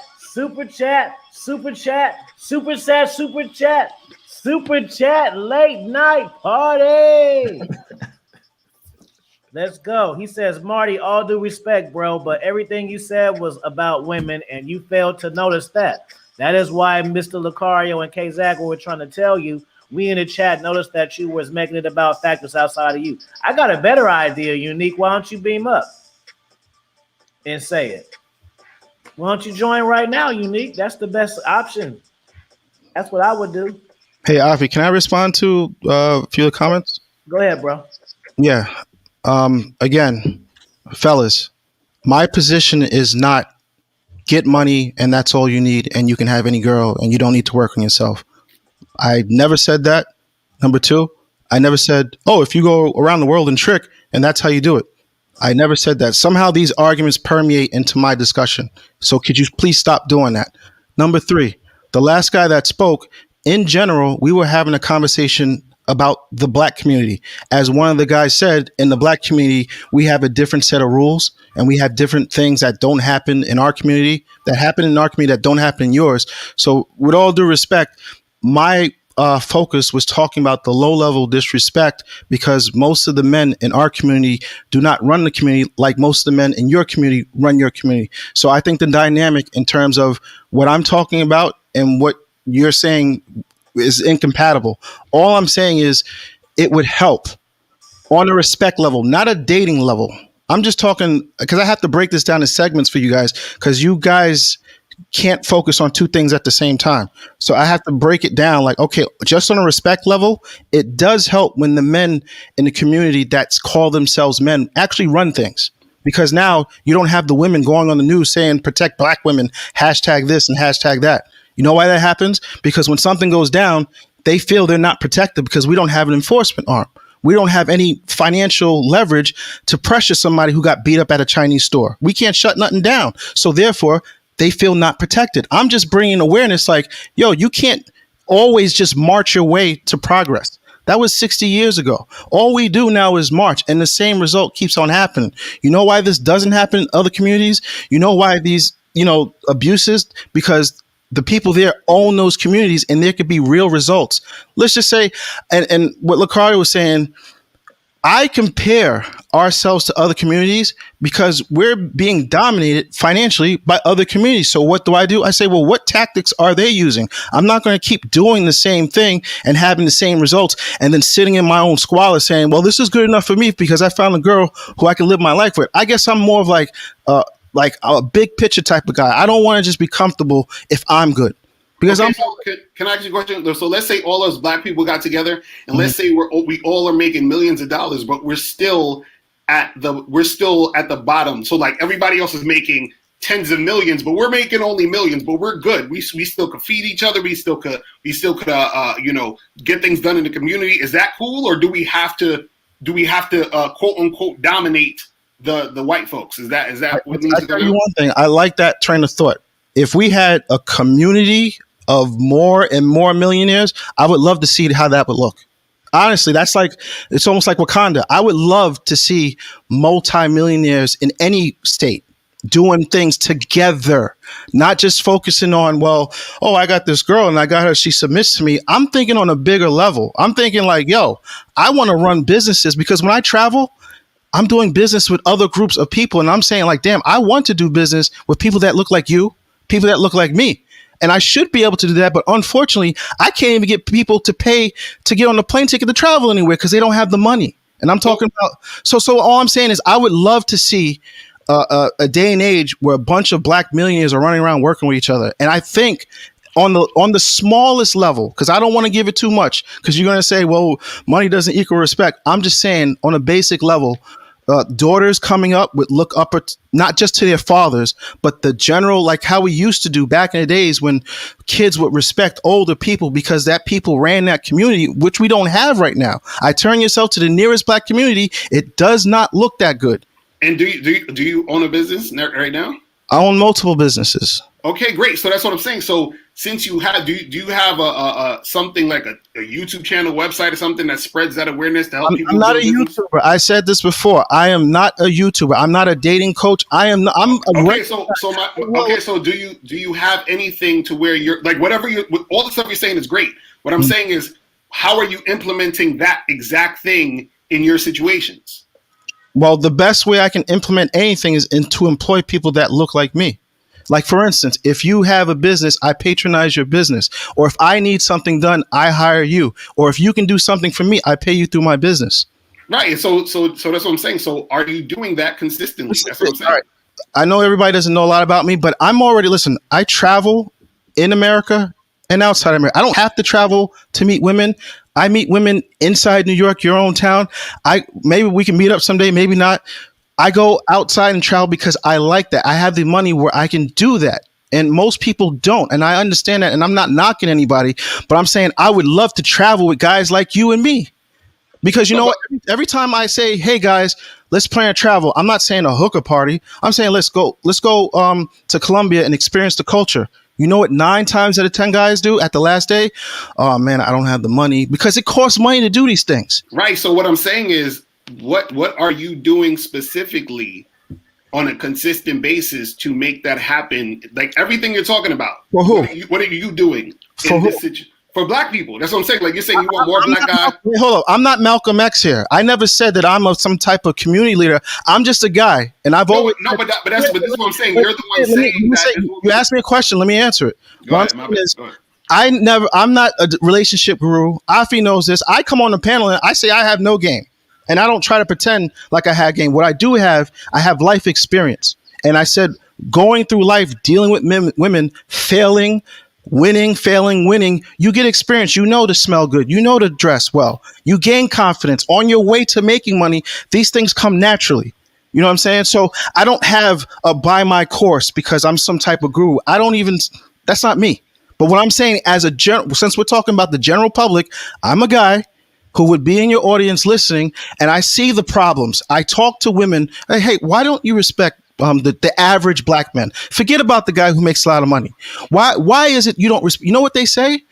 Because I don't ever see them in any type of leadership positions. And I say, well, what do you mean leadership positions? Well, they can't employ me if I need a job. If I get in some trouble, they don't come to my aid. If I go to the Chinese store and I'm disrespected, nobody looks out for me. And you know what would change that? Not a bunch of guns and guys looking like goons, guys buying up the neighborhood and forcing all the people that don't agree with our people out. So you have financial dominance, which creates a baseline, not a total, a baseline respect when you win. So when you walk down the street, as I do in Colombia, como estas, don't matter if it's the ugliest woman or the prettiest woman, they respond to you in general. That doesn't mean that woman wants to date me or give me a blowjob. It's just a general baseline respect women of other cultures have for men in general. And I notice they don't have it here. And I'm just pointing out, hey, this could be one of the reasons why. Why don't we focus on this a little bit? And I'm getting so much pushback just by saying to everyday men who are in their 30s, like, hey guys, we should be owning our neighborhoods so we can employ our sons, so we can employ our brothers. You know, and I'm getting called a trick. I don't understand this. The reason why you're getting pushback is because you keep adding the whole women aspect to it. If you didn't say nothing about women and you were just like, yo, this is what black people need to do to succeed, you wouldn't get no pushback. Literally the only pushback is when you're talking about it, correlating it to women respecting and loving you and all that other stuff for that. That's what I'm saying. So let me ask you a question, Lucario. When women, if you ask a regular woman, not your woman, just a regular woman that's on the street, hey, would you like to live in a place where black men pretty much ran the show? Would you feel more comfortable when you walk outside? Would you have more respect for the average black man? Do you think she would say, oh, that's not important? No, of course she'd say that's important, but that's not the point. That's all I'm saying. But that's what I'm saying. That's not the point, though. You keep saying that she'll be subservient, right? No, I didn't say that. I said baseline. I keep saying it again because you guys keep on switching. I said baseline respect. You can go and listen to what I said. Baseline respect. I didn't say anything about her being subservient. You guys. So what did you say about her being subservient? Because I heard you say that earlier. What would you mean by that? You said that you don't want to be subservient to your woman. What did you mean by that? I said in the context of us talking about money, somebody on the panel, not you, I'm not throwing shade at you. Somebody on the panel said, if a woman's making $100,000 and I'm making $45,000, I'm okay with that because I have swag and I have good D game. And all I'm saying, if that works for you personally, I have no problem with that. Only thing I had a problem with, to add on to that, I said, when you have a community of too many men with that same type of mentality, you can't uplift the community when you have too many men underneath their I women. didn't hear nobody say that, bro. I've been saying that the whole time. No. I didn't hear no one say nothing about somebody came. If I made a little bit of money, as long as my dick is good, I didn't hear nobody say that. No, you can rewind it. It was probably like an hour and a half ago, and that's what I was like. Whoa! I don't agree with that. I said, I don't. If you ask, that was me, bro. Okay, but all I was saying is, if you ask any woman just walking down the street, hey, you make 75,000, would you be cool with your man making 35? I guarantee you, 9 out of 10 off rip would not be like, oh, well, if he has a nice personality and he dominates me, they would tell you off rip, I'm not comfortable with that. And hold on, let me stop you right there. You're absolutely correct. You are. You know why? Because 9 out of 10 guys, women aren't attracted to.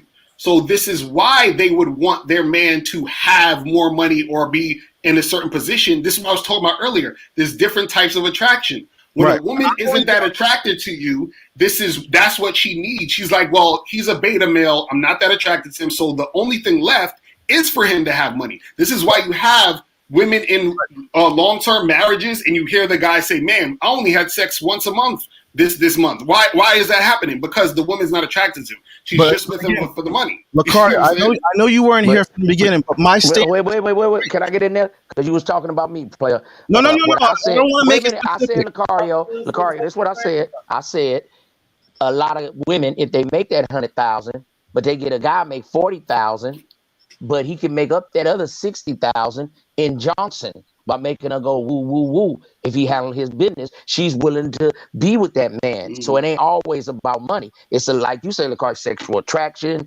The way the guy presents himself. This guy may make 200,000, but he's an asshole. The woman don't want him. So it's not always money. It just seems like this brother keep basing everything on money. No. What I was saying, to add on to what he said after that, I said, now when you have too many men in a community doing just that, you have what you have now in your own black community. Nobody owns anything. There's no investment because your women are outpacing you financially. But wait, Marty. So there's a low level disrespect just for the average guy walking down the street. That's all I said. But Marty, to Sir Izm's point, and I hate when people do this shit. People minimize the importance of sexual attraction and sexual chemistry. People minimize it, and that shit is important to women. It's more important than maybe you think. It's important, bro. There are women cheating on their spouses because they're not being sexually fulfilled. Right? I'm not minimizing it. I just said when you have too many men. But hold on. But when he made the point about the woman making X amount of dollars, and he said, and then I'm sure he wasn't just talking about sex. There's other things that go into it. But he's right. No, he said he specifically said D-game. Okay, but that matters to a lot of women. Now, if a woman has a healthy sexual appetite, now it might not be the most important thing in the world to her. You know what I'm saying? If she's in a relationship. But it's going to be important. Oh, okay, but I'm looking at the big picture. I said, if you have too many men okay with being subservient in your community, guess what? The community is supposed to be led by men, right? But if you wait, this is what I'm saying. You just said subservient. How are they subservient? I mean, financially subservient. That's how are you financially subservient to her? Okay, ask any women. Now, you might have a specific stance where your woman and you is cool. I'm not knocking that. But what I'm saying is, if you ask any woman, would she prefer a guy to make what she makes or more or less? She's going to pick the latter. Let's be real here. Well, that's the thing. And that's what I said. You worried about asking her. Right. No, I'm not asking her. I'm asking a girl who's walking down the street in general, a general question. But bro, this is what I said. I said, of course she's going to say that because most women's experiences, most of the guys they deal with are guys they're not that attracted to. So they settle for the guy who has the resources. So of course they're going to say, yeah, I'll pick the guy who has more resources. Now if she's with the guy who she's attracted to, she'll be like, man, this guy's only making 30,000, but I'm actually attracted to him. So I want to be with him more. Now, if that guy she's attracted to has a lot of resources, then she's like, damn, that's icing on the cake. But what I'm saying is, and correct me if I'm wrong, you're saying that if a lot of guys are like, let's say have this small amount of money, but they have the swag, you're saying if enough guys are like that they won't build the community. Is that what you're saying? What? Okay, let me clarify. What I'm saying is, whatever you're saying and most of everybody's saying in the chat room, whatever, it ain't working because look at your community. It's chaos.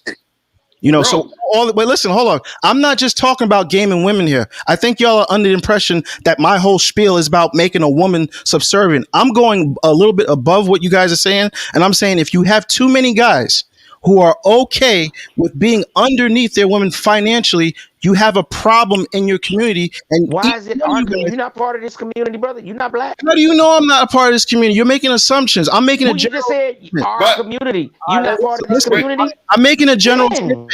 When you go outside in the typical black community, you don't see clean, well-groomed streets. You don't see businesses so you're not owned part by of the community. Well, let me ask you a question. Have you ever heard of the pimp Gorgeous Dre? I don't know. Have you ever heard of Gorgeous Dre? Do you asking? Do I follow pimps? And if I heard of somebody named Gorgeous Dre? Yes. No, I haven't. Okay, so I'm just using him as an example. His real name's Andre Chandler, but he used to pimp, but he doesn't anymore. Back in the day, the Gorgeous Dre, he had a whole bunch of hoes that he was working with, and they were making millions of dollars. You understand? To where he had like a mansion and all this other stuff. Now, the reason why I bring that up is this. Is because when you have a woman's mind and you're able to work with her to make things happen and to build. So you're saying it from the extent of, well, if you guys don't have the money or you're not competing with these white folks or you're not doing this, then the women aren't going to respect you and all that other stuff. The woman's going to respect you if you know how to interact with her to get that respect. And that goes beyond just the money because the money can be made with both of y'all. So I was using the example of me and my wife. When I got with her, I didn't have any money like that. You understand what I'm saying? We were working together and she was working with me and then we built. You understand what I'm saying? So the same thing could happen when you're dealing with any other woman. But well, you're looking at it from that aspect. I don't want to make it personal because when you talk about you and your wife, I don't want to make what I'm saying to like jab at you. No, you can say go ahead. Go ahead. No, I literally I'm not trying to have smoke with nobody. All I'm trying to say in general, this is not a one case fixes all. What I'm saying is if you ask the average woman about what she has a problem with in her day-to-day life with her own black men.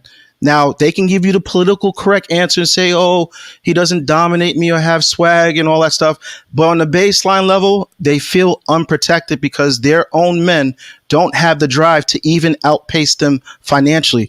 This is not me telling you this. This is from multiple women that I've talked to, and they've given me a general consensus. So I wish you guys would stop saying this is my opinion and this is from. I know, but you're talking about from women's opinion in general about a specific issue. No, but this is what I'm saying though. This is what I'm saying. See, this is the difference. You're okay. You're asking women one specific question. You're saying, hey, hold on. No, okay, let me ask this. So were you saying to them, would you rather a guy that makes 30,000 or 100? Were you basically saying, would you rather a guy who makes less money or more money? Was that what you were saying? What I'm saying is our community looks like shambles. And I'm asking, what was the question you were asking? Listen, when I talk to women, I don't just come out and say, hey, do you want a rich guy? Yes or no? That's retarded. I'm having discussions with women over an hour-long time and us doing what we're doing. And one of the points that I brought out in the conversation, I said, hey, what do you have a problem with your own black men in your own community? Forget about everybody else for a second. And they ran down a laundry list of things. I'm just pointing out some of the top 3 or 4. Mm-hmm. And I'm not asking one woman. I'm not asking an old woman. I'm asking a nice assortment of nice ages and different backgrounds. And I'm saying, okay, the main point that I'm getting from women, and this has nothing to do with I'm trying to sleep with them or submissive. I'm making money with them. It has nothing to do with them submitting to me. I'm just asking them a question as a general question. And what I find when you talk to women honestly, we're not giving you the politically correct answers. They tell you what's real. And they're like, yo, the problem I have, I love a sexy guy, but I feel a kind of way when I want to go here or participate in activities that I see my other counterparts doing. And the guy that I'm with, because I like his swagnificance, can't afford it. Right. But you're not asking the right questions. No. There's no right or wrong question to ask. No, there is, because, okay, check this out. Let's say you ask a woman, hey, have you ever slept with a guy on the first date, right? And let's say she says no, right? But what are you really trying to get at? You're really trying to get at, has she ever slept with someone as soon as she met them or quickly, correct? That's what you're asking the action. The woman that like no. But this is my point. My point is, if I ask a woman, "Hey, have you ever slept with a guy on the first date?" She'll say no, right? But then I say, "Wait a second. Have you ever slept with a guy that you just met?" And she was like, "Oh, well, actually, there was that one guy when I was at the bar, just randomly, I met him and I slept with him." So me asking, has she ever slept with a guy on the first date, is not just about her sleeping with a guy on a quote unquote date. It's about her sleeping with a guy quickly. So what I'm saying is that the actual answer that you're trying to get, or the actual thing that you're trying to reveal, is about her sleeping with guys quickly. It's not about just the specific date, because she can say, well, I wasn't technically on a date. So what I'm saying is, when you're asking a woman, hey, would you prefer a guy who is has these types of resources or making this type of money versus this type of guy? Right? What happens is that you're leaving out a lot of different things that could actually reveal what is the actual issue. That's what I'm saying. So you're trying to simplify something that's a little bit more complex. That's what I'm saying. Let me ask you a question, Locario. Take the women out of it, because I see putting women in things, everybody gets a little tested. Right? Because you got to understand when you're dealing with women. Let me ask you a question. In your own community, what could be done to improve the way it looks? What could be done where more guys that look like you actually own the buildings instead of renting? What could be done where instead of your own women going to the Chinese store and getting beat up and nothing happens, what could, as men, because I guess I'm trying to focus on that, but everybody's bringing it towards this women stuff. As men, what would be the solution to fixing these little problems that we all have? So now I want to point out something. I'm going to answer your question, but I want to point out something. Everything you just said, right? You said, let's not talk about women, right? Correct. And we're talking, now you're strictly talking about the community, right? I'm trying to progress the conversation. Right. So now this is what I want to point out, though. Now that you're talking about the community, right? That's where it needs to stay when you're having that conversation, and that's a separate conversation. That's what we're trying to say. So now, let's say, for example, because you said you're not a YouTuber, but let's say you were a YouTuber. Let's say next week you got a YouTube channel, and your title is "How to Fix the Community," how black men can fix the community. Now imagine I get on your joint and I say, yo, you know what? Why don't you spit some game to this chick, and then you can get millions of dollars that way? And you're like, what the fuck you talking about game? I'm trying to talk about building a community. It's two different topics. That's all I'm saying. But the topic here originally, Locario, was not just dating. When I got on, it was just, we're just talking the shit. We're just talking about random topics. No, I know that, but what I'm saying is that you're the one that's also, you're the one, because you're not saying, why am I getting pushback? You're getting pushback because you're the one that's actually adding the women part into what you're saying now. That's all I'm saying. No, in the middle of us talking about women, I just stated a fact. Once I heard somebody say being in a financially subordinate position to your woman is okay because you have swag. If that works for anybody, I'm not here to, say you don't have the swag to do that. I'm just saying, for me. But this is what I'm saying. There's no financial subordination, because whatever is hers. No. Anytime you make less money than somebody else, you are in a lesser financial. That's math. That has nothing to do. But see that. But that's what I'm saying. You don't understand the game, bro. I'm not talking about game right now. I'm talking about math. If you make less than somebody, you make less than somebody. Christ. No, bro. No. But this is what I'm saying. You're not understanding. No, you're not understanding what I'm saying. It's like, okay, when people talk two different languages, there can be something lost in translation. Like there's certain things in Spanish that there's no English word for it, or there might be certain things in Japanese that there's no English word for it. This is the same thing what we're talking about here. You're saying, okay, well, math, this is more than that. I get it. But when I'm talking about a man and a woman having a relationship and finances are concerned, and that man is a leader and a manager, that means that whatever her finances are is his finances, period. That's what we're saying. You keep saying, no, well, her money is her money. And that's not what happens. You see what I'm saying? Let me ask you a question, Locario, and just answer me honestly. Take your situation out of it. Do you think that is the general default of how women move in America, where it's okay, where they see their money is your money, and like she makes more than you, but you're going to manage her money? Like, how does that work? Of course not, because a lot of dudes are lames and they ain't got no game. That's no. The default is always somehow that the dude is lame. I'm just talking about in general. If you met the general woman, are you saying, I don't care about the guy's swagnificent? Everybody ain't gonna be swagnificant. Let's just put that on the table. So I'm saying in general, your situation, you're trying to apply your situation to the whole. And I'm like, yo, I'm looking at more what's in reality and what generally happens. Well, But this is my situation. Just ask the question. So what I'm saying is, if you say that, are you trying to tell me that in general, the average woman is comfortable, with a man making less money than them and letting him run everything? Yes, if he's a man. That's what I'm trying to tell you. If she sees him as that guy, yes, she is.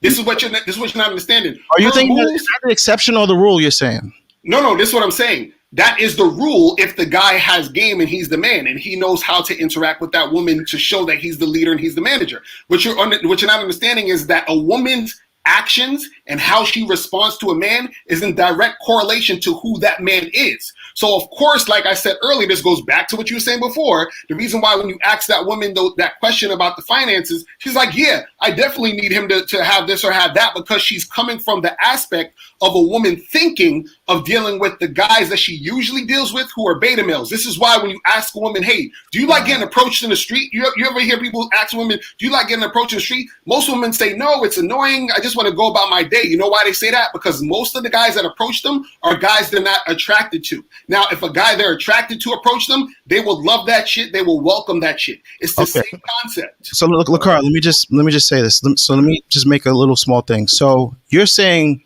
that you have expert level game. So for you, you're able to maneuver the situation where she sees you as that dominant alpha male. But my question is this. In most cases, like you just admitted to, most guys are beta males. So they cannot do what it is you're doing. And all I'm saying is I'm pointing out, I guess, those other 99% of guys who are in that situation, but they don't have that dynamic. So what I'm saying to those guys, you don't want to be in a financial subservient position to any woman at any time, because then you don't have to worry about game making up for what you don't bring to the table financially. That's bro, bro, that's the thing. You're making it about if he has money, he doesn't have to worry about that, which is that's not correct.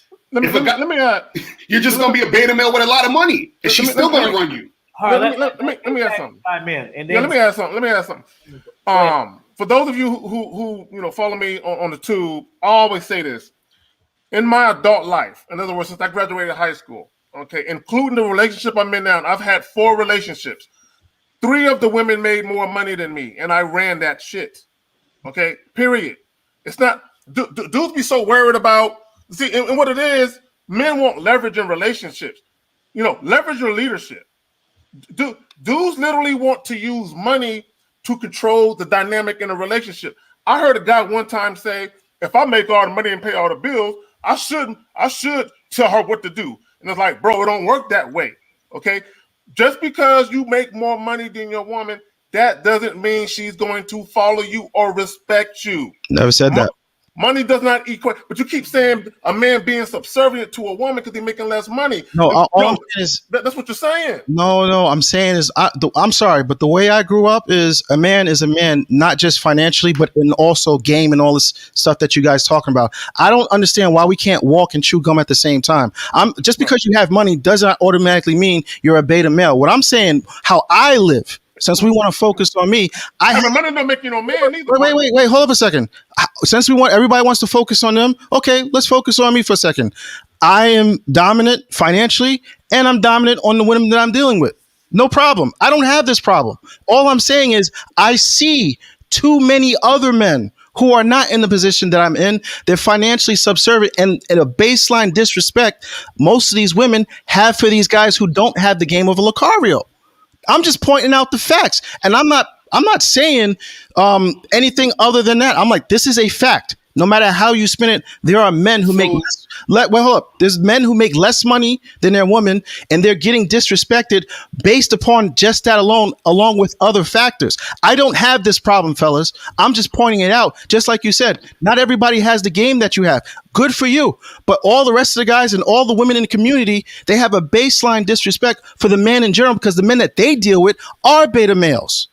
And okay, so Is that a money problem or a man problem? Is that a money problem or a masculine problem? I think it's both, because some guys don't have the game, they don't know how to dress, they don't know how to talk, and then you have some guys who know how to dress and know how to talk who don't have the financial know about to actually get money. I'm saying combine the two, like Incredible Hulk. You would combine the brawn with the brains, and that would be awesome.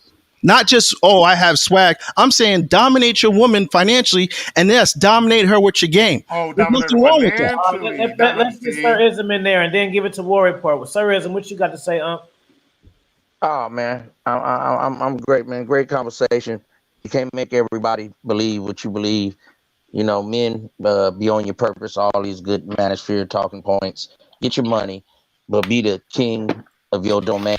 High values from within, and hey, just run your shit and be yourself. Cause this brother here, he wore me down. I can see, cause he done wore me down with this here, man. I appreciate you letting me up happy. I'm gonna have me a sip, and I'm gonna go on and get a good night. Salute to all you brothers. I will be subscribing to you players, and keep up the good work. I support male masculinity and female femininity. Good night, players. Good night, bro. War Report, you on deck? War Report. War Report. All right, Grand Cam. Hey guys, so I just want to say I know I came on late. I was trying to go on the stream a little bit earlier tonight, but I'll try to catch the next streams later on. It was a pleasure hearing everyone on the panel speaking, and I enjoyed this conversation. And ultimately, my parting words for this conversation that we're having is, I really subscribe to the school of thought from Locario and Kzaggin when they talk about just really focusing on yourself and becoming the best version of yourself and figuring out how you can provide to your community and whatever community you're associated with. So, I mean, if you focus on that and you figure out how to release yourself from these mental constraints that you have that are holding you back, mental constraints could be like insecurities or anything that's really holding you back. You got to work on it. You got to address it and just get on point. And at that point, everything else is beautiful. Life is beautiful. Everything is harmonious, and you're able to have this kind of attraction energy to women and to the guys that you do business with. It just becomes perfect from that point on. So that's my 2 cents. Thank you, guys. Good. Locario, Alpha Villains, Kzaggin, you had anything? I just wanted to make sure the people who just came on have something to say. War Report, if you in here, just pop in whenever you get service. I don't know what you're doing. Nah, I just want to say, man, it's thank you for everybody coming on, man. Locario, War Report, Kzaggin, everybody that came in and chimed in, man. This was a long one tonight.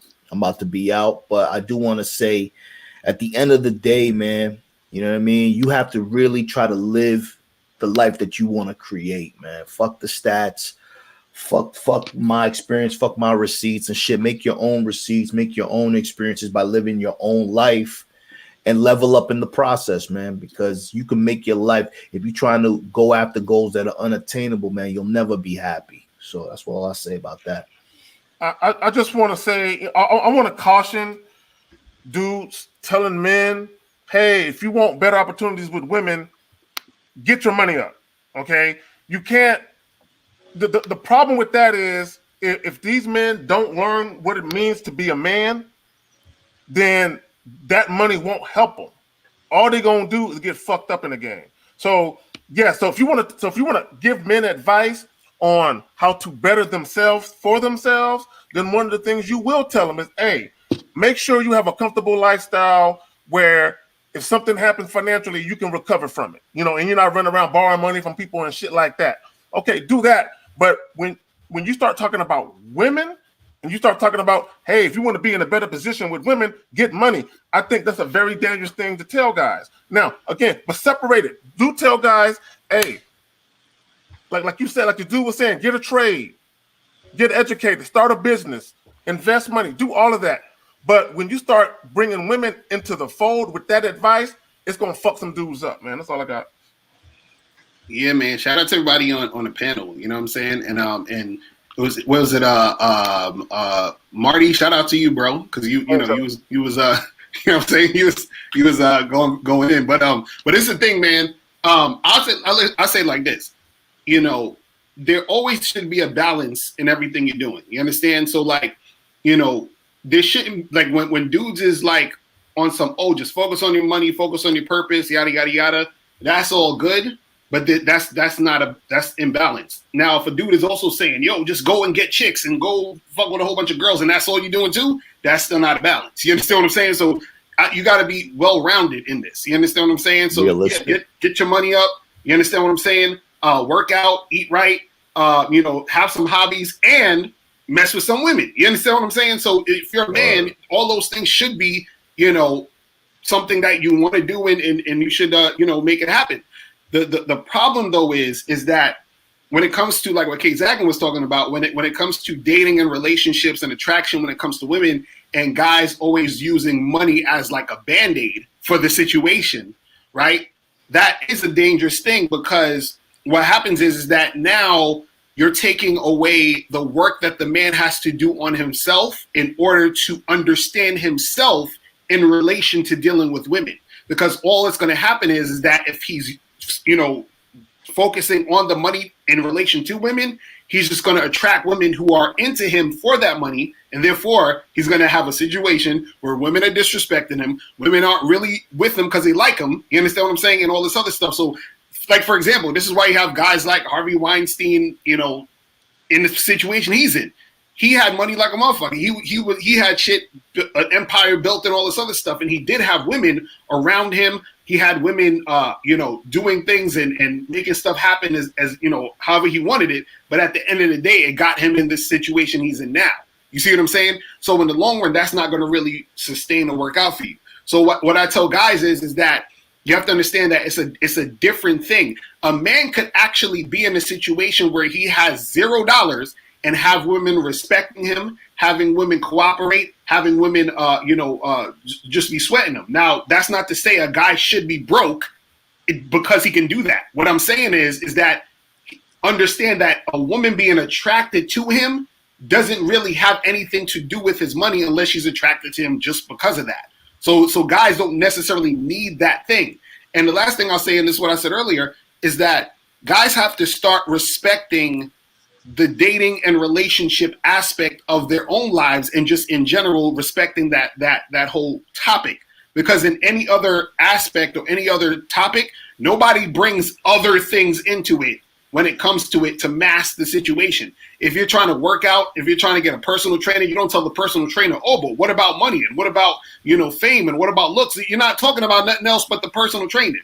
If you're trying to learn how to cook, you're just talking about cooking. If you're trying to learn business, you're talking about business. Nobody's bringing all these extra things on it. But when it comes to dating, a lot of guys want to bring all these extra things on it because they want to be able to mask having to work on themselves and just having the money or the resources to make that work for them. And it doesn't really work that way. And they realize that in the long run. So you got to respect the game. You got to respect having that, you know, that skill and that know-how to attract women, because it's a skill to be able to do that on a consistent basis. See, the thing is, any dude, it's not hard for a guy to get a woman, right? But what woman is he getting? Is he getting a woman he really wants? Is he just settling for what he can take? And this is what happens when people don't understand the game. This is why you have so many women out here single and fucked up out here, because they don't have the game. They don't have the skill to attract the type of guy they want. And on the flip side, a lot of men don't have the skill to attract the woman that they want also, which is why they always trying to go to the money.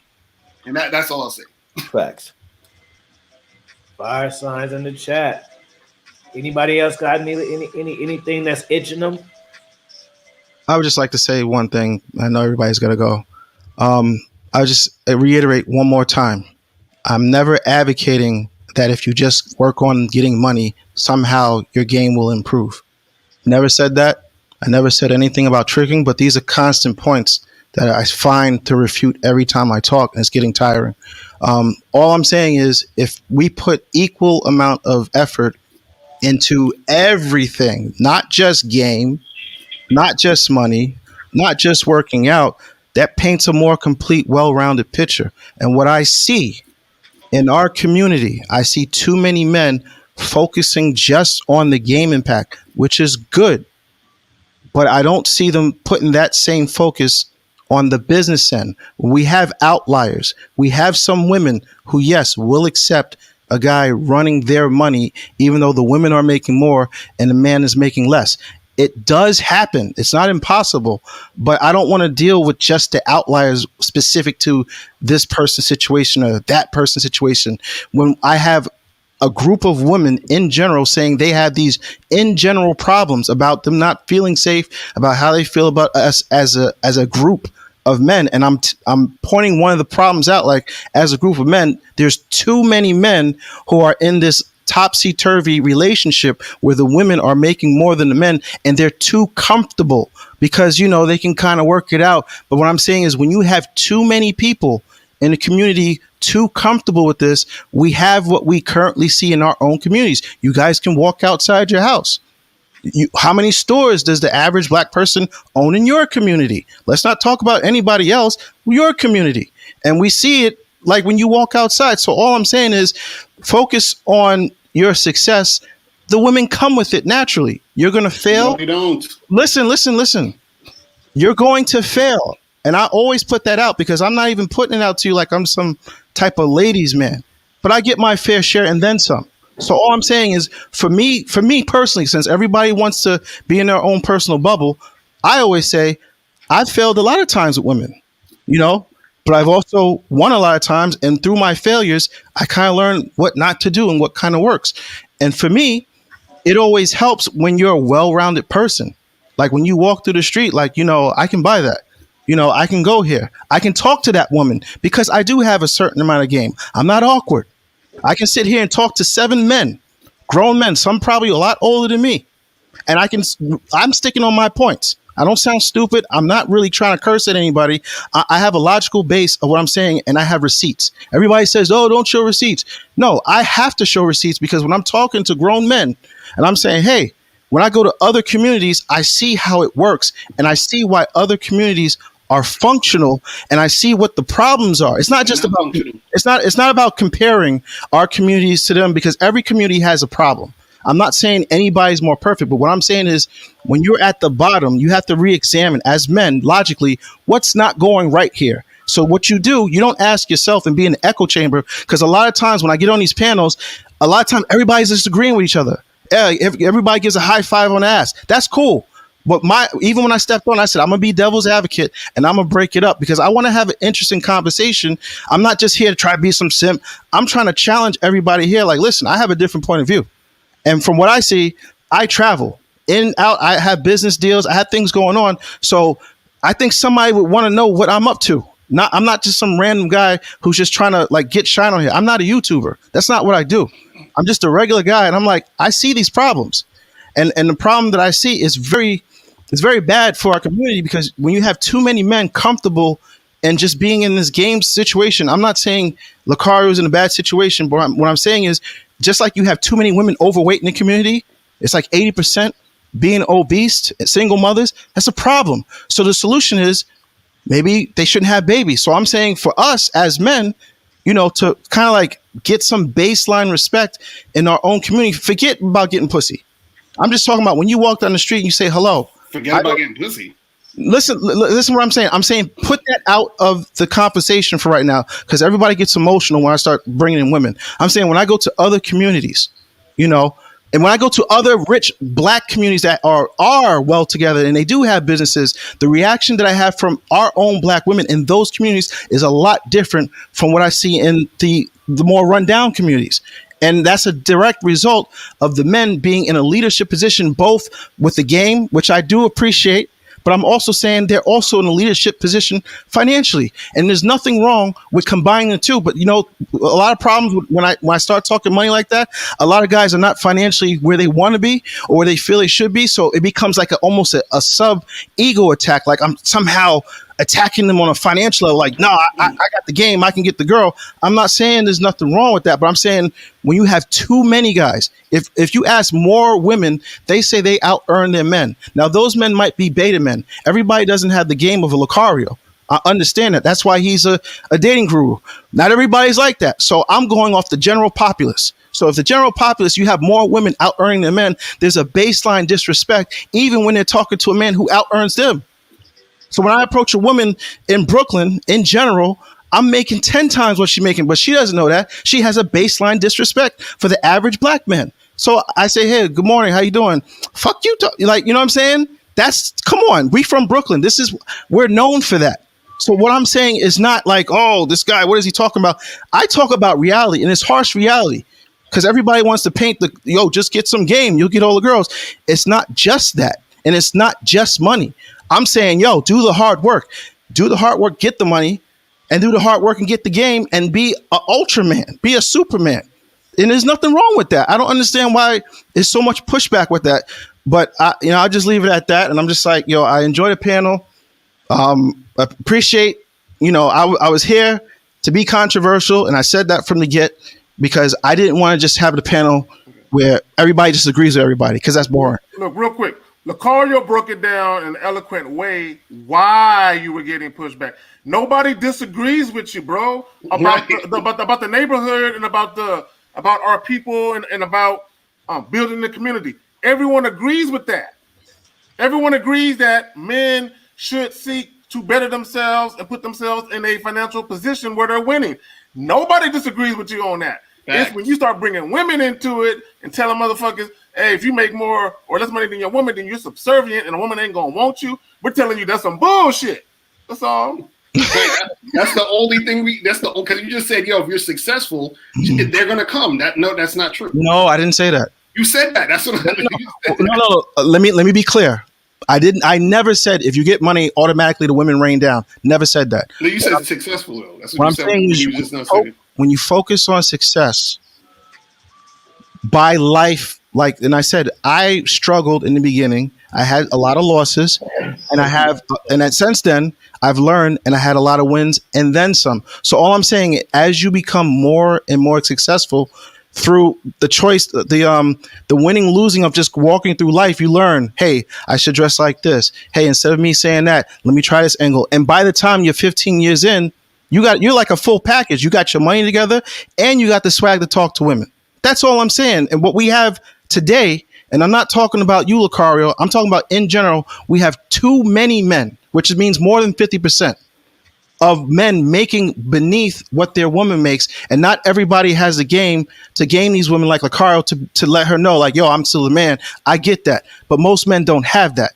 So all I'm saying is when you have too many men in a community nationwide with that thought process where they're just comfortable doing that without the game of Locario, what you have is a low level disrespect of the average man who makes more than them just on the street walking down. And I'm saying, man, the only way to kind of flip that dynamic, if we had more men with the mindset, forget about the women for a second, just to be like out earning, like I don't know. It's some man. You just said forget about the woman, but out earning who? No, but I don't know. It's a man in me. I can't have a woman that I'm dealing with or dating or marrying to be able to pull the money card on me. What's the money card? For me as a man, I'm not talking about you, Locario, so I'm not trying to take no. No, I'm saying, what's the money card? All right. If you want to buy a house, I'm just trying to make it real easy and basic. Mm. If you want to buy a house on 17th Street, and she really loves the house on 19th Street. Now, yes, there is some point of deliberation where, as a man, I want to live there because you're breaking down to her logically, but she likes that pink picket fence. Now, when you learn, I'm about to get you, but go ahead. Oh my God, I'm not even trying to make it like that. All right, but no. I'm just saying, and I'm throwing this out as an example on the spot. So if there's any flaws in it, okay, whatever. But if she really wants that the house with the pink picket fence, there's no amount of, and everybody's gonna argue like, no, if my game is together, I can persuade her. But I'm like, at the end of the day, she can always pull up. Well, nigga, this is really my money. I'm about to get you, dog. Go ahead, Kings. I'm going after Kzaggin real quick. And I'm not going to end it, so I want to be too long. Go ahead, Kzaggin. So me and my woman, right? When we first was house shopping, right? There was about 3 different houses we was looking at. Now, you're gonna use your personal experience. I'm talking in general. Yeah, I'm using my personal experience, bro. Okay. So everybody's a winner personally. Nobody can say nothing. Okay, well, hold on. I'll talk in general then. Let him go. So hold on. So we're looking at 3 different houses, right? The house we live in now was the one I chose because it was in an area that I preferred. When it came down to put down a down payment, she put down $5,000. I didn't put down a fucking penny. Congratulations. Okay, so what I'm saying is, if a woman respects you, she adores you, and you are the unquestioned leader in your household, that's how that shit gonna go. That's all I'm basically saying. you're a pimp and you got over on her and she No, I didn't. And see. This is what I wanted to say real quick. I want to say this real quick. Everybody's a winner here. Hold on. This is what I'm saying real quick. How in the hell did a woman become your woman in a position to where y'all are buying a house to where she's to where she would even say to you, well, this is my money, I'm doing whatever. You understand? Meaning that a woman would never even be my girlfriend or wife and be in that position in my life to where she would even be talking like that. So that's an error on your part. Let me answer that. Okay, go ahead. Ask me a question. So what are you trying to say, Locario, that in America, in general, that when a woman is I know your situation, the guy above me, he's saying he's Mr. Awesome and she paid it and he's the man. But what I'm saying in general, do you think that's how it plays out where a woman marries a man who is not alpha on your alpha game and she marries a man who's financially subordinate to her and she runs the show? I mean, literally in our black community, women pride themselves on I'm the boss and I run things. So whose fault is that? Whose fault is that? I'm not here to take up for beta men. That's not what I'm saying. So let's get it straight. So what I'm saying in general, there's a lot of beta men out there, right? So I'm saying is I don't even want to be in a position and at any point making less money than my woman. I'm not comfortable with that. Maybe you guys are and you got the game. I'm not saying I don't have game, but I'm just saying on a financial level, I'm not comfortable making less money than my woman. And that's why you're not comfortable, because you think she's gonna pull the money card on you. No, it's just I'm a man. I'm in the leader position at all facets of the game, not just game. Wait, so if you're in the leadership position, then what difference within what you're talking guys about? Think because they have game, the financial thing goes out the window. But if you're in the leadership position, then what are you talking about then? Because listen, as a man, why would you say that? Listen, as a man, I don't see myself subordinate to a woman on any level. I don't care physically. I don't care. I'm not going to date a fat woman who's 300 pounds and I'm 150. Not going to happen. I'm not going to date a woman who makes $150,000 and I'm making $30,000. I'm not going to be comfortable with that. Hold on. I don't understand you guys. So wait, so you wouldn't approach a woman that you thought was attractive and you wanted to make something happen with because she making more money than you? First of all, when you approach a woman, she does not wear her tax receipt on her forehead. No, but I'm saying if you knew, if I said, yo, that girl over there, you look at her, she's hot, you think she's attractive, and I know for a fact she makes more money than you, you just wouldn't approach her. Locario, that doesn't make any sense. That's like saying if you saw me. No. I'm asking hypothetical. Hypothetically sense. Speaking, if you were trying to holler at a girl, we were at a party, you saw a girl across the room, like, yo, I'm about to holler at her, and I say, yo, bruh, before you go, I just want to let you know she making 3 times as much as you. Would you? Am I trying to marry this chick or am I just trying to beat for the night? Let's be specific then. You're trying to marry. So I'm going to marry her. Marry, beat, whatever you want to go. Question doesn't make any sense because if I'm in the club, I'm not looking to marry a chick in the club. Okay, so you're trying to smash. You're trying to smash. Yeah, I would never find a wife in the club. That's some beta male shit. Okay, no. You're trying to smash. Would you go and try to holler at her? If I'm just trying to smash, off is fair game. I'm talking. Okay. Now, let's move into another thing. Let's say you're trying to marry her. Would you marry her? Well, Clara, let's be clear. I've always been talking about relationships with a woman that you're in a relationship with. You just switched it to somebody I just met at the club. So we gotta be specific. Y'all saying okay. So now you already smashed and you like this chick. Now, would you marry this woman knowing that she makes more money than you? No. Why not? Again. As a man, I'm just on some man shit. I'm sorry. I don't feel. It sounds like some insecure shit to me. Well, you can call it whatever you want to call it, but that's what everybody speaks their truth. So don't come down on me. I'm just talking my truth, bro. I'm just saying, as a man, there's not a lot of women that make more than me, period. So I don't have those problems. But as a man, I don't feel comfortable being in a situation where I'll be making 30,000 and she's making 150. And I was hold on. See, you're being extreme with the difference. Okay. No, that's what Locario said. He said, "Yo, I make 40,000. She makes. I don't care what she making. So Beyonce divorced Jay-Z. Want to get with you? He just said I'm being extreme. I'm just using the example you gave me. No, I'm saying if Beyonce divorces Jay-Z and want to get with you, you ain't fucking with her. No, just why Nick Cannon shouldn't have fucked with Mariah Carey when she was put those names on the back of the seat. I'm not cool with that. Maybe Nick Cannon is a beta man and he's cool with that. I'm alpha. I'm not cool with that. I'm sorry. But I'm alpha. I said it. I'm alpha. Yeah. No, So wait, I'm not trying to fuck none of you guys on here, so I don't care what you guys think. Wait, hold on. I get busy in and outside the streets. I'm alpha. Yes. Because having sex doesn't make you an alpha male. English. I guess you guys think like, yo, having money and having sex doesn't make you an alpha man. I never said having money, having sex. See, now you're putting words in my mouth. Okay.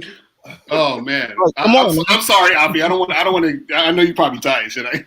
No, I'm saying, go ahead. Listen, I'm taking on 5-6 men. I'm speaking on mine. I know what I'm doing. I'm living this. I'm not making it up. I'm not trying to be like a boss nigga to try to impress none of you guys. I'm just on here just giving life experience from my point of view, and I'm having success doing what I'm doing. I'm not a beta. I don't pay for nobody's stuff. I don't trick. I don't travel a trick. I have multiple businesses. I'm living good.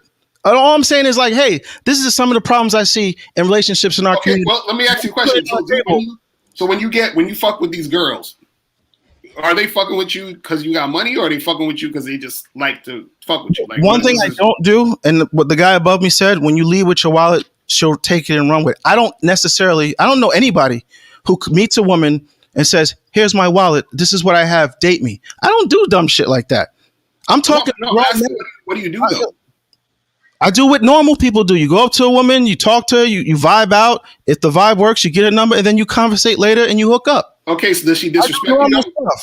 Does she disrespect you? No, because I'm never in a subordinate position to be disrespected. No. What I'm saying is that when you're fucking with these women and you approach them, you talk to them, you get the information, you hook up with them, do these women disrespect you? No, like why would they disrespect me? Everything is good. Good vibes. Everything's cool. Okay, so then what does that have to do with your money? Oh my God. What I'm saying is if you're in a relationship with a woman, I have to say this 10 times. I'm not comfortable having a girlfriend who makes I'm saying that you just said that the chicks that fuck with you don't disrespect you, and you just said that they get with you because of your vibe. So what I'm saying is that where's this part where you were the whole time you were saying that, and if you're in a subordinate position, quote unquote, the women are going to disrespect you. Okay, right? If you're in a relationship with a woman, right? If she's making $100 and you're making $40,000, so when you go out to dates, do you pay, or do you mind meld her into paying for you? Now you're the man. What do you do? What's the question? He said mind meld her into paying for you. Because y'all acting like it's no. This is the point. I'm trying to make a point. You just proved our point. No, I'm not.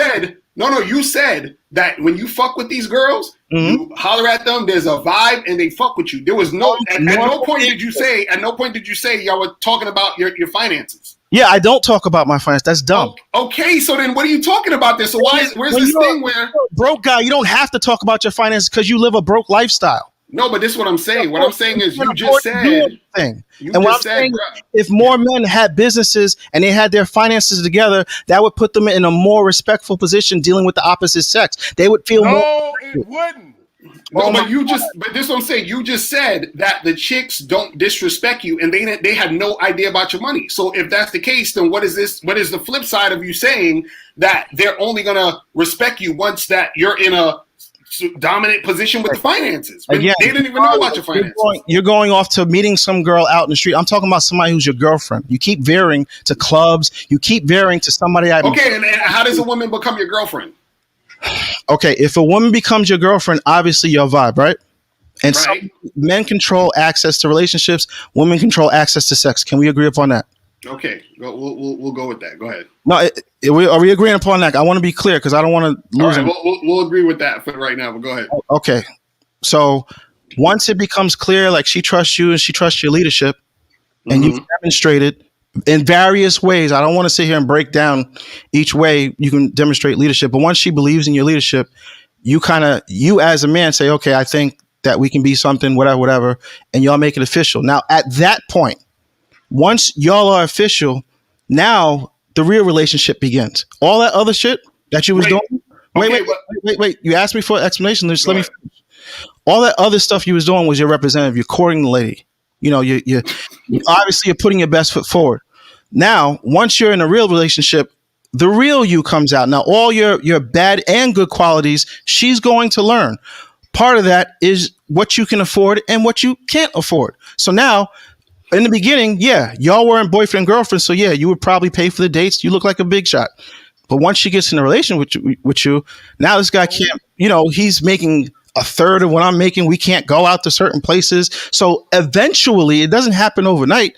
A girl comes to resent the fact that you can't financially be superior to her, even though she might like you as a boyfriend or a husband.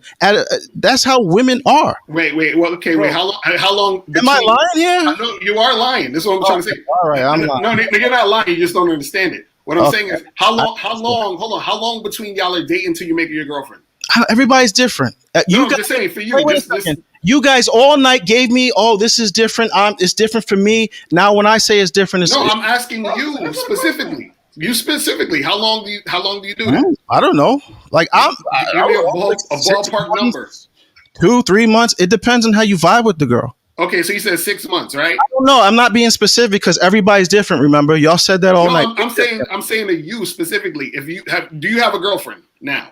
No, I would not have a girlfriend now. Absolutely not. Okay, so have you had a girlfriend before? I have many girlfriends before. Okay, now how long from when you were dating till you made your girlfriend? How long did it take? I don't know. Like, you talking about the last one I had? Yeah, just anyone. I just want to know how long between 8 months of dating. Like 8 months. Okay. Okay, now, so you're trying to tell me in 8 months, this woman who at some point turned into your girlfriend, you're trying to tell me through those 8 months you weren't vetting her? You understand? She wasn't actually becoming accustomed to the type of person you are. Wait, you're talking about me personally? Yes, I'm saying. No, for me personally, because I don't have to hide anything, because I don't make enough money, I don't have to do smoke and mirrors, I don't have to play that shell game. But most men do. Because most men don't have the money who outpace their girlfriends, so they play this little shell game of, yeah, you're going out paying for dates. You look like you have money. Some guys. No, I'm not even talking about that. I'm talking about when you're dating this woman and she's not your girlfriend yet. What I'm saying is that these 8 months that's going down. What I'm saying is, are you vetting her? Meaning, are you seeing if this woman is the right woman to make your girlfriend? Am I vetting her in what way? And what, like, meaning to, like, for example, like if you have a person who's trying to get a job, the person comes in, they read their resume, they might put them through a little, 90-day training or some shit. What exactly am I vetting? To see if she's going to respect you when she's in a relationship with you as a girlfriend. Well, in day one, you can figure out if a girl's going to respect you. You don't have to wait 8 months for that.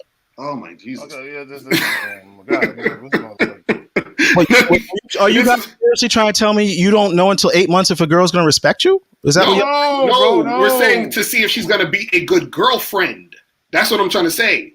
Just like, so what I'm saying is that when you're in college, right? You take courses for years, you get a diploma, and that diploma is telling the job you're trying to get that you are equipped to do this job. So you've been vetted for 4 years. The same thing with a woman. You vet her to see if she's going to be a good girlfriend, so you don't put her in a position of girlfriend until you see that she is right for the position of girlfriend. Okay, go ahead. So what I'm saying is that what you're saying is, okay, well, now she's a girlfriend, then she's going to feel a certain type of way if you have less money than her. What I'm saying is that if she feels that way, that means you didn't properly vet her before you made her your girlfriend. Because she shouldn't be feeling that way if she's a girlfriend. She should be actually happy and elated that she actually gone through the process of what she needed to do to become in that position. So when she's in that position, she wouldn't be acting all funny or playing the quote unquote, what is it, the money flip or whatever you called it. You understand what I'm saying? I understand what you're saying. So please don't think that I don't understand. But let me just add to what you're saying. Yes, girls will sometime, if you have that swag juice, sometimes girls will look a lot of red flags about you, but then now once they get in a relationship with you, and we've seen this on the Kevin Samuels show where the women called in, he says, well, how much did your last boyfriend make? And almost 90% are saying, oh, my last boyfriend? Oh, he was a baby daddy. He was a loser. So let's not act like women don't get in relationships with guys who don't have this shit together because they look a certain way or they had that initial game. Yeah, they make it work for a little bit, but sometimes a little bit at that initial, it falls to shit. And what I'm saying, in most cases, it falls to shit, not because the guy doesn't have game, it's because he don't have his financials together. Okay, but financials together financials together doesn't mean he has to make twice as much as her. I never said that. Having his financials together, he can still make less than her, bro. And still be financially stable, bro. I'm not having that argument with you, bro. And it's not an argument. I'm making a statement. Right, but that's not a statement. Okay, so what if he's making $500,000? She's making $1 million.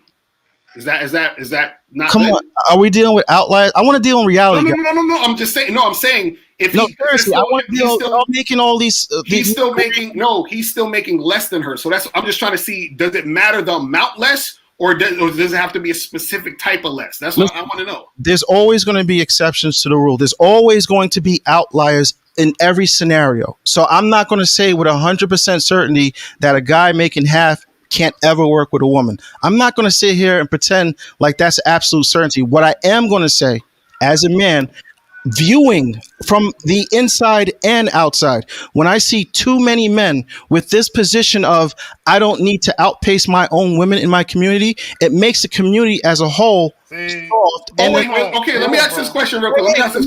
Let me just 2 seconds. And as a result of the community being soft, my point in the beginning, and I'll say it again, is with that, there's a low level disrespect to the average black person who's maybe making $50,000 a year because they have this air of superiority over the basic beta man. Because when a woman sees you from a distance, unless you walk, but she doesn't know if you have game just by looking at you 3 blocks away.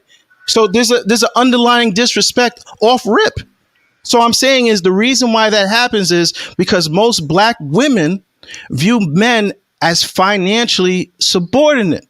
So what happens when a woman disrespects a guy who makes more money than her? How does that work? Right? He's a lame. Like I see it, he's a lame. Okay, so he's a lame.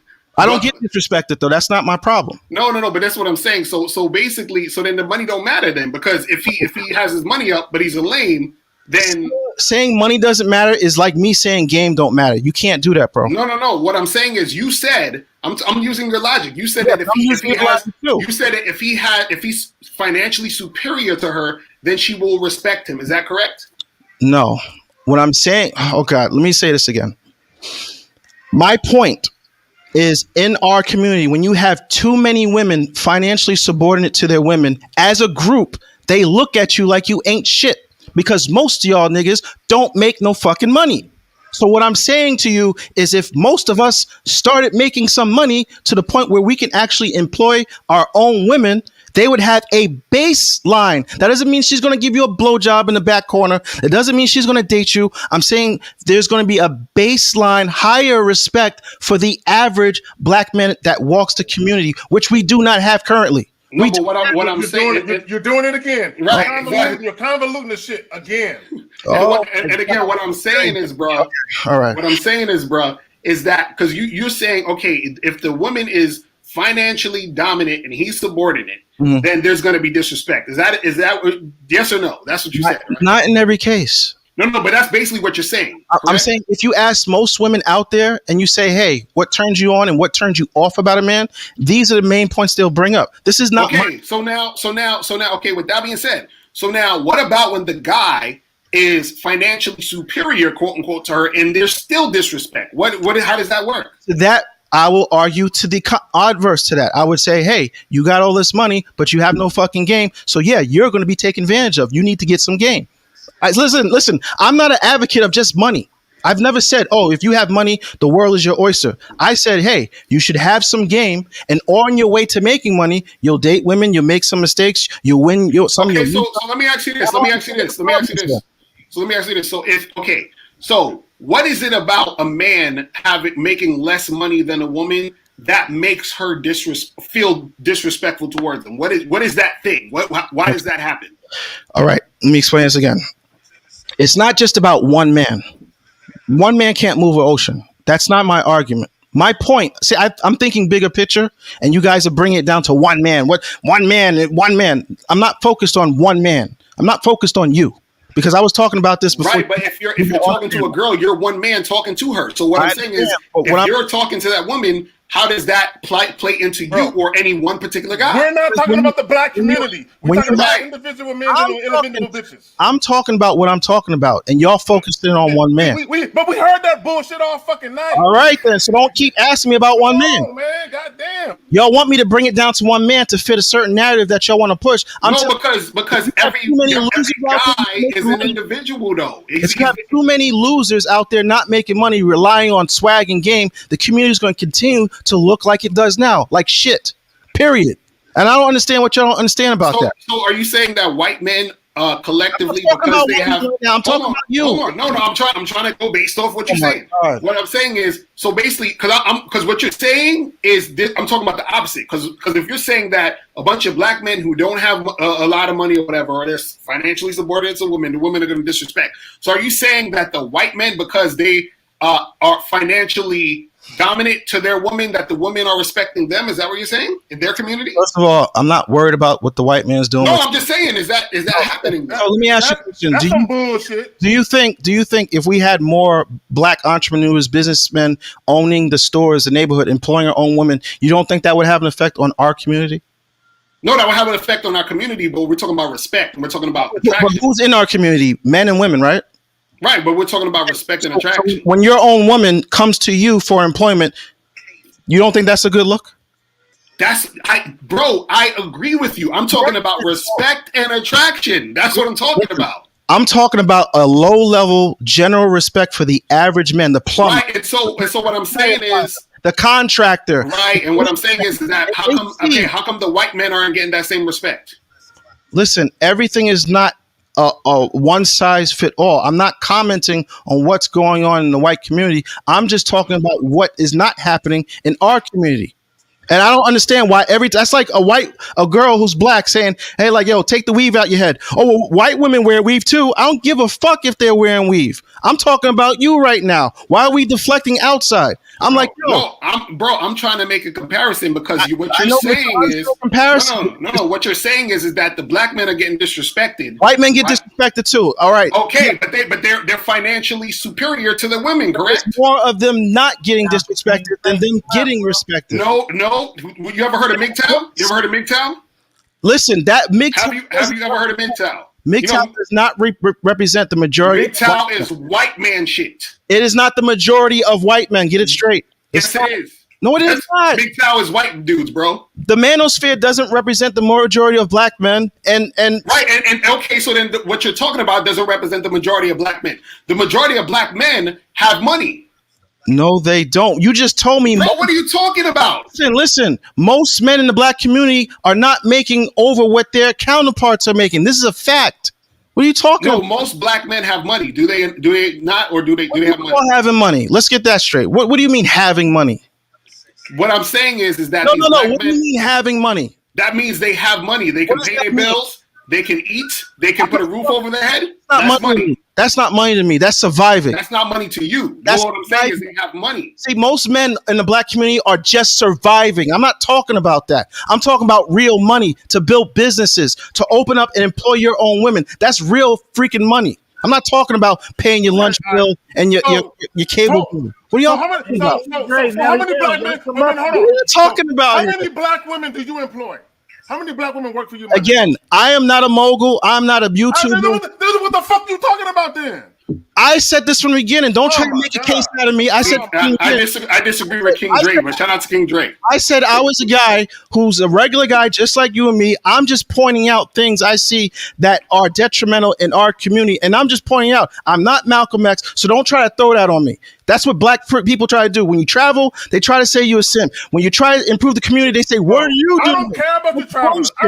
I don't give a fuck about we can't get anywhere because every time somebody has a different opinion, no one all get in your feelings. But this I is don't what care about the travel. I don't give a fuck about all that. Like that. But I'm like, yo, real shit. Bro, all these white dudes who have financial superiority to their women are fucking Asian women or they're MGTOW. You understand what I'm saying? Everybody gets disrespected, bro. I never said white guys never get disrespected. That's dumb. I never said that. But you did say that if you're financially every argument I make, y'all make straw man arguments to determine. No. You just know this is what I'm saying. You just said if you're financially subordinate to your woman, then she's going to disrespect you. So that also means that if you're financially superior, that she will respect you. Is that correct or no? This is what I'm gonna say. Let me clarify. If you're financially subordinate, if you do not have the game that you said you have the game where, you know, you got the alpha game, so it's okay, it works for you. And I made this a point. I said most men don't have that game. So what happens with most men? Most men get disrespected because they're beta male in a lopsided relationship. That is a fact. And whose fault is that? Is that because of money or is that because of the man? We go right back to that. We go right back to that. I'm not here defending beta males. I'm just telling you what is. But that's my point. Is it the money or is it the man? Listen, if you have money, you can be disrespected if you're not in your game. If you don't have no game, you can disrespect it because you don't have money. It goes both ways, bro. Why does it have to be one or the other? Why can't we chew gum and walk at the same time? This is confusing to me. Because, bro, what you're saying is that if you have less money than the woman you're dealing with, the reason why she's not going to respect you is because you're making less money, which is BS. Well, I'm saying there's a greater chance. It's not absolute. No, it's not a greater chance. That's what I'm saying. She will disrespect you because you're financially subordinate to her. No, she's disrespecting you because she's disrespecting you because you're not a man. That's why. I don't know what everybody does on the panel, but I talk to women day in, day out, and this is a fact. Y'all can say whatever y'all want. Fact, bro. This is a fact. When I ask women, do you want a guy making more or less than you? They always say more. They don't say, oh, I want him making a little bit less. They say, no, I want a guy making more than me. Hands down. Of course they're going to say that. All women going to say that. We already talked and about if you ask any man, would he date a 200-pound whale or somebody who's 5'4" and 125? They're all going to choose a small woman, right? So you're equating the money. You're equating the money to sexual attraction. Again, this is what I'm saying. You think guys, that the money. Let's act like facts don't mean something. Y'all trying to make it seem like what I'm saying is like from the stars or something. No, but this is what I'm saying. You again, they are attracted to men with money. Because that's resource attraction. This is what I'm saying. I said this a million times. But if you listen to me, Lakari, if you listen to me for the 10th time, I said having money is not the end all bee's knees. I never said, well, just because you have money, you're guaranteed to not be disrespected. What kind of idiot talks like that? And what kind of idiot thinks that's okay? So if you have money, that means so basically you said if you have money, that doesn't mean that you're guaranteed to be respected. Correct? That's what you just said. You're in a better position not to be. No. Hold on. Wait. You just said that if you have money, it does not guarantee that you will be respected. Yes or no? You just said that. If you take a flu vaccine. No, yes or no? Did you just say that? You're trying to paint me in a corner that doesn't make. No. Did you just say that? Yes or no? If you have game, you're guaranteed not to be disrespected. No. You said both ways. You said if you have money, there's no guarantee that you're going to be respected. So therefore, hold on. Therefore, it can also be said that if you have less money, it does not guarantee that you will be disrespected. Okay. Correct? If you have less money, you run a greater chance of being disrespected because you financially are subordinate to her, as opposed wait. As opposed to a lot of guys here I feel that it's getting very sensitive because some of you guys here are in that position. So that's why he's assuming. Let me just finish. I'm gonna let you guys roast me, but what I'm saying is I feel like because of some of you guys deal with this type of upside down relationship and it works for you, which I'm not judging, you feel like I'm somehow attacking you. I'm not saying what you guys are doing. Wait, let me just finish. I'm gonna be quiet. I'm not saying what you guys is a bad thing individually. Only thing I'm saying is when you have too many guys on this backwards matriarchy, that's what I'm gonna call it. It's a matriarchy where the woman financially is above and the guy is subordinate. And everybody doesn't have the game. Everybody doesn't have the game of LaCorio or the guy above me, I forgot his name, to mitigate, being disrespected. Not everybody has the game to do that. You have a community of beta male simps where the community starts to look like shit, which it does, because nobody wants to go out there and own anything and be a boss. They want to be a boss to their only woman inside their only house. And I'm saying, as a community, that's why it looks like shit. That's all I'm saying. Okay. Well, let me say this. Just because a woman makes more than her man doesn't mean he's broke. Okay. Just because a woman makes let me be clear. Just because a woman makes more than her man doesn't mean that without that bitch in his life, that nigga would drown. That's not what that means. Argument. I never said that. I just want to be clear. But I never said that. So why are you telling me that? Like I said, I just want to be clear. No, but you're being clear. But I never advocated for a guy being broke. If I never said that, so why are you? Bro, I just don't understand this whole thing where, because I've never been disrespected by women who was making more money than me. Hey, never. Everybody's different. But what I'm saying is, forget about you. Forget about the guy on top of me. I'm saying when you have a community where everybody's on this, well, it doesn't matter. What happens is there's no upward mobility. But this is what I'm saying. In other communities, hold on. Not build. I'm sorry. In other communities where the men generally are making more money than their women, they still are getting women disrespecting them. Women don't build. So if you're expecting the girl who makes more than you to put up buildings and communities and we're not talking about that though. We're talking about disrespect. This is what I'm talking about. So you keep jumping to topic. We're still on it has to do with respect. You guys can eat and chew gum at the same time. Relax. What I'm saying is in other communities, I'm not saying it's perfect where nobody gets disrespected. I said this like 10 times. There's disrespect. Even the guy, the football player, Giselle, he gets disrespected by his wife, and he's a goddamn millionaire. Brad Pitt, millionaire, gets disrespected by Angelina Jolie. No, Brad Pitt and Johnny Depp.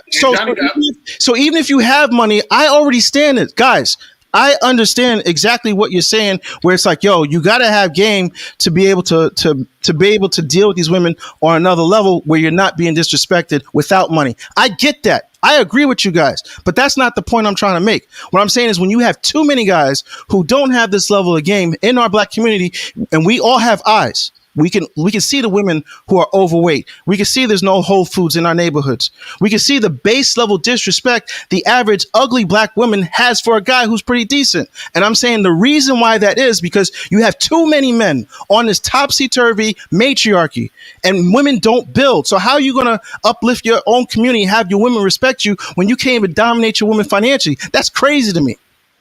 That's crazy to me. I don't care how you slice it. It might work for you, and I'm not here to get into it with you two guys and knock you because you guys are individuals. I'm talking about a community. When I walk down the street, I see people get disrespected for no reason, just because. And it's like, and we always have these conferences. Well, why do black women have a general disrespectful attitude? Why are they so fat? Everybody has these circular arguments where we just go back and forth, back and forth. I'm saying, hey, there might be a solution to this. What do you guys think about, bossing up and running the community? Oh my God, you tricking. I'm like, bro, I'm real life with this shit. I don't have a skin in the game. I'm not trying to get no views. I'm not trying to impress nobody here. I'm shaking it up. I'm doing it on purpose because the game ain't for everybody, man. I don't play games. I play real life. I don't do games. I go real life. I win some, I lose some.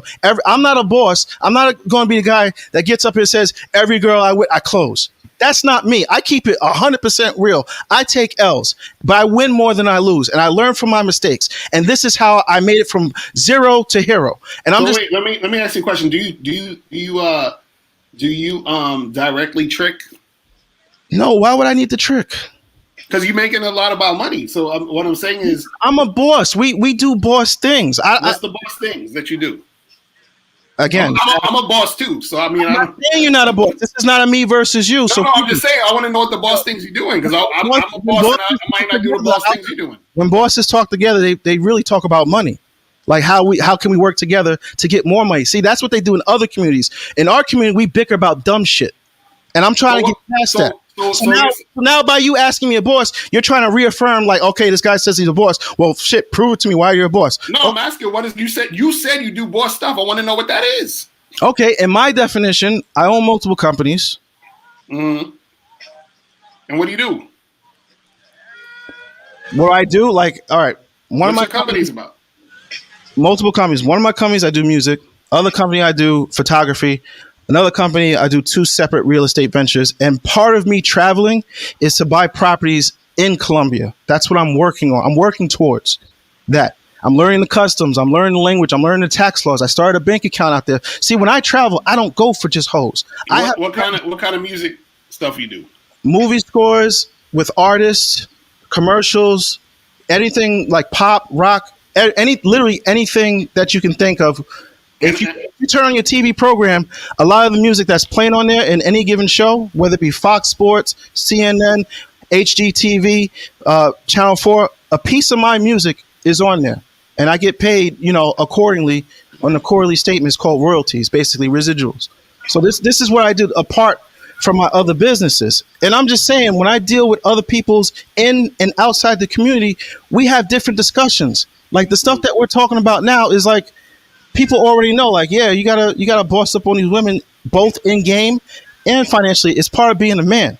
And I'm not here to I'm not trying to put nobody down. I'm here to shake it up because I hate it when guys get on the panel and everybody's just high fiving. Oh yeah. So let me ask you this: is what is the actual point of the money? Is it money just a tool? Tool for what?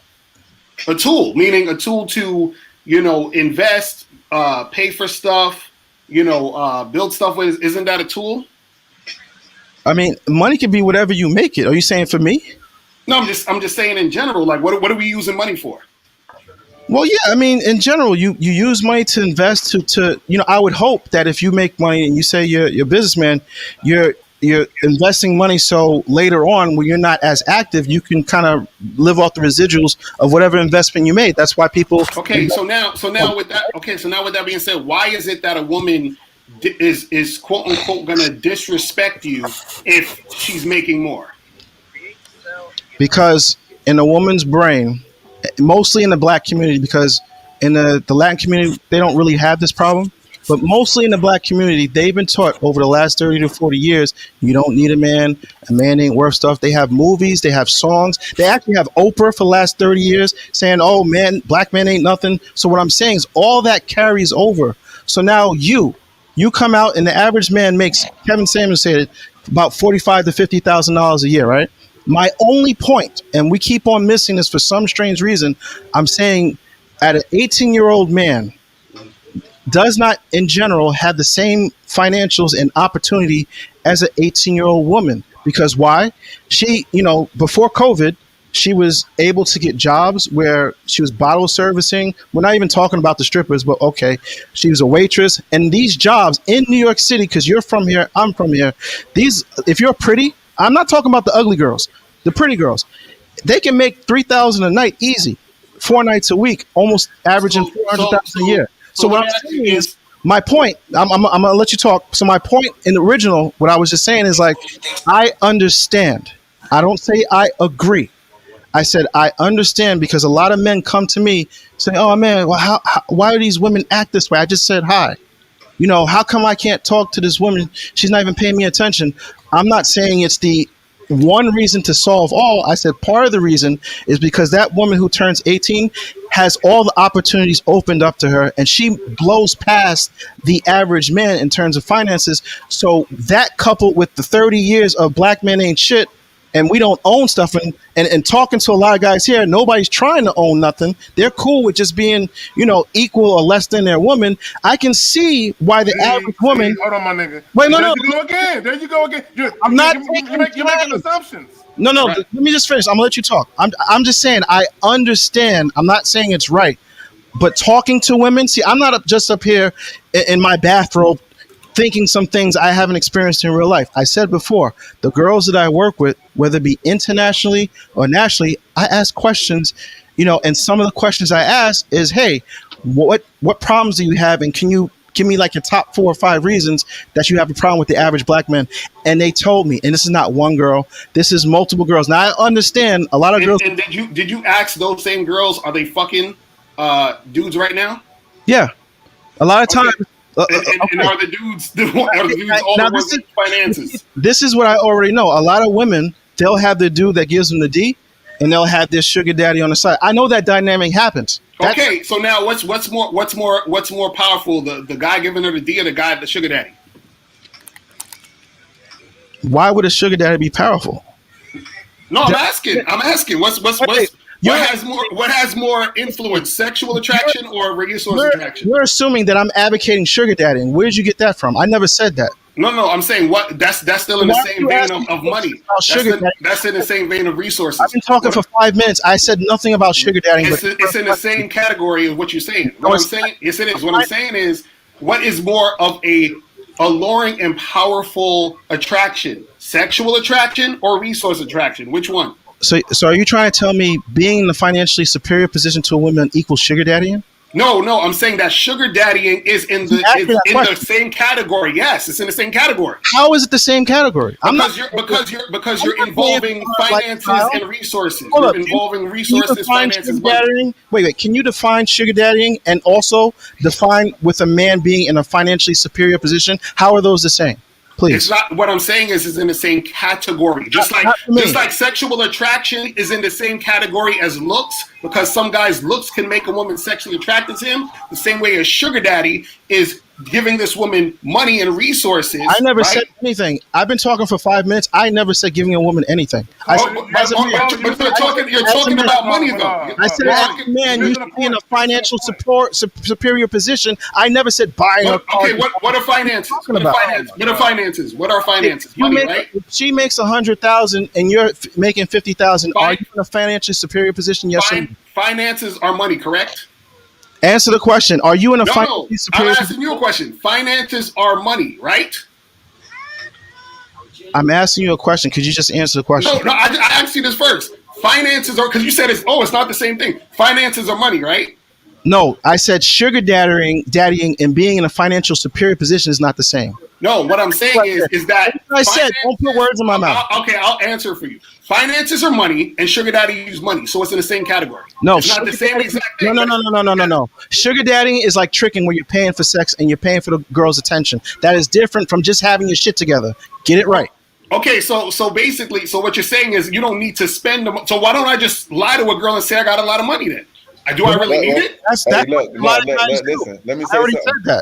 The reason why a lot of guys lie about money is because the shit works. Women like money. The reason why guys act like they have more money all over the fucking world is because the shit works. That's why they do it. That's why millions of guys do that. That's why millions of guys put on clothes. That's why millions of young black men in the black community dress the way that they dress and buy the shit that they buy because the shit works. Well, guess what? I agree with you. But regardless whether they got game or not, whether they had game or not, they know, a guy know, and this is coming from somebody who lived that sort of street life, hood rich lifestyle with a whole lot of money and wearing diamonds and shit like that and driving foreign fancy cars and shit like that. There's a big difference when you have your shit together and you don't have your shit together, whether you have game or not. But that's the thing. I was the complete opposite. I didn't have no money. I was living with my mama. That's you though. I didn't have none of that stuff. That don't mean you can't. That don't mean you can't get women. But that's my point, though. That's what I'm saying. Right. You can get women because I got women. I always had chicks when I was dead fucking broke. Right. But there's a different level of respect that I got when I did it, and not to say that I allow women to disrespect me. But what's the respect though? But just admiration. That's all the respect is, basically. A deep admiration and looking at you with a high esteem. That's basically what respect is. Now listen. Let me finish saying this. Now, I never allowed a bitch to disrespect me. I don't give a fuck whether I have $100,000 or I have $1. A bitch ain't gonna talk to me crazy, right? That don't mean that a woman may not treat me differently as when I'm up as when I'm down. Everybody knows that women treat you differently when you broke and when you have money. Everybody knows that. Now, she may not disrespect you and call you a bitch ass, pussy ass nigga or cheat on you, but the treatment is a little bit different when she knows you got a bag or you get into a bag, whether you giving it to her or not. She knows the treatment is completely different. You hear these rap niggas, they tell you all the time in their songs, these bitches was treat me like shit last year. Now I'm up and they treat me like I'm a god. They not saying that because that shit sound cool. I've been in that position. I've literally been. Can I ask a question? Preach. So does a hoe admire a trick? Oh my God. That's not the. Yeah, you compare apples to oranges. But no, it's the same thing though. No, it's not. Me having money. Listen, I've never been a trick ever in my life, ever. But that's different between if I'm in a strip club, right, and I fuck strippers and fuck with strippers and have strippers on my team and all that. The reason why they respected me is because I got to my bag and they can't conquer me. They can conquer it. Right, but I had respect from women without having none of that shit. That's what. So if I could get respect from women by having none of the shit, then what's the point of having the shit? Listen. Generally speaking, women respect men, and when I say respect, that don't mean get on your knees and worship the ground that you walk on. They generally respect the men who have the resources, and the resources in this country and this society is the money. That's basic. That's basic fucking biology, bro. Listen. Now, does that mean women only fuck men with money? No. Does that mean women only have babies with niggas that money? No. The hood tell you that. But we talking about a level of respect. Now, y'all was talking about the black women thing and the black women's respect towards black men. Listen to this. I don't know where y'all been at the last 30 years, but you will not find one other race of women on this fucking planet that have done black men the way that black women do black men. What race of women? Listen, what race? Listen, I'm not talking about cheating and doing the regular human being shit, but what race of women? I grew up watching black women on TV as a little kid saying black men gay, black men, all black men in jail. Bro, if that's not nobody's denying listen to me. Listen. What is that? Yeah, what the fuck is that? If that's not disrespect, I don't know what is. Do you know why black women treat black men like that? Generally, I'm not talking about us on this panel who don't tolerate disrespect, but generally, black women look at black men like they're beneath them, and that's because they getting more money than them collectively, not individually, collectively. Yes. I know everybody on this panel fuck with Kevin Samuels. Yep. Everybody in the chat keep talking about Kevin Samuels. I don't know what y'all be paying attention to. I think people like because he be calling them hoes fat and all that shit. But if you paying attention to what's going on, he's showing you the lack of respect that black women have for black men. Right, but they don't. But it's not. See, I don't agree with the word respect that you're saying when it comes to this topic, though.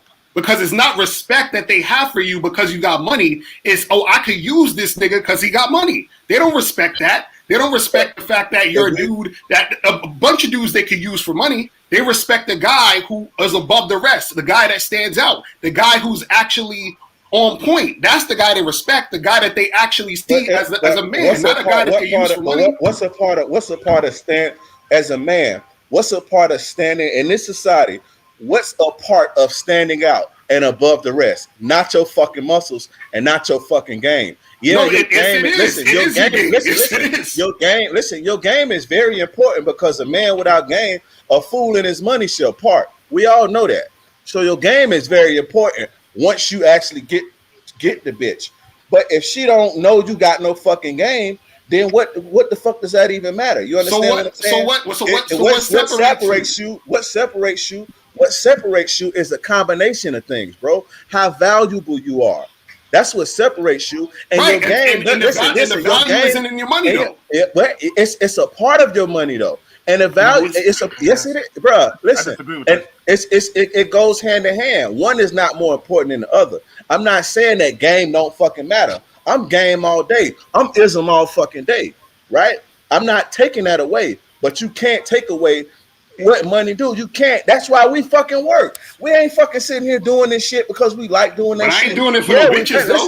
Listen. Yeah, no, but listen. Of course you're not doing it for no bitches, but that's why we work, bro. That's why we work. And we work to, listen, we work to take care of ourselves. We work to make ourselves attractive. We buy nice hats and buy nice clothes and spend money on cologne and cars. Well, if you're in New York City, you don't really fuck with cars. But we do this shit for what? That's why we working. But see, look, hold on. See, look, even Zone World Entertainment said in chat, he said, white women created the feminist movement. The feminist movement is super disrespectful towards white men. No. Listen, no.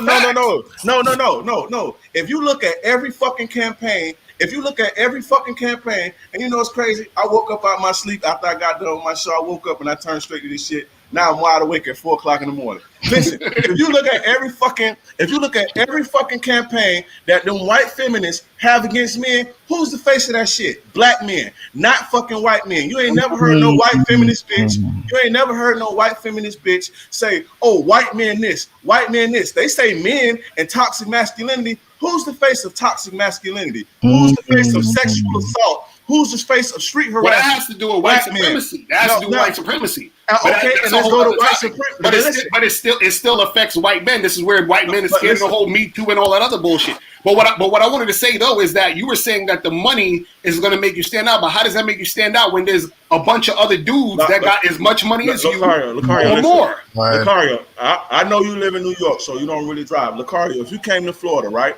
And you was in a Toyota Camry with all your game, and I was in a fucking Mercedes Benz, and we both hollered at the same bitch, and we said the same thing, I get the look over you. That's a guaranteed fact. That's how much money matters. No, it doesn't. It doesn't. I disagree with that shit. Listen. Because you mean to tell me if you pull up in a bitch in a Toyota Corolla, right? You got game, and then I pull up in a bitch and I got game in a Mercedes Benz. I beat you any day just based off that. No, because who's the man behind the car though?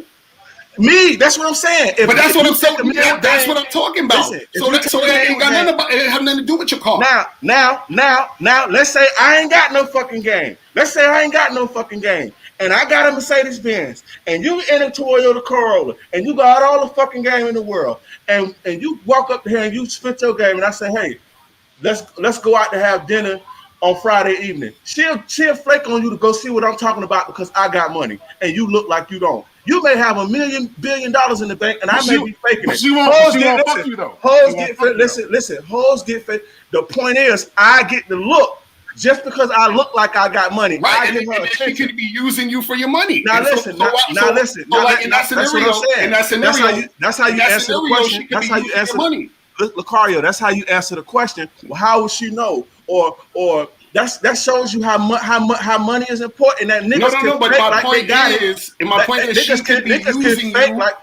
So what I'm saying, what you're saying is okay, she gonna get with you because you got the car, or you look like you got the money. Okay, fine. Now what if she goes on a date with you, uses you for that dinner, and comes and fucks me? So what's the difference? So what's the point of having all that money when you can get women, just like Alan Roger Curry says, you have women who are manipulative time wasters. You have women who are out there that's going to waste your time and energy because of that money. But that's why I'm coming in with it. The one is not more, but they both are equally important. That's what I'm saying, bro. If you take a man with game, if you take a broke nigga with game and a rich nigga with game, the rich nigga with game gonna win any day. Here's what happens, right? And I've said this before. You can hold on real quick. Let me make this point. You can go to a club, right? You can walk up in a club, that game, you look right, you smell right. A woman can be sexually attracted to you. If you go out to the parking lot and you have $100,000 car out there, that can increase her attraction for you. But at that point, hold on real quick. No, I agree with you. I'm flowing with you. Give me a second. So she's already sexually attracted to you, right? So you can already get the pussy. So whether you have $100,000 car out there or a $15,000 car out there, you're gonna fuck, regardless. That's my point. Not if the $100,000. If she had to pick between $100,000 car and a $15,000 car, 100% of the time she'll choose the $100,000 car. Well, she'll choose the $100,000 car, but is she choosing the guy to fuck who has the car? That's what I'm saying. Let me tell you something. A lot of guys think, and this is no shot at nobody, right?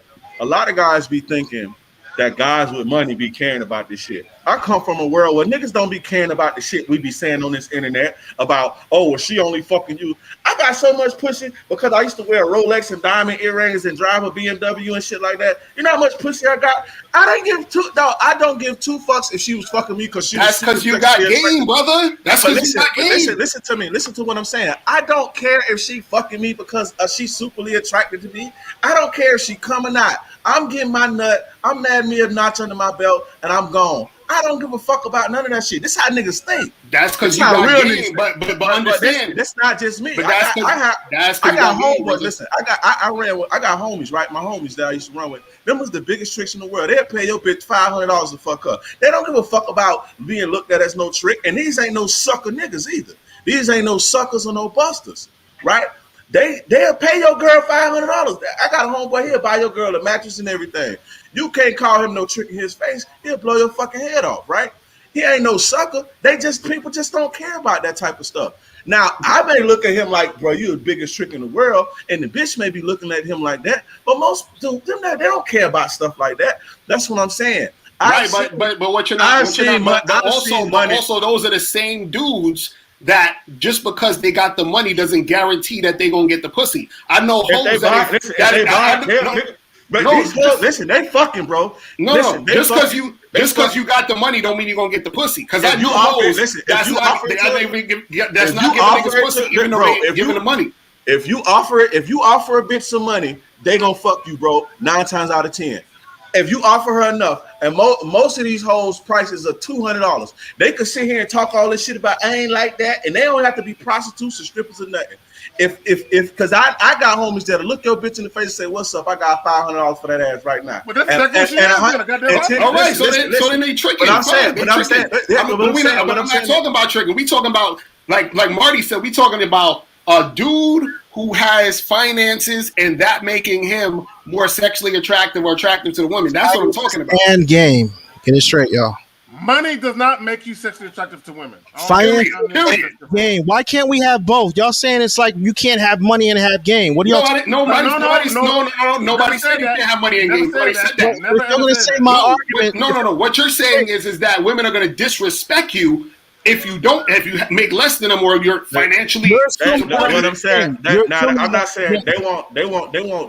Now, depending on who you are as a man, a woman may not disrespect you and be treating you like shit. That's what I'm saying. But trust me, she will not treat you the same if it's different, bro. That's not to say that she will disrespect you and treat you bad, but it's not gonna be that same level of respect. And when I say respect, I'm just talking about the fucking textbook definition of what respect is, and that's just a deep admiration and looking up. I don't woke my fucking. But that's why I disagree. I don't think they're not admiring you. That's what I'm saying.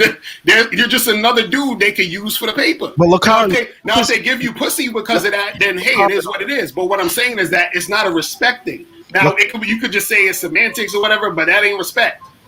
Locario, a lot of times your position comes off as like I'm saying what the gentleman's also saying. I'm like, listen, there ain't nothing wrong with having a financially superior position to any female that you deal with, along with not being awkward and having some type of game. I don't understand if I'm talking and expressing how important it is to get money.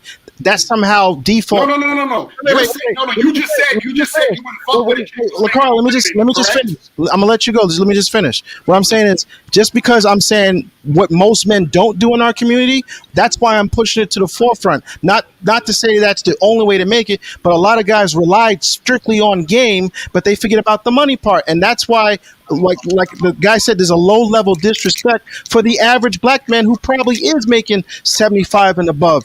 Because most of y'all guys don't make 75 and above, so they have a low level disrespect in general. But that does not mean if you get in a relationship and you have money together, she's immune to disrespecting you. Everybody can get disrespected. A millionaire get disrespected. If I'm going to talk in absolutes, that's dumb. What I'm saying, you have a higher degree of general respect from a woman if she sees you as a financial and game and mental. No, you don't. You get a woman who's going to say, "Oh, this guy's a mark. I could use this nigga." You're forgetting the and part. Locario, you're forgetting the and part. You focus on just the money. I'm talking about money and game. And what guys like a lot of guys like you focus on only because you don't have. Bro, if I can listen, wait, because you don't have the money, you focus just on game. And I'm like, that's cool for you. But what I'm saying, when you have a whole community of a bunch of guys focusing on game, it looks like shit. That's why it looks But like it does. it's not. That's not. I gotta agree with Lucario right there. If he focused on game, it's enough of us focus on money. I just did a show for 2 hours telling niggas how they got to get their shit together. So everything plays a part. Everything is not just about shit. Everybody else is saying, "Hey, get on your purpose, get your money, get on your purpose." Lucario saying, "Hey, I said get your game. But what I'm saying, all of us have a role to play. So it's not like, we can just cover it all. That's what I'm saying. I'm not saying not to focus on getting your money and doing all that other stuff. What I'm saying is that is on the other side of the spectrum, and that don't even need to have anything to do with you getting women. Now, if you want to use your money to get women, that's all good. That's your prerogative. What I'm saying is you don't have to do it. So if I'm walking down the street and somebody's giving out free water, I'm not going to pay them $1 for the water. If I could get it for free, that don't make no sense. Why would I use the money to get the water if I could get it for free? So if I could get women without the money, why would I have the money? The danger in that, Lucario, what you're saying individually works for you. But what I'm saying is, if you have a majority of black men with that mindset, where it's okay to be underneath financially from the women, what you have, you build in a general low-level disrespect. But this is what I'm saying. If it's working for me, and the quote unquote, hold on. If it's working for me, and the quote unquote general thing is that black women have a disrespect for black men and all that other stuff, right? If it's working for me, why can't it work for the next black man when he himself is dealing with another black woman? Why can't it work? Because when you have a community, Go ahead. No, go ahead. I talk too much. Go ahead. It's a general thing. It's like the brain working on association. It's like how when white people see black man, they see criminal, right? Of course, all of us are not like that, but collectively, just by watching the news, you see enough of it, so you associate black people with criminal, or we may associate cop with killer cop, because you see a few cases on the news of a cop killing a black. That's just how the brain works, bro. So when collectively black women have this disdain for black men, and it's basically the root of that problem is they don't depend on us financially. They don't when you see most of them talk about men and they talk about specifics, the only specifics they'll get is with black men. They don't talk shit about that. I'm talking about collectively now. They don't get on TV and on Oprah and say, white man this, white man this, white man this, because they know that white man gonna have their ass and they ain't gonna have no motherfucking job. Okay. They know that white man. Listen, hold on. They know that white man gonna cut that motherfucking check from up under their feet. And then now what they gonna do? They do this to black men because they feel like they don't need black men. And they've been doing this shit since I was a kid. I grew up watching this shit on these shows and I'm talking about black men this and black men this. You don't see Chinese hoes doing that shit. You don't see white hoes doing that shit. And even when white hoes talk about the problems that men have and toxic masculinity and these feminists and all this shit, black men are the face of that shit. But that was done on purpose. It's called patriarchy, fellas. Patriarchy. It's called white supremacy, brother. Go ahead. It's white supremacy. Oh, patriarchy. That shit was done on purpose. Towards the end of the 60s and early 70s, when all the Vietnam veterans came back, they started promising the black woman certain things, but she couldn't have a man in the house. So that shit was programmed. It was designed to separate us, and we just fell for the shit. Now you got on YouTube, you got women that got channels talking about niggas all day, and you got these buster ass niggas that got channels talking about black women all day. This shit has been in the making for like 50 fucking years. You know why they're able to do that though? Because they cut the economic rug from up under black men, bro. We can go back around that same point at the time when factories and mills and all that shit started closing down, and then you introduce drugs and all of this shit. So now you have a whole class of men. Now you have a whole class of men who ain't got no fucking money. And then here you come with the government cheese. Here you come with the sisterhood, economic empowerment, and black women go to school. You don't need no man. It's a combination of things, but the root of it, even the white supremacy. White supremacy got us economically, bro. If we gonna go there, you see what I'm saying? Okay. Now, what you seeing now? Now what you seeing now is an emergence of black men getting their shit together, and things are starting to change. But for the longest, black women have always had this generalized disrespect. I won't say disrespect, but I'll say a lack of respect for black men generally. Does that mean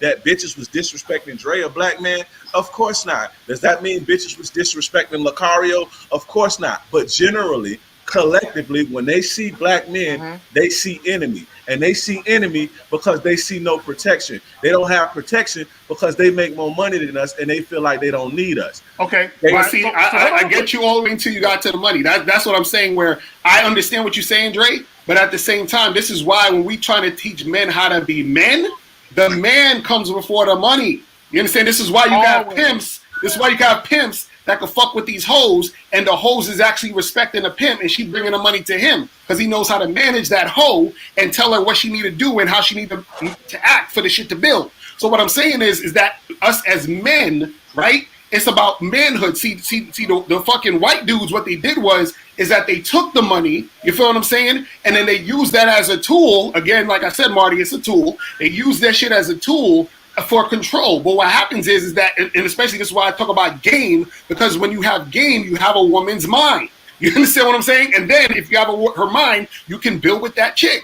And then you can actually make something happen. So therefore, there won't be that disrespect. There won't be all of that stuff right there. Let me ask you a question. Let me ask you a question. Let me ask you a question. Now, I agree with that, right? But this is the thing, right? And I'm pretty sure you know this as well as I know this, Locario. All these dudes ain't players. Most of these dudes just want to get them with one fucking girlfriend and just be sucker monogamous for the rest of their life, right? Mm-hmm. Even though they act like in the comments and shit. So my thing is this, and I'm willing to bet every dollar in my bank account because I've seen this with my own eyes and I've seen it around me a million times, right? That's only sustainable for so long as far as the game. At the end of the day, a bitch gonna get smart and say, hey, what are we doing here, right? What are we doing here? What's the next move? The game, of course, you need that. You need that to keep your money in check, to elevate to the next level and all that. But if you ain't got no fucking money, it's only so long that game. It's only gonna be so far. But the game brings the money though. But the game brings the money. It's plenty of broke niggas with game, bro. I was a broke nigga with game. Right, but that's what I'm saying. But that's what I'm saying. But you got game. That's why you able to hustle to get the money you got now. So that's what I'm saying. I know a dude right now. One of my little homeboys, right? One of my little homeboys. He's been my little homeboy forever. Broke as fuck. He 30-something, broke as fuck, still broke as fuck, always been broke as fuck. He ate up under other people. He got more hoes than all us put together, right? That's why I can understand where you're coming from. You don't need money to get no women. We out of town. I'm the nigga with the jury and all this shit on, and he got more hoes than me, right? How is that? But he can't keep a bitch to save his life. Because at the end of the day, that shit only goes so far. At the end of the day, a bitch gonna start thinking, I want a better life. I want this. I want this. But this is what I'm saying. It goes hand in hand. One is not more important than the other. So when you saying fuck that, but the difference is that I see what you're saying, Dre. But what you're saying is, if I'm in a long-term situation with a woman, right? Let's say I got a wife, girlfriend, whatever, and we living together and we paying bills and all that. Of course, we gonna need money. My issue is what Marty is saying. He's saying that if the woman is making more, then she's going to disrespect me. You understand what I'm saying? That's what you said. You've been saying this the whole time. One more time. Let me explain one more time because you keep misquoting. No, please don't. Please don't. No. I want to say that's interesting, and I don't want to have the wrong. Yeah, if you're going to keep misquoting me, I have to keep correcting you. So, like I said, I'm not saying if you have money that that is the only solution to not be disrespected. That is dumb. That is stupid. I never said that. What I'm saying is, as a man, there should be no way that you're financially subordinate to your woman in any capacity as a man. And that does not mean that she's just going to act perfect all times, because you do need a level of game to go with that. I'm not dismissing the game, but what you're saying is, oh, it ain't about the money. It's all about game. And I'm like, no, eventually, like the gentleman said, Guy said, he said, eventually the girl's going to get smart, because that's what women do, because they see other women having a better lifestyle, but you giving her game on her dime. No, but what you're not understanding is that game encompasses everything, meaning that if I'm with a woman for a long-term situation, right, and we're married or whatever it is like that, of course we're going to need money if we got kids and we got bills and all that. That's a given. But what I'm saying is that I'm talking about the aspect of a woman being attracted to you only because you have resources, or her disrespecting you or respecting you more, quote unquote, because you have resources. That's bullshit. So as a father, when you have a son, how are you going to teach your son to be a man if you can't outboss your women and manage money that you don't even make yourself? No, that's what I'm saying. You teach a man how to lead and to manage. Your wife runs you financially, so how are you going to teach your son to boss? Okay. Let me say this. Do you know that in certain companies, the CEO or the owner of the company sometimes is making less money than his workers? Hold on, no. He's making less money than his workers because I don't use outline. Hold on, no. I'm giving an example. What I'm saying is, hold on. What I'm saying is this: you have guys who own companies, and they will pay their employees more than them, because at that moment the company's only making a certain amount of money where they can only pay the employees. So therefore, they are financially subordinate to the people they're leading. So when you understand what I'm saying? To be a man, you're going to tell him, "Hey, son, it's cool to make less than your woman." That's what you're going to teach him?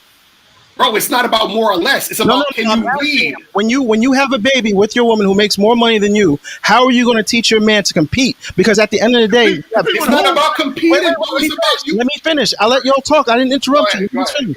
What I'm just saying is, at the end of the day, we live in a ball that's spinning around with finite resources. Every race of men out here is out competing the other man for resources and wealth and opportunity. So when you're trying to teach your young son and say, hey, you need to boss up and be a man. So not only so you can get women, you have to compete with the world. It's a global economy. So how are you going to teach your son to make money that you don't even know how to make because your wife outpaces you financially? Okay, look, hold on real quick. See, when I start talking the money game, no, bro, because you're not talking any game. You're not talking money game. I am. No, bro, you're saying goofy shit. But this is real life goofy shit. Look, real quick. It's goofy? Hold on, no. Let me explain to you why it's fucking goofy. Because if you're talking about a woman who is a fucking veterinarian and she got her own business and she's making 100 plus, and the guy is working at fucking Jack in the Box, that's something different. No, let me finish. That's something different. But you automatically assume because the woman is making more money than the man that the dude is a broke motherfucker and the chick is taking care of him. You're assuming that. Okay, he said the man's making 100K and the guy's making 40K. Hold on. Okay, fuck that. Okay, but a woman could be making 80 and her man could be making 60. Okay? What? I say this. It takes a special type of woman to not, and it takes a man with some real game to not, like, just on an average square relationship, just an matriarchy shit. An average sucker with some money and an average bitch with some money. Yeah. If she's making $150,000 and he's making 40, and he's like, okay, I just make 40 at my lowest, he ain't gonna get his dick sucked. Like it ain't gonna be that same type of shit to where she got a dude who bossing up on some shit. Now that's just average. Now this is where they coming in as far as the game go. Now, if you got game and you got hustle, you can get that chick to see that, hey, you got this 150, I got this 40. Let's put this together. Now we got 240. We can take this and we can have 500 in 3-4 years. That take game, but a lot of guys don't. A lot of guys. What I'm talking about. That's my point. A lot of guys Thank don't you. have that game. Thank but that's what I'm saying. A lot of guys don't have that. But that's why we teaching them that. And that's the point. That's what we teaching them. So they don't have to be a cornball thinking, oh, I gotta, make more money. Like that's what I'm saying. Like, and I'm not saying that to you, Mark. I'm just saying, like, in general, like, That's what we're teaching guys, to be that dude. You see what I'm saying? To tell that chick, hey, listen, you got 100, I got 40. This is what we're gonna do. That's taking initiative. That's being a leader. That's being a manager. That's having game. So it always goes back to the game. But generally, a woman, a lot of women like, and shout out, I keep saying him, but shout out to Kevin Samuels, because what his show does is highlight this shit so people can see it. I think people look past this because they be looking for him to flame them hoes, but he highlights this very well. Generally, if a woman makes more than the guy, not that she will disrespect him, but the respect level is not the same. Because she's not attracted to him. Because, see, shout out to Kevin, but Kevin, a lot of what Kevin talks is trick shit. What? And that's my man's right there. But his whole thing is trick. That's his whole high value thing is about money. So it's already a trick situation. Exactly. You have to understand though, women do fantasize about. That's why when he asks every last one of them hoes, every single last one of them hoes, I don't care if they got PhDs, how much they make. He asks all them hoes that question, and I know why he asked them that. Every time he asks them, do you want to work to pay significant bills or pay the majority of bills? Every last one of them hoes say hell no. Bro, they all have this. Of course, no woman wants to do that. Listen, now listen. No woman wants to do that. And now listen, not right. Now follow me, right? What do you need? How can you make that happen? How can you make it so a bitch cannot work anymore? You need bread. I know, but understand, in their minds, if you can't do that for them, if they feel like they got more than you, they like, why I gotta listen to you for? But that's I'm the one that bring home the milk. But that's when chicks are speaking emotionally. We know this. Just like when a chick says, "Oh, I want a guy to treat me right and be a nice guy," but you know what they fuck with. You understand what I'm saying? It's the same. It's the same thing. Of course, they're gonna say that type of shit. And the thing is, this: they'll want that stuff, but they want that. They want that from Idris Elba. They want that from Channing Tatum. They want that from Chris Hemsworth. They don't want that from the regular nigga. They'll settle for that from the regular nigga. You understand what I'm saying? And when they settle for that from the regular nigga, that's when the respect level isn't really there in the first place, because they're like, I'm just using them for that. I don't believe none of these hoes want to pay bills. You never answered my question. The question that I asked you, Lucario, is eventually, like the gentleman said, eventually women tend to look at their peers and they see Carla driving a new Benz that her man bought her. They see Rhonda got a new house that her man financed. It's none of this subordinate stuff. So what I'm saying is, when you have a son, and it's the responsibility of a man to teach his son how to be a man.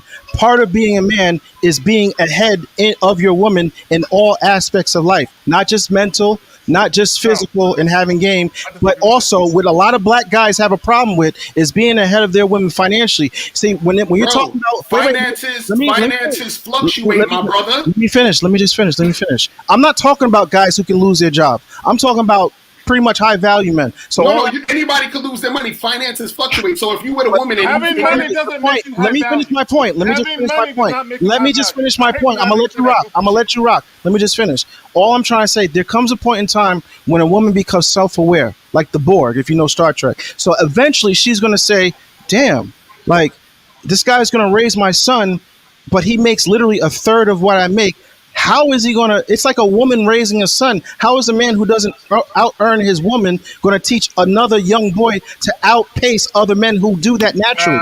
How is this going to work? You keep going back to the same thing. Hey, Marty, let me ask you a question. Yeah. I don't know how much you make, but if you had a chick who's very attracted to you, she was into you, and she made more than you, would you fuck with her or not? No. Why not? I'm not. Listen, I'm just a man. I'm not going to put myself in any type of subordinate position, whether it be mentally. I don't care. She can have a PhD, and she can be all flying around the world. But if she makes more money than me financially, I know that's a trigger.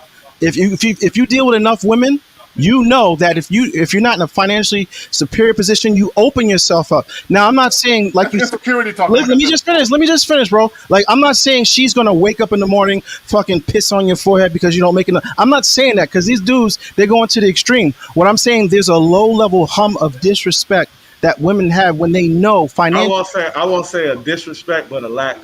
Lack of respect, better word, but we know what we're talking about. All I'm saying, there's a low level just when you say hi to them in general, it's like this hum of damn, like why she gotta, and that happens because like you said, most men don't have the ambition to out earn their women because whether they have game or not, they're comfortable financially where they are. It's not about game at that point. I'm saying, but when you have too many men in this comfortability, look at your own freaking neighborhood. It looks like trash because nobody's building. The men there can't even employ their own women for jobs. That's why when your wife graduates from college or whatever, she doesn't work for your business. She works for Steinbrenner, and she doesn't work for Jamal and Sons. Like, come on, bro, I'm saying, you keep doing this cross argument with the black community and just individuals. No, it's just reality. It's right, exactly. That's what I'm saying. Reality. Come on, bro. You're blurring the lines, bro. You're blurring the fucking lines. Bro. No, it's reality. How many law firms black out there that we know about? It's not a lot. Okay, well, look. How many biotech firms that you know if your wife graduates, she can go for this? You know goddamn well why that is, bro. Come on, man. Because a lot of black guys are comfortable being subordinate financially to their women. Look, and it shows. All right, we know for a fact we got dudes who are lazy motherfuckers. They're not motivated. They're not ambitious. They ain't got no grind, no hustle to them. We know that, but we also know that you can only do but so much until you gotta reach out and have the white man loan you some money to start your fucking business. Not me. If you're cool with the matriarchy, no, hold on, bro. Hold on. All right, so Spike Lee, right? What's that nigga name? I ain't Spike Lee. If y'all cool, let me finish my point. Spike Lee and the other nigga, Tyler Perry. Okay, they're movie directors or producers. They gotta fuck with the white man, and there's only so much the white man gonna let them go before they say, all right, nigga, you going too far. Okay, when Bill Cosby tried to buy CBS, what they do? They shut that nigga down. You're trying to buy into a white man's system. I'm not saying that. But hold on. Aren't you trying to buy into the system, competing and all that shit? No, I don't deal with any white people in my businesses. What are y'all talking about? You just said you want to compete. I don't have to beg anybody for any money. No, you just said you want to compete. You know what you do, hey Marty. You know what you should do because I heard you say earlier that you don't really teach this shit and you just I'm a regular dude, man. Like I don't. But listen, nah. For real though, on real talk, you should contribute this to the manosphere or whatever you want to fuck this call this shit. Contribute that so guys can see. And because a lot of these guys listen to all us together, they spend money with all us. They may listen to Locario and take from him, and they may listen to Alfie, then they come over to you. And this is what we need, though. Not just you have, if you have these ideas and these visions and this ideology, bring that shit because we need all this shit. We need game, we need playerism, we need fucking guys to dress good and look good. We need guys to be on their boss shit. We need guys to be all that. Bring that shit to the table. You know what I'm saying? And on top of that, if you're doing that, then you could show us like, yo, look, I got all these jobs and all this shit popping off, and then you ain't even got to tell us. You can show us, and I'll shut the fuck up. You understand what I'm saying? It's not even that, but I just feel like guys need to hear this because Locario is a different person than I am. Me and you are two different people, so I may be preaching one thing, but you may be preaching another, and guys may take and put all that shit together. Now you have a whole ass bossed up ass, gamed up ass man because they take bits and pieces. But that's why I show receipts on what I talk about. See, the thing is, a lot of guys come up and they give you the spiel and they're super Negro. They got the swagnificance. They never fail. I'm telling you straight up, I take some L's, but I win more than I lose. And I've been winning for a long time. So what I'm saying is I post my receipts. A lot of guys say, oh, well, you don't have to prove anything. No, when I talk this money shit and I say, guys have to be in a financial position to explore the world, to start businesses, to employ your women. People want to see what I'm talking about. So I give them my link. I'm like, go check me out. See what I do. And I'm a regular guy. I'm not putting it out there like I'm some game guru or some real estate guru. I'm a regular guy who came from nothing, and I worked hard, and I had trouble with women like everybody else did, and I got better. And you found your niche because you keep saying swagnificant a lot.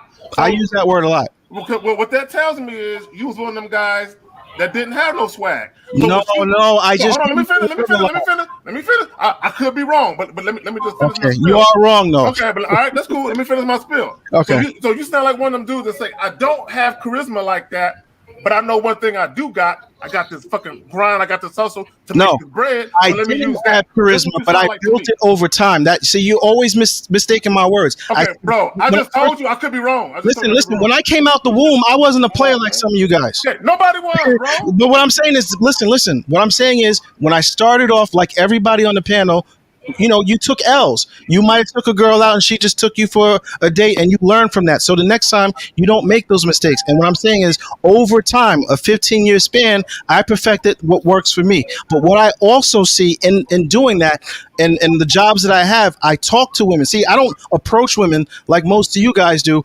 They pay me, and while they're paying me, I'm having a general conversation with them. It's a different experience. So when I'm asking them general questions on, listen, why do y'all got to act like this? What's the problem? And I don't attack them for what they believe. And like I don't attack you guys for what you guys do, but I get down to the brass tacks. I'm like, listen, be honest with me.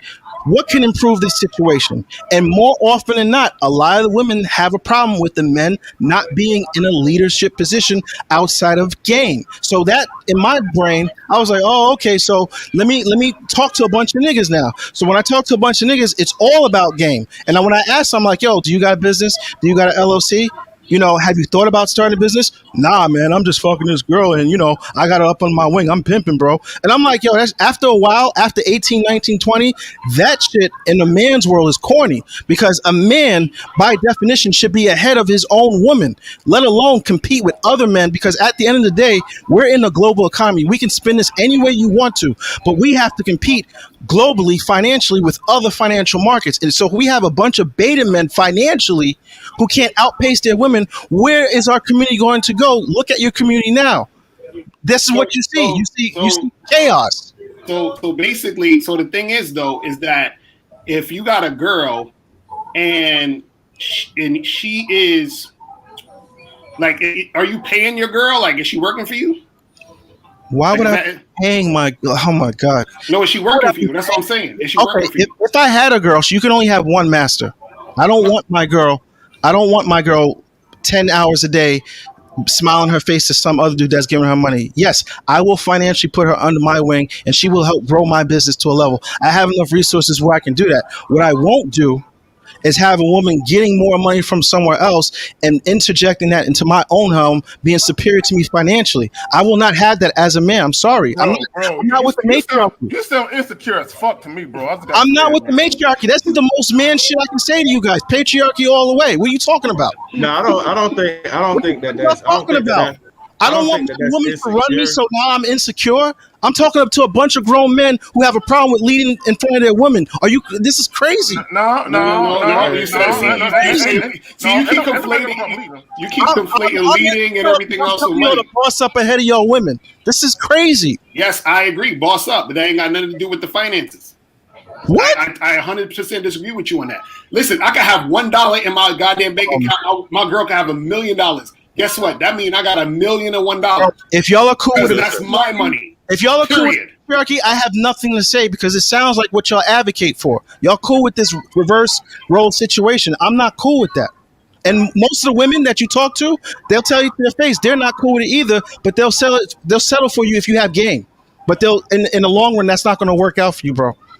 They'll settle for you because you got the game and you got swag. That's cool. But in the long run, it's not about swag. It's not about. There you go with that shit again, bro. There you go with that swag. Marty, have you ever been to Target? Target of what? Target, the store. Target the store? Absolutely. Yeah. Walmart. Okay. Yeah. Right now, when a person works at Target, they wear like a red shirt. That's usually the uniform.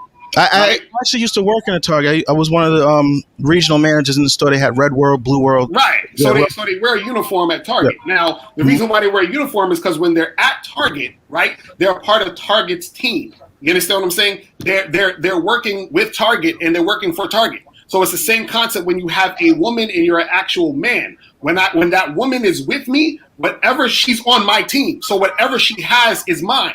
You understand what I'm saying? I'm glad LaCario, I'm glad you said that because here's another statistic that I know you know. Most women and most men do not even want to work underneath a woman because women don't lead. Men lead, period. Okay, I agree. So what does that have to do with any of the money? Telling me about a woman leading financially. Women don't lead me, period, on any level. I don't care. I'm not with the matriarchy shit. I'm only with patriarchy. I run shit financially, and I got my game together and my fitness together. What are y'all talking about?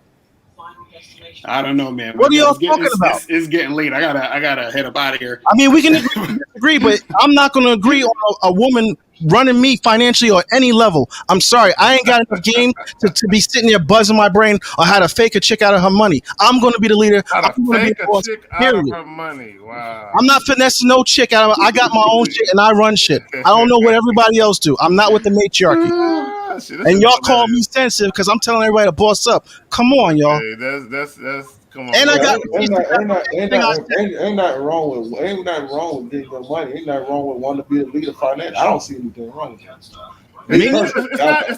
It's not what he, bro. It's not that. It's when he said I'm not gonna be subordinate and have my woman making more money than me. That just sounds like some weak shit to me when I hear it. Because that's your situation, so you tired about it. Hold on, real quick. First of all, I ain't talking about nothing, homeboy. You just told me before you had your wife buy a house because you the man and it wasn't your money. Okay, hold on. But I'm not tight about it. Okay, understand that. You should, as a man, you should. That's my point. So wait, he's supposed to be reactionary to a woman. So basically, so Marty, if you're in a relationship with a woman and you're making more money than her, and for some reason you get into some financial situation where you make less than her, are you just going to dump her? You're going to be like, yo, we always have to be where a man loses his job. Why can't she lose her job? No, I'm saying in this hypothetical situation. No, if you lose your money, are you going to dump your girl? That's what females say to men when they have these arguments. I ain't gonna lose my money. If you lose your money, I'm sorry. See, you can't even answer the question. Marty. But the one thing about life, bro, shit happens, bro. Exactly, shit happens. I've been there, bro. If I lost my job, okay. If I lost my job, on top of the world, and next year dead broke. If I lost my job and I'm not financially the boss anymore, of course, if a woman loves you, she will stick it out with you. I rest my case. Let me just finish. However, see, y'all like to cut me off when I'm about to stab it. However, there comes a certain point in time where hey, baby, I'm working on getting a job. Here's my mental gymnastic judo so that you don't notice that I'm a broke motherfucker for the next 6 months. That shit wears off eventually. I agree with that. We're not talking about that though. I'm saying if you were in a situation. This is my hypothetical. Since y'all want to throw out hypotheticals, now here's one for y'all. So now that little judo that you say, well, I got the game and it's cool for me to be in a subordinate position financially to my woman. So yeah, so when you lose your job, now you were a loser. Now you're a super loser. So all that judo that you're talking about, well, I'm going to mind meld my way out of this one. That shit fades off real fast. And you're going to find yourself either divorced or single. That's a fact. No shit. I don't understand what y'all guys are going. You've been going on so many different directions. But it's the thing. Now here go the part where the game come in. You can have all the money in the world. I coach guys. It's a line around the block of guys who got all this money and they bitch that took it. Right? Exactly. So that's why shit happens. No, that's what I'm saying. You got the money. You got the money. You the leader and all this shit. King, let me ask you a question. But then what? Guess what happens? King, let me ask you a question. Well, go ahead. Wouldn't it be better if we had the inverse, where we had men more in the financial position to have these arguments? Because right now we have more men in the subordinate position financially. I would like to see a world where if you're going to get taken advantage of, I would like more men just to have money. I would like to see what that looks like, where more men are actually in the financial position ahead of their women to be taken advantage of. I would love to see that. That's why my main thing. I would love to see that. I want to see guys. Yeah. I teach guys that they should get money. I teach guys, like with Locario, I teach a little bit opposite of Locario. I tell guys, nigga, get your shit together. That's what women, especially if they older. If guys are older now, when you're 18, 19, 20, them young hoes don't give a fuck. Yeah. As women grow, their brains, the neurological pathways in their brains start to change, bro. But see what happens is, a lot of times you got That nigga Alfie is valid. Alfie's like, fuck that nigga. Alfie said, fuck that. No, but what I'm saying is a lot of times you got a lot of old heads who didn't take care of business financially to pass off businesses, to pass off knowledge. So what happens when the young kids come up and they're like, yo, man, I want to get money. I don't want to live in this broke lifestyle. You know what? Let me finish, bro. Let me just finish. And so when a guy's talking like, yo, man, I'm trying to be a boss, I'm like Dame Dash, you're not a boss unless you put your own money up. If anything less than that, you're just somebody's son. You can't be a boss if you're not bossing with your own money. Everybody agrees with Dame Dash when he got on the Breakfast Club, but when I say it, it's like, oh, you're insecure. Like, I don't understand this thinking. Again, you're talking about two different things, man. Let me say this. See, this is the problem. This is the problem. When you talk about you being in a subordinate position with the money, again, you like to use the extreme of 150,000 and 40. There are women who literally make only $5,000-$10,000 a year more than a man. That's not no big ass fucking gap. See, again, and now we got to break it down like this. Are these niggas being taken care of? Okay, right. Where without the woman, these niggas will be out on the street. Okay, just because a woman makes more money than you doesn't mean you can't handle your business with your own money.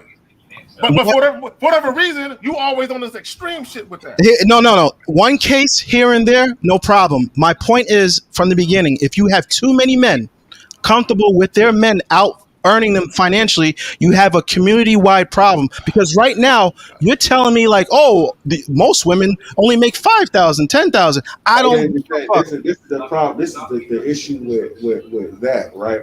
And this is why we have to figure out a way to evolve and to kind of I don't want to say circumvent, but we have to kind of figure out a way to evolve, because I was just talking about this too. The playing field is level, bro. So like there's no and we don't control the strings to pull the economics from people, right? So here we have a playing field that's level, and not only is it level, they actually get help to out earn us. You understand what I'm saying? If you get what I'm saying, that black women are actually getting help to out earn us. What do we do about that? Do we just say, fuck it, we ain't gonna deal with black women no more? Or we gonna start businesses? Because they start businesses too. They work and get college degrees too. So now we have to figure out a way to not only earn more money and to out earn our more money, we have to figure out a way to get control of the situation. Because like I said, that not only is the playing field level, and we don't have white men can strip the economics away from white women. We can't do that because we don't control the economics in this country. So we have a situation. We have a very unique situation at that needs to be examined a lot more. We have a very unique situation to where it's like, okay, we got to out earn our women. We got to out earn our women where the playing field is level. Hustle is hustle. So that's the part that bothers me. Is I'm not gonna be in competition with no bitch. Now, what I will be is a competition with myself to better myself. But I'm not gonna be looking at no woman. Man, she make more money than me. I can't stand this shit. I gotta do something. I gotta do something to one up that bitch. I don't take women that goddamn serious. I mean, what I mean as far as collectively, as all together, you have initiative to where banks is like, oh, we're gonna fund, we're gonna give $10 billion to specifically black women. You don't see this nowhere else. You don't see no shit where we're gonna give $10 billion to white women. We're gonna give $10 billion to Hispanic women. It's designed on purpose. But then see, that's what I'm saying. If they giving $10 million, if they giving $10 million to black women, I mean, I got $10 million. I just don't understand why dudes can't take the initiative and take charge and lead the situation. I just don't get it. We're like, why is that so hard? You're leading from behind. No, you're not. You're not making the money she's making. How are you going to lead? Bro, do pimps lead the hoes? Do pimps lead the hoes or do hoes lead the pimps? Pimps and hoes. Y'all it's the same concept. It's the same concept. It's the same concept. Every time I make a point, y'all devolve the conversation. No, motherfucker. It's a metaphor. It's the same concept. The hoe is bringing the money to the pimp. You understand? It's the same concept. Listen, you're not pimping your wife. Like, stop it. Bro, it's the same concept. So what I'm saying is your wife, that's a problem. No. What I'm saying is, no, you're not hearing the point. The point is that whatever money she has is my money. Is that hard to understand? I don't understand why is that so hard to understand. Because, all right, when you're dealing with other men of other race, they love it that you don't financially lead shit.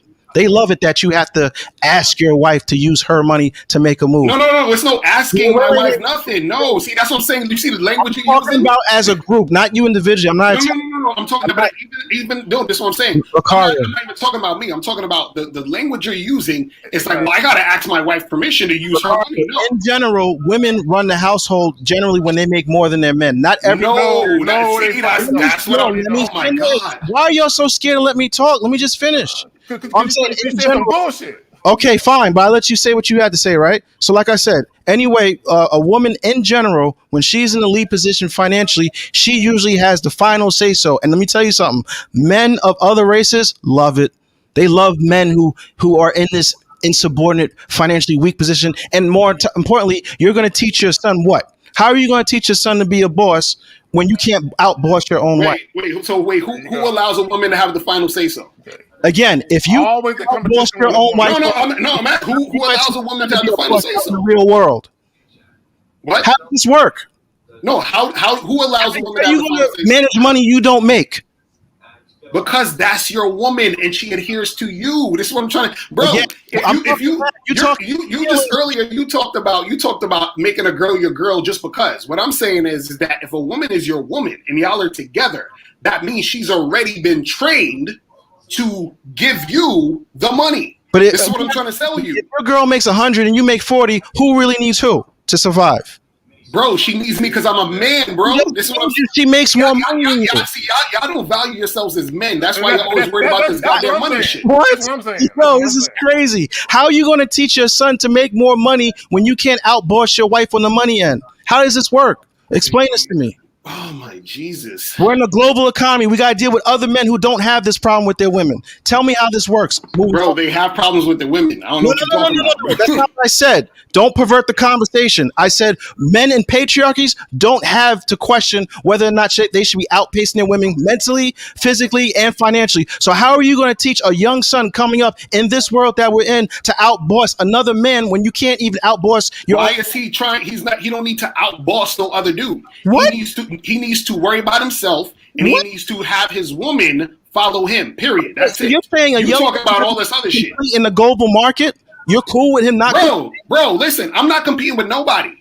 You understand what I'm saying? That's the problem. Most men have that thought. That's why the neighborhood looks like shit. No, I'm not competing with nobody. I'm doing what I'm doing, and I'm actually you're on the island. You're doing you. No. You're the one. No, you're the one saying that you're trying to fix the community. So I'm saying yes. No, I said when you have too many people doing them and not pushing the envelope, you had this lackluster right, but that's what I'm saying. That's what you're trying to do. You know what? So what I'm saying, I want to know what you're doing to fix the community. What are you doing? What are you doing? Yes, that's what I'm saying. You fix the community. All this bullshit. So this is what guys say.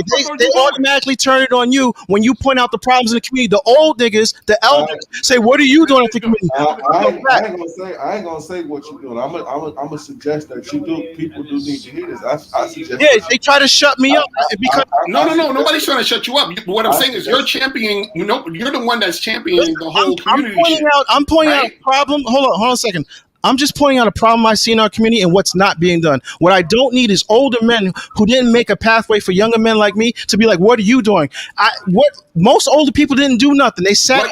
But you care though. You care, right? Why wouldn't you care about your own community? No. I'm saying you care. You're the one that's. Everybody should care about their own community. No. But what I'm saying is that's why the Jewish people stick together and make money. That's why the Spanish people stick together and make money. That's why the Arab people stick together and make money. And black people, like you said, you just out for self. You doing you on your own island. That's why we have too many dudes that think like you. That's why the community. No. See, again, listen. Ain't nobody out. Listen, everybody out here doing for self. The other communities have things in place to help them do shit for themselves, and that costs money. Right? And so what I'm saying is that because money, right? Hold on, because you are in the black community and you're trying to champion this stuff. You need to be the change you want to see in the world. So don't say, well, I'm just talking about the stuff. Well, do something about it. I can run down what I do, but I'm not here to impress you folk. I'm trying to just point out a problem. Y'all trying to make me like I'm Malcolm X or some shit. I'm just like, yo, I'm a regular dude. But you talk about Malcolm X stuff. Listen, if I can point out problems, Don't get in your feelings. Just be like, yo, he got a point. Maybe we should work on it. Don't be like, what the fuck are you doing in the community?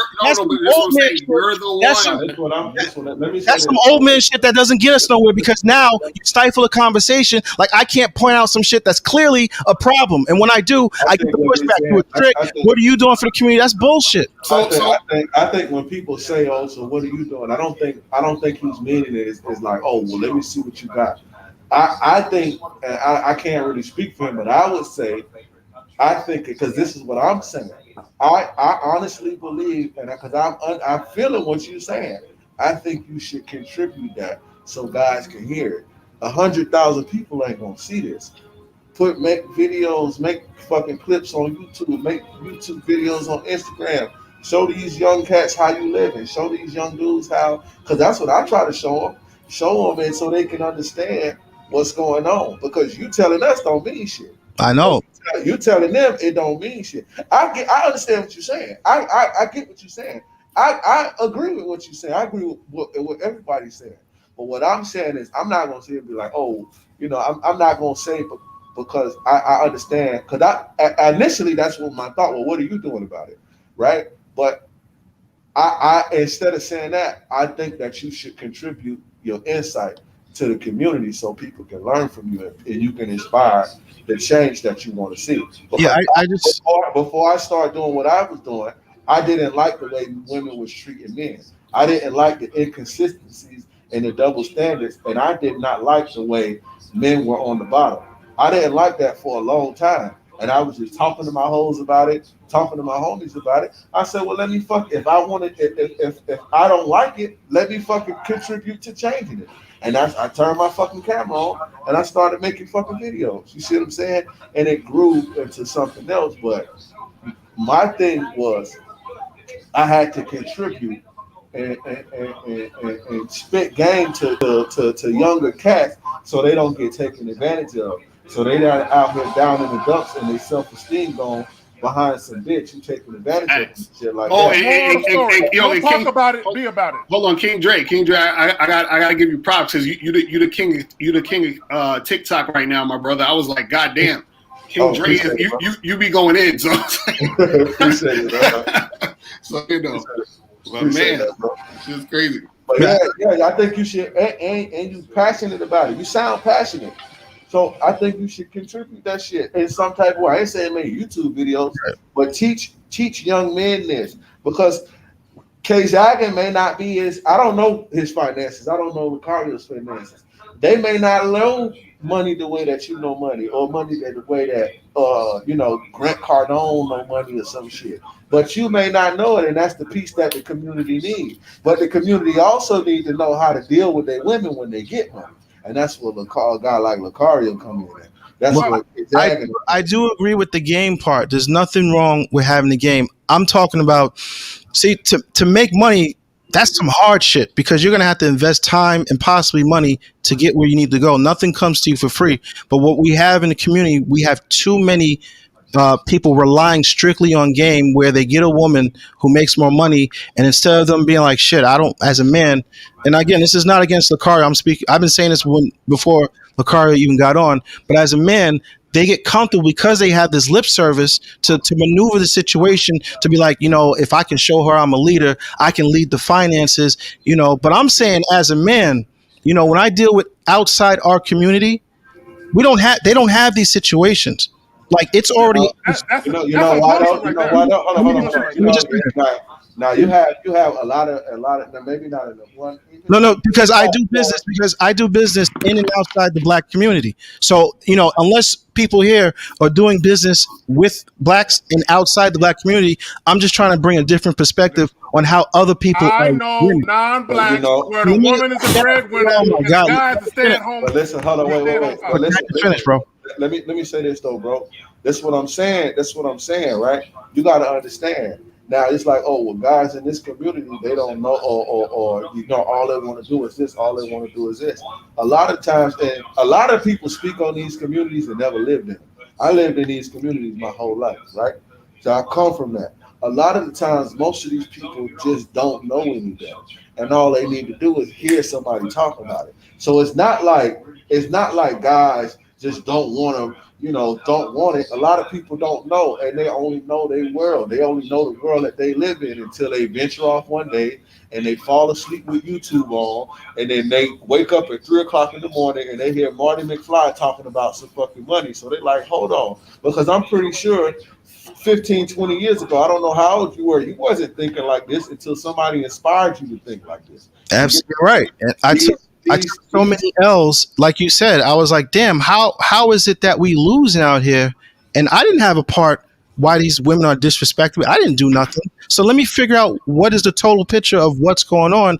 And through trial and error, dating inside, dating outside the race, seeing the differences on how different families move. They have complete family structures where the man is always ahead of the woman. It's a patriarchy. What we have, and we can all agree upon this, we have a matriarchy. And it's been that way for 30 years in the black community. And women don't build. You can look at your own communities. Nothing's being built because the men have conformed to this. Well, it's okay if a woman out earns us because, like you said, the government and all these other agencies prop our women up. We have a unique situation. And what I'm saying is it's hard work. I'm not sitting there trying to compete with a woman that I'm dealing with, but I know any situation I'm stepping into, I'm not going to be financially subordinate because I see firsthand, like you said, it's not what did you say? Not lack of respect, but lack of, I forgot the way you turned it. It's not disrespect, it's a lack of respect. Lack of respect. I see the lack of respect, and more importantly, because I'm not an adversary, because my profession,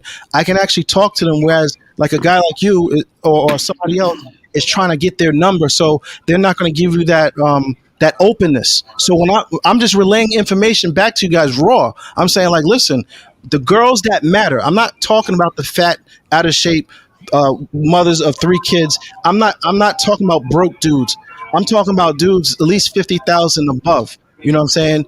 And when they say what they don't like or why they disrespect or lack of respect in general, there's certain key points that come up, and they tell me, like when I call the cops, nobody looks like me.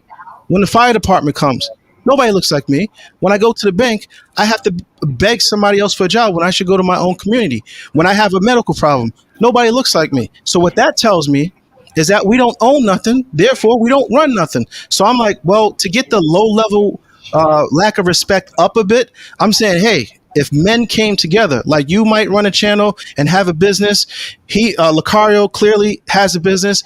Listen, we can have disagreements. And we can have agreements within those disagreements. I'm not here to disrespect anybody, but I'm like certain unalienable facts have to be addressed, and it's tough to talk about. The same way Kevin Samuels goes at the females, and he's like, "Yo, I'm just telling you a dose of reality. You can accept it if you don't, but I'm gonna still live my life." That's the same thing I'm doing here. I'm like, listen, I tell dudes who I meet. When they ask me, "Yo, how do you do this? How do you do that?" and I break it down to you, 90% of the time they go, "Damn, that's hard. Man, I'm just going to kick this game to this bitch." And I'm like, that's cool, until you get to 24 and she actually see what the world can offer her if she's a pretty girl, because that's the only girl I'm dealing with. She says, damn, why am I dealing with this guy? He got a good mouthpiece, but shit, this guy got a good mouthpiece and some money. Okay, so let me ask you a question. I'm going to trust his leadership. So what are these women bringing to you? Outside of their looks that make them so valuable to you, outside of what they look like, being pretty, what are they bringing to you? That's easy. Any women that comes in my circumference, if we're talking about I'm just taking it down for a night, then I just need you to bring your looks, because I'm not looking for a long-term relationship. Now, if we're talking like relationship, I don't need her finances. I make enough to support myself, her, and probably her girlfriend. I'm not talking about money either. Number two, I'm not talking about you, brother. I'm not trying to make it against you. What I'm trying to say, number two, she has to increase my business. And she has to be a helpmate. Like, she has to come inside my space and actively ask me, what can I help you with? Do I need to clean your place? Do I need to run errands? Do I need to call somebody? How can I be a secretary? So she adds value to me. She adds value. That's what I'm looking for. I was looking for you to say something along those lines. Right. So now when she brings value to me, the more money she helps me make, the more I can share with her. Women love it when you can actually share with her as opposed to them sharing with you. Women don't like to spend their money. So let me ask you a question. Couldn't you also do that while she's already made more money to do at the beginning? So she comes in, she helps you make more money. Can she do that? In the short term, yes, it is possible for a woman to make more money as long as you're on your trajectory up to go above her. Yes, that is possible. But what I'm saying for me, I don't want to be in a situation where on any spectrum, I don't want to be physically inferior to my woman. I don't want to be smaller than my women. I don't want her to have a bigger mouthpiece than me. I want to be a complete man to my woman, period. And that means financially also, because you know what? There's a different interaction when you have game and you got your finances together and you know how to treat a woman. It's Okay, a different all right. you know what I'm saying? No, you know what? It's funny. When you just talked just now, I get what you're saying. It's just the way you go about trying to validate your point.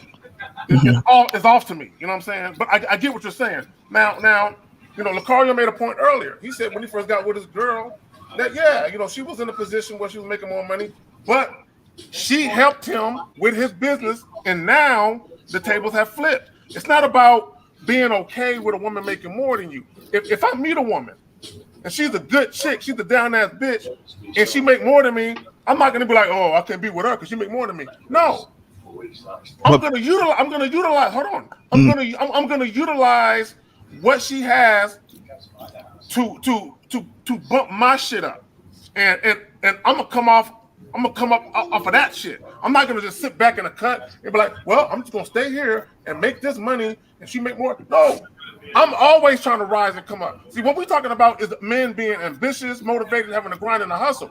I'm not talking about lazy niggas. I'm not talking about a dude who works at McDonald's. He get with a chick who's a pharmacist, and he just gonna stay at McDonald's. At least he can do is utilize her financial capital to help him buy a franchise. But the only point I was trying to make, I understand what you just said. The only point I was trying to make to that, I was like, too many dudes are just comfortable with being at McDonald's on fries because they're like, yeah. But listen, my point was originally when you have too many dudes being too comfortable with staying at McDonald's on fries and they're using the game to mind fucking judo their way into a woman's finances to lead the relationship, what that happens in as a group. Because I'm not talking about you personally, and I'm definitely not talking about Lucario personally. I'm saying as an aggregate group, when you have too many men comfortable with this matriarchy stuff, you can look at your community, and this is what it tends to look like. That's all I'm saying. Well, you do. Well, to your point, you do have, you know, dudes, quote unquote, the homosexuals of the world, who basically find women who got low self-esteem, and they live off those women. Right, you know, the income tax time come around, they fucking with those shit. Yeah, you do have a segment of our culture that do that goofy shit, but that's not what I'm talking about. I'm not talking about men who are out here purposely seeking women who got more money than them so they can do less. That's not what I'm talking about. Okay, but I was just making that point, like, you know. Hey, hold up, guys. I just wanted to say good night, y'all. I gotta head out of here, man. Appreciate you guys. You know what I'm saying? We going on like 6.5 hours. Appy's already asleep. I don't know if Alpha Villains is still up. But good conversation. Yeah, man. I appreciate y'all, man. Shout out to Marty McFly. Facts. Because he kept this shit going. Exactly. Nah, real talk. Respect to you, Marty. You know what I'm saying? No doubt. We can have good dialogue. It got heated, but I think people who watched it, there's a lot that can be taken from this that can assist them in. So, you know. Okay, good conversation, guys. Again, I just try to mix it up where we have dissenting opinions. Nothing personal. It was dope. It was irritating at times, but it was dope. And shout out to King Dre, man. Appreciate you. No doubt. Hey, yeah. Shout out to everybody, man. King, I say, I'm sleepy as fuck. Lucario.Kzaggin, Marty McFly, Alpha Villains, out for everybody in chat. And whoever watches, shame on y'all. Take your asses. Exactly. All right, man. Y'all be safe. All right, man. Peace. All right. Cool.